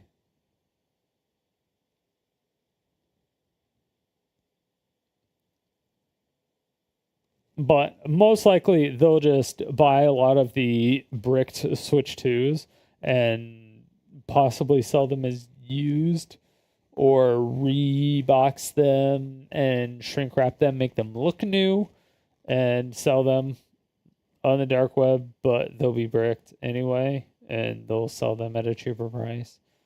But either way, yeah. Sell, feeding a demand. And it took me about 2 minutes to find switches for sale. Okay, so it's half price. If you end up with the stolen Switch, Beatty says these devices each have a serial number that police and Nintendo can track. When you log in, you have to register that number. That's how you play games, get updates. Nintendo, he says, can then track your device. Nintendo does have the capability of what we call bricking the device, and that is to make it non-functional. Getting around that lockdown isn't simple. Beatty says you'd have to try and jailbreak it, essentially sidestepping those protections through coding, or avoid connecting to the internet altogether. As deputies work to detect who cleared out these consoles, Beatty says if you too are on the hunt for a Switch, stick to the shops you trust. They are pricey little devices, right? And so if you're not paying, $500-600 for one, you're probably not getting an original. Investigators say it's unclear if the heist actually happened at that truck stop in Bennett or in another city where that semi stopped. Anyone with any information should call the Arapahoe County Sheriff's Office. Or another city where they stopped? Of course you would be. You have way stations. Of course they know exactly where it happened. You know exactly where it happened. You're a fucking trucker. They weigh your truck at the fucking truck stops.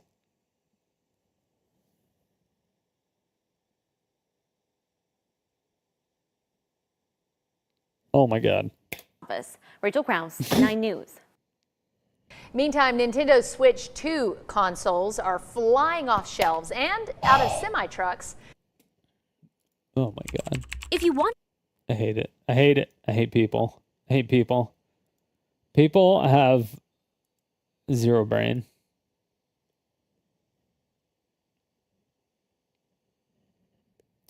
The fucking The pea-sized brain that fucking people have. It's unbelievable. Unbelievable. Okay, hold on. Let me see if I can find that Switch security.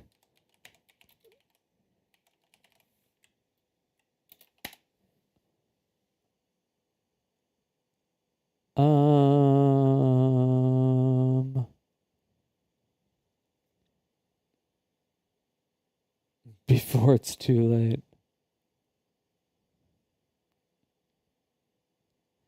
Damn, does everybody use a MIG switch? God damn.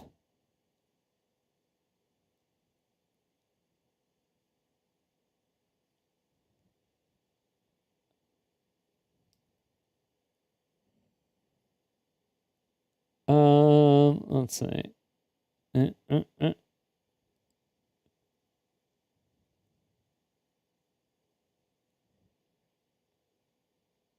Banned.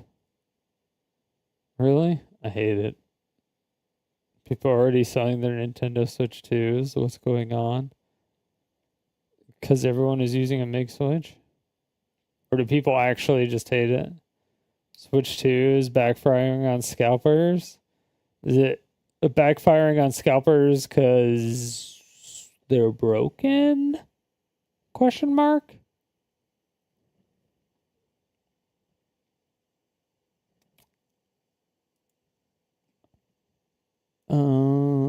Switch.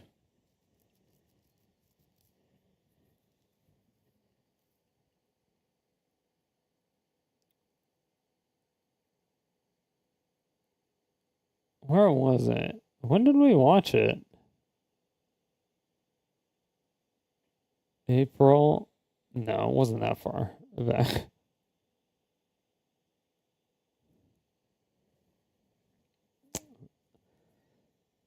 Nintendo finally bricked somebody. Does it actually brick?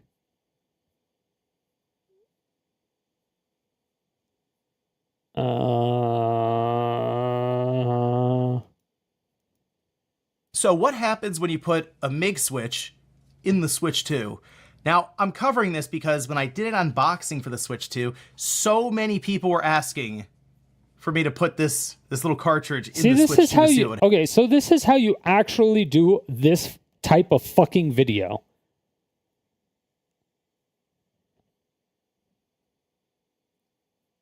All right. See, this person, okay, the other person had 21,000 views. Or 21,000 subscribers. So I get it. But these are and this person has 591,000. So completely different realms as far as subscribers go. I totally get it. But the effort that this person put into the video, as far as the effort that the other person put into the video, this person put in a lot less effort and got the point across and answered all of the questions that I had. Happen mostly because there was a post that was made online that said, this is ahead of the Switch 2's release, that it would be bricked completely if you put a MIG switch in there. It also mentioned that if you were changing different voltages inside the system, even slightly, the thing would brick. And the entire post just kind of read as fiction, to be honest. But I did say when I got a Switch 2, we would try it out right here. So I do have the MIG switch. This has actually, I think 4 or 5 games that I dumped, like specifically from my cartridges. So these are games that I do own that are on here with the unique certificate, the whole thing, so, right? Yeah. And showing a switch and a switch and the MIG switch, showing saying exactly what to expect to see on this MIG switch. And I brought out saying everything. The Switch OLED here just to show that the MIG switch does indeed work. So we'll start with that actually. Let me move this out of the way here. And I'm just gonna go ahead and drop this in and we'll cycle through. There we go, so we have the MIG switch OLED. We're just gonna go through. So there we go, we have Tales of Vesperia, Definitive Edition. A little bit of a cut there, but it's fine for the most part, because we still saw the insert. Sonic Racing. And and Wild Guns Reloaded. I feel like that's all of them. Yeah, so we're right back to Crash Bandicoot at that point. So there you go, the Make Switch does indeed work with several different games on there. Let's pop back out. OLED off to the side, Switch 2. Okay, so I did have both of them. The OLED was also connected to Wi-Fi. This one, same deal. It does have the day one update, so it works fine with Switch 1 games. As you see, I had Mario Odyssey loaded up here, and then I also played Cyberpunk on it. So it is fully up to date. Oh, took it off screen. Let's pop the Make Switch in here. It looked the same. And there you go. It seems to read Tales of Vesperia fine. We'll pop it out, drop back in. Still stuck on Tales of Vesperia. Still stuck on Tales of Vesperia. So at least for now, it looks like it's reading specifically Tales of Vesperia, which wasn't even the last one that I left off on, as that was Crash Bandicoot. What happens if I try to launch it? Okay, it does need... I'm just going to launch it from here. I'm not going to try to download the update. Let's see if it'll even launch from here. It does not. Couldn't start the software. Return to the home menu and try. So you see how we tried to start the software before even trying to do an update? Because how people are saying the online update is what's like breaking shit. So he tried to just launch it without updating it first. And then it prompted him to update it. And he's like, no, we're not going to do that yet. And see, it's like there's a thought process that goes into actually troubleshooting shit and showing the user what's happening and what's going on without being left with questions of, did you actually do that? But, I mean, the question I have right now is, are these two switches on the same account?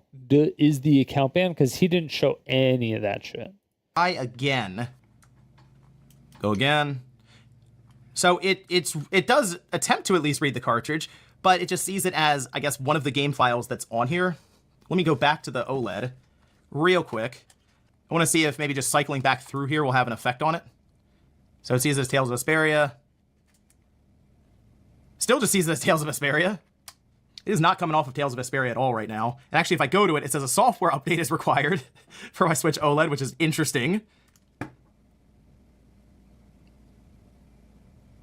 There you go. It's downloading, I guess, for Tales of Vesperia, which I've definitely done that before here.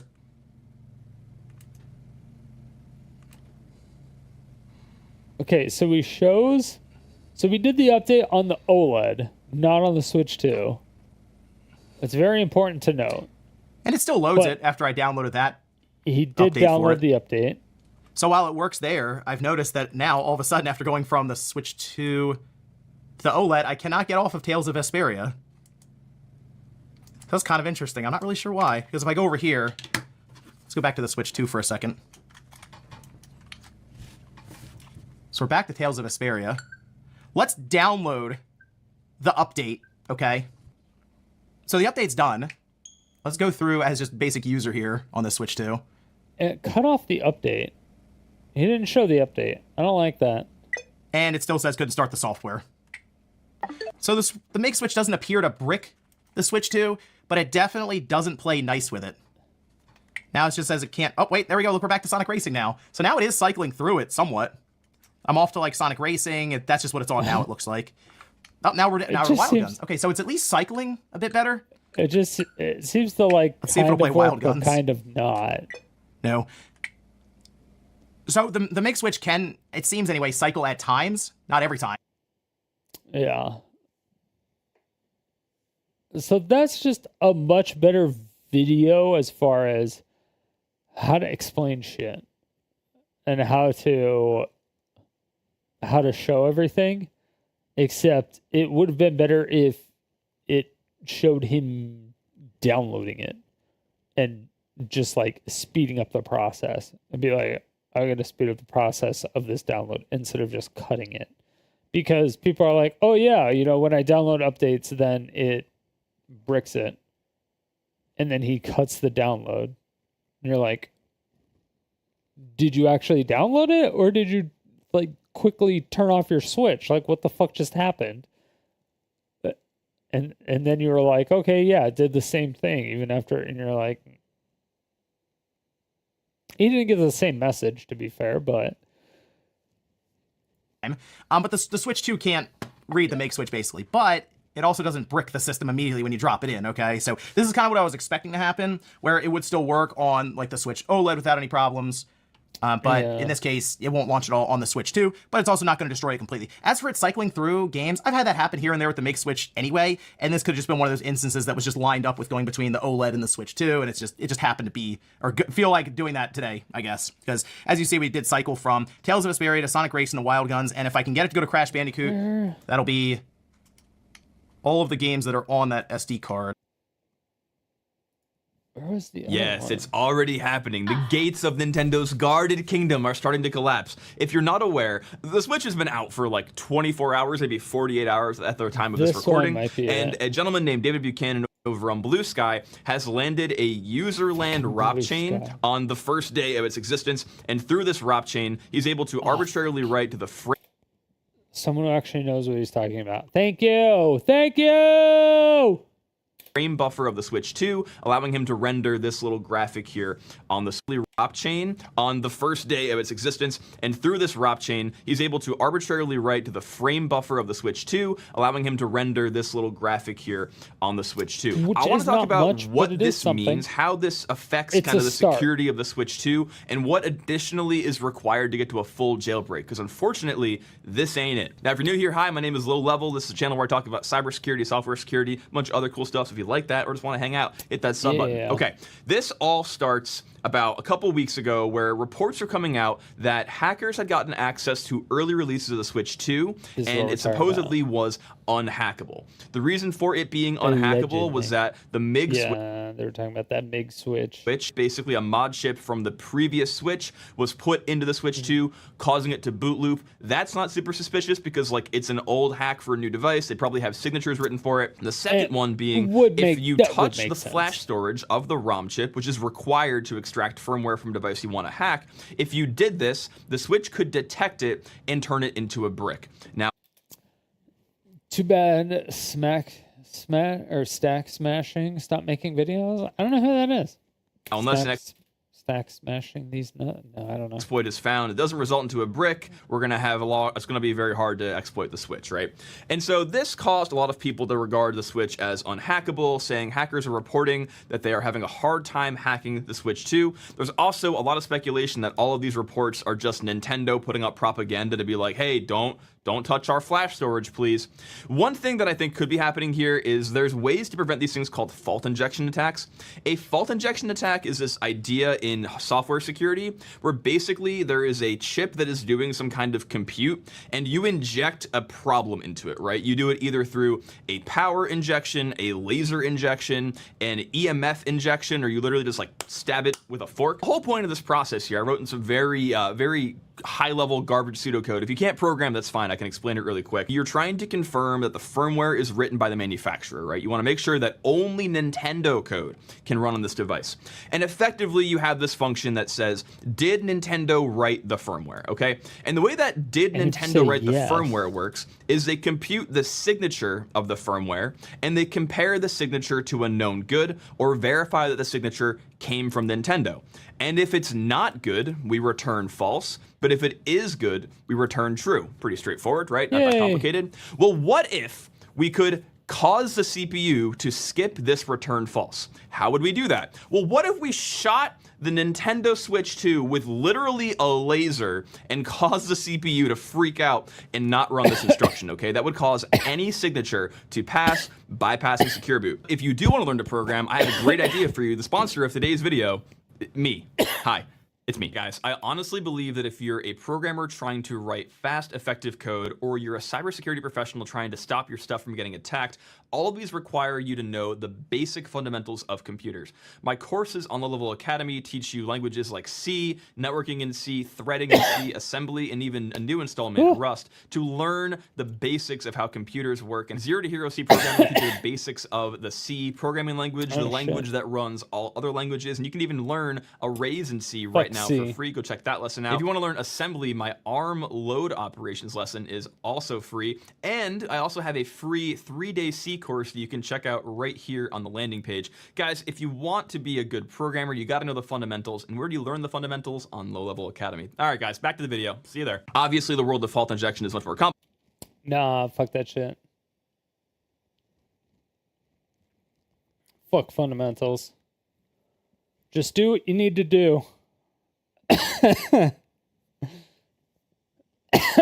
Complicated than that, I'm largely trivializing the process, but this is the whole idea. So this protection on the Switch 2, where basically the chip can detect that it's being fault injected, like this is a more common mitigation that's coming out in software, because like fault injection to bypass secure boot is a common occurrence now for hackers that are trying to get hacks going like this on the Switch 2.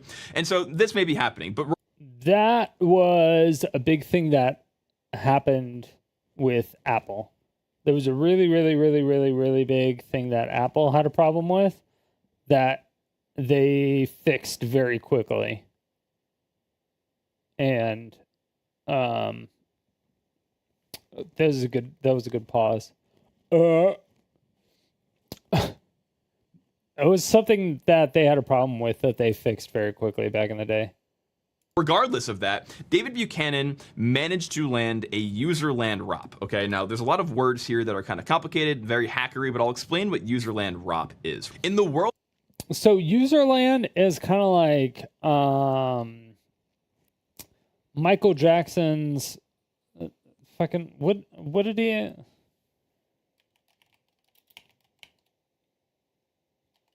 Michael Jackson's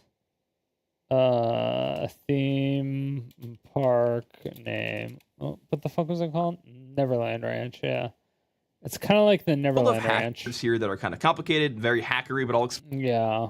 Userland. It's kind of like Neverland Ranch. Explain what userland ROP is. In the world of hacking for a long time, when you executed this thing called a buffer overflow, you'd be able to take control of the return address of a function and point it anywhere, right? You could take control of the code. This is how all hackers did stuff for a long time. Eventually, CPU manufacturers were like, maybe we shouldn't allow them to do that. So what they did is they made this thing called NX, non-executable stacks, where basically you were no longer able to treat data provided by a user as code, right? It was either writable or executable, but it was never both. And so the idea of putting shell code.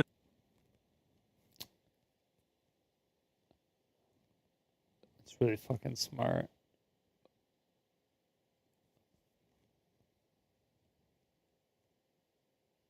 I don't remember that happening.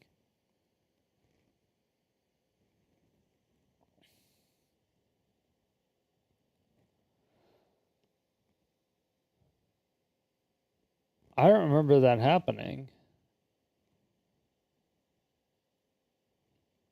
Oh, that's super interesting.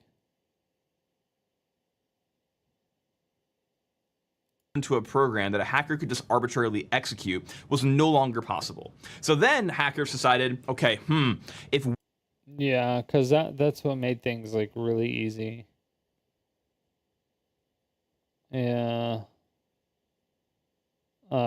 That's when like the whole Nigerian prince thing started, was probably when this was fixed.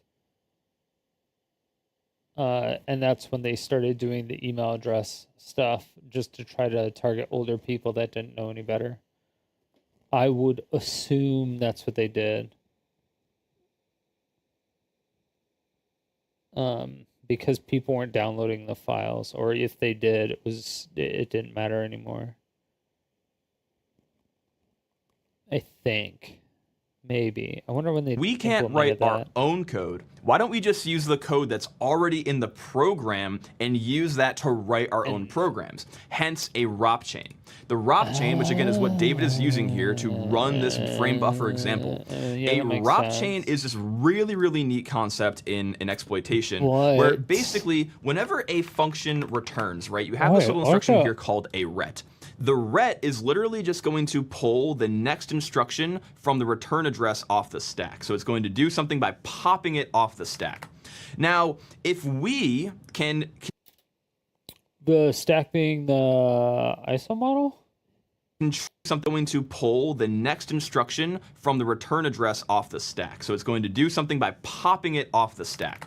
Now, if we can control where this return address goes, and there are other pop something gadgets like pop X or pop RDI, pop RSI ret, and then do something ret, we're able to use these ROP chains, which are basically just pieces of code that have no side effects.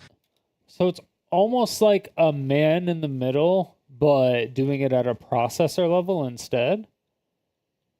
And end in a return to write our own program, right? We literally can use these little gadgets to say, move this over here, pop ret, or do a syscall and then ret. So instead of using our own shellcode, which is how computers used to do it back in the day, now we just write code by using the address of chains that already exist in the program. We don't have to write new code. We just have to put the address of code that already exists to make the functionality occur in our program. And so this is exactly what David is doing here. Again, the nature of what he's exploiting, like how he's getting the buffer overflow, nobody knows yet, but he's doing this ROP chain to write data to a... That's not going to do anything though, because that's only going to change the address of certain things, and you have to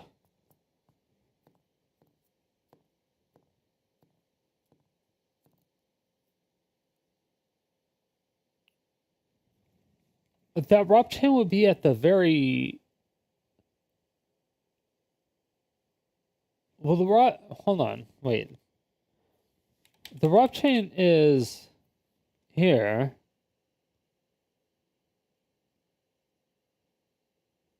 And they're chaining here, move, call, move, pop, ret, add, not sub, and then it should go in reverse to go back to the original, or does it go into RAM?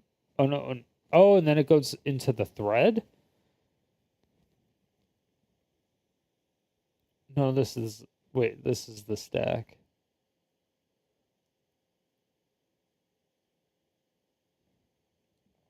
RSP, move, any... Fuck.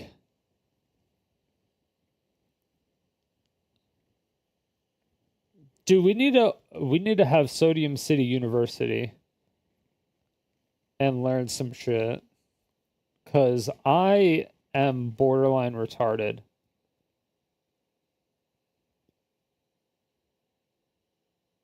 I should be able to understand this.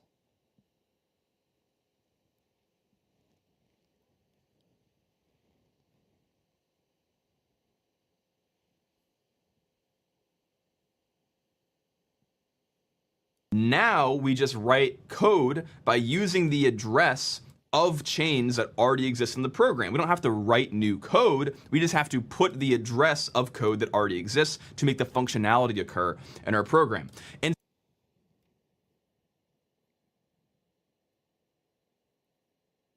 okay, you're changing the address of the code. So if you're changing the address of the code, what does changing the address of the code do? Changing the address of the code just changes essentially the folder structure.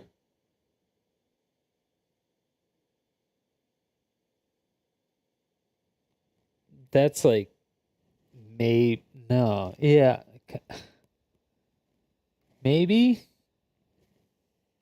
but even then that's at like the top level.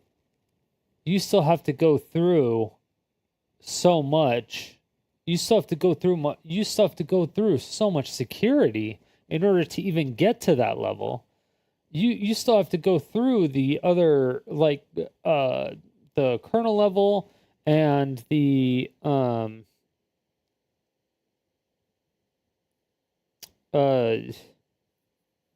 obviously the software security level. But there's one more layer. There's one more layer of security. What the fuck?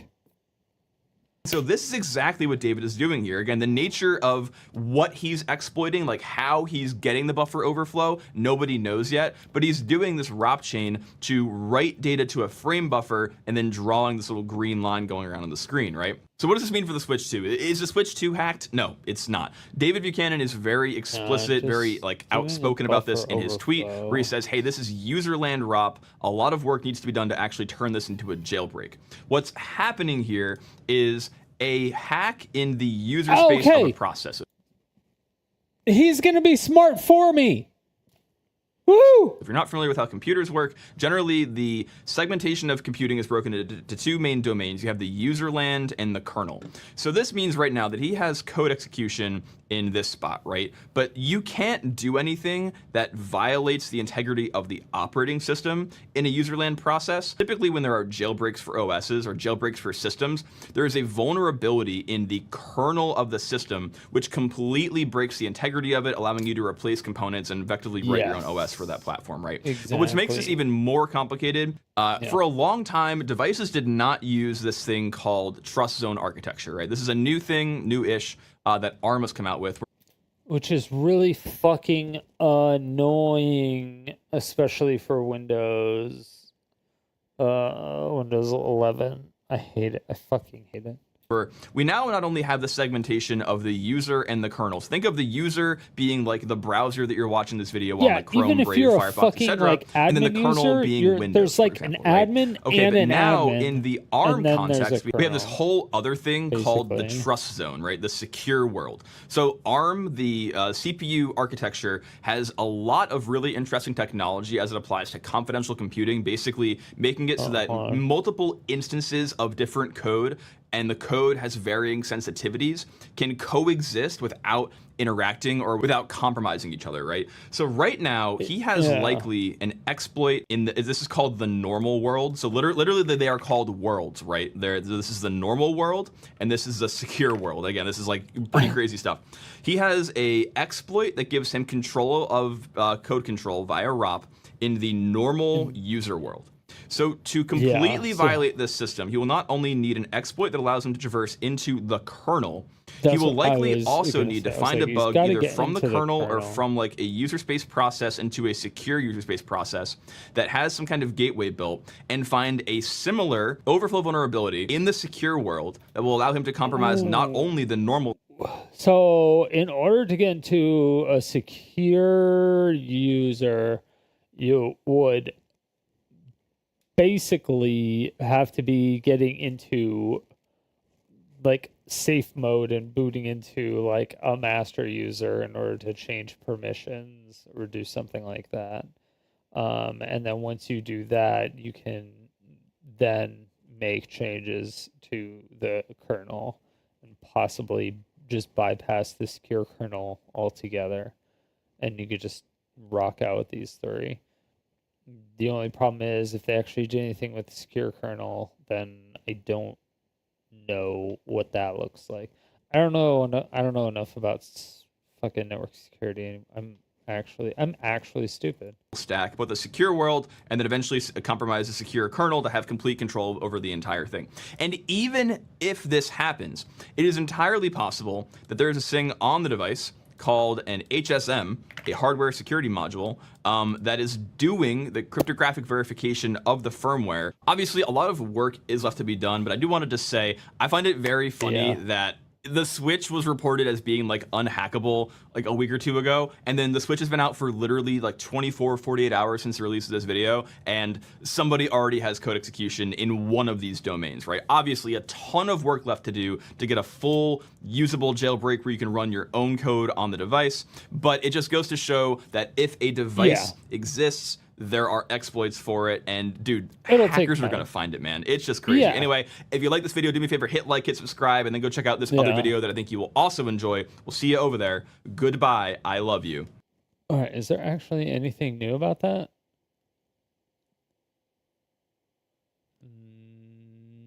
No. Nothing new. Yes, it's already happening. The gates of Nintendo. Yes, it's already happening. I'll put the video in chat. Make sure to give him a like and subscriber, Rooney. This actually gave details about like hacking the Switch and shit like that. So this was actual real information. This is good stuff. Good stuff. Good stuff. Good stuff. You know what I'm saying?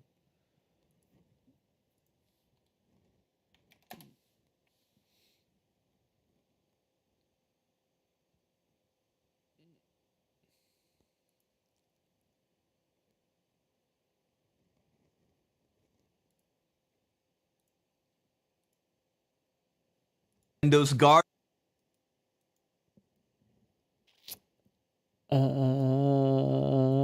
What is that? Yes, it's already happening. So I linked myself. What are you linking me? This is me stealing the BitLocker disk encryption key from this laptop in just 43 seconds, simply by poking it with a $4 Raspberry Pi Pico. This allows me to access all BitLocker protected data on this system and even lets me backdoor it. Let's see how it works. Let's start by exploring what BitLocker is. BitLocker is the... Yeah, BitLocker. Yeah, I already know about that. Oh, but the stack smashing. That's who that is. Hey, so I managed to... Oh, he stopped making...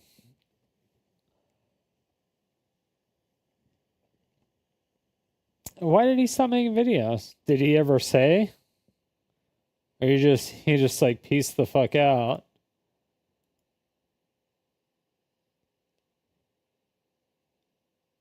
It's an insane number to me. When I uploaded my first video on a whim, I never expected anything like this to happen. Thank you all. Yeah, he got his 200K, or he got his 100K plaque 4 years ago. And then 1 year ago, he got 200K, and then he just stopped. Hey, so I managed to... He only has 32 videos, and he got 2? Holy shit.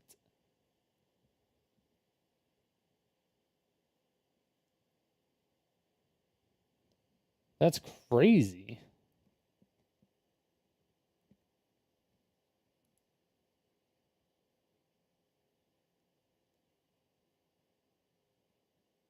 Yeah, that's actually crazy.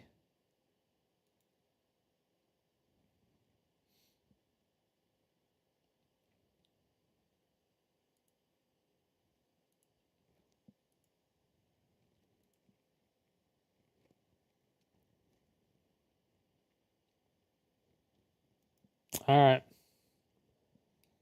Twitch may have just started enforcing a rule that I never... Do we have time for this? That's 11. Do we do this? Do we do this now? I don't know if we do this.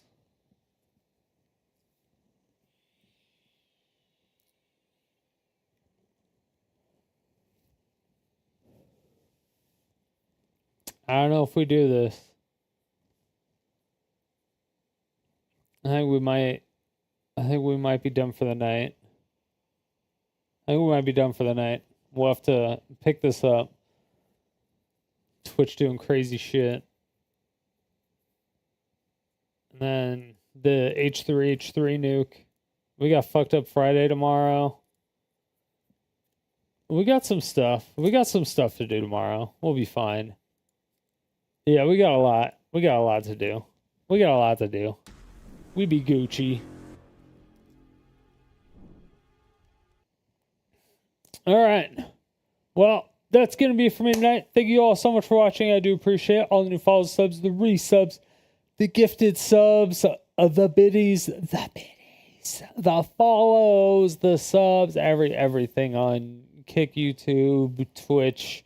I'm all over the place. So, obviously do all that stuff. Discord, that's where I'm always at. Always responding, always hanging out. We got a Pokemon game over there if you like Pokemon at all. But yeah, it's just discord.gg/Sodium City. So if you want to be a citizen, just head on over there. When you're in Discord, just do join server, and I'll ask you for the name. You just type in Sodium City, and yeah, that's it. So, yep. I will see you all tomorrow night, same time. It is Fucked Up Friday, and until then, later.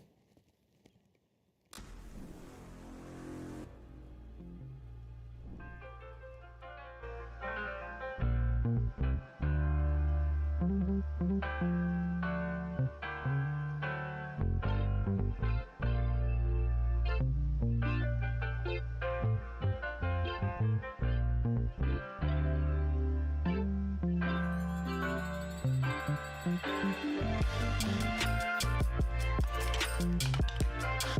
you.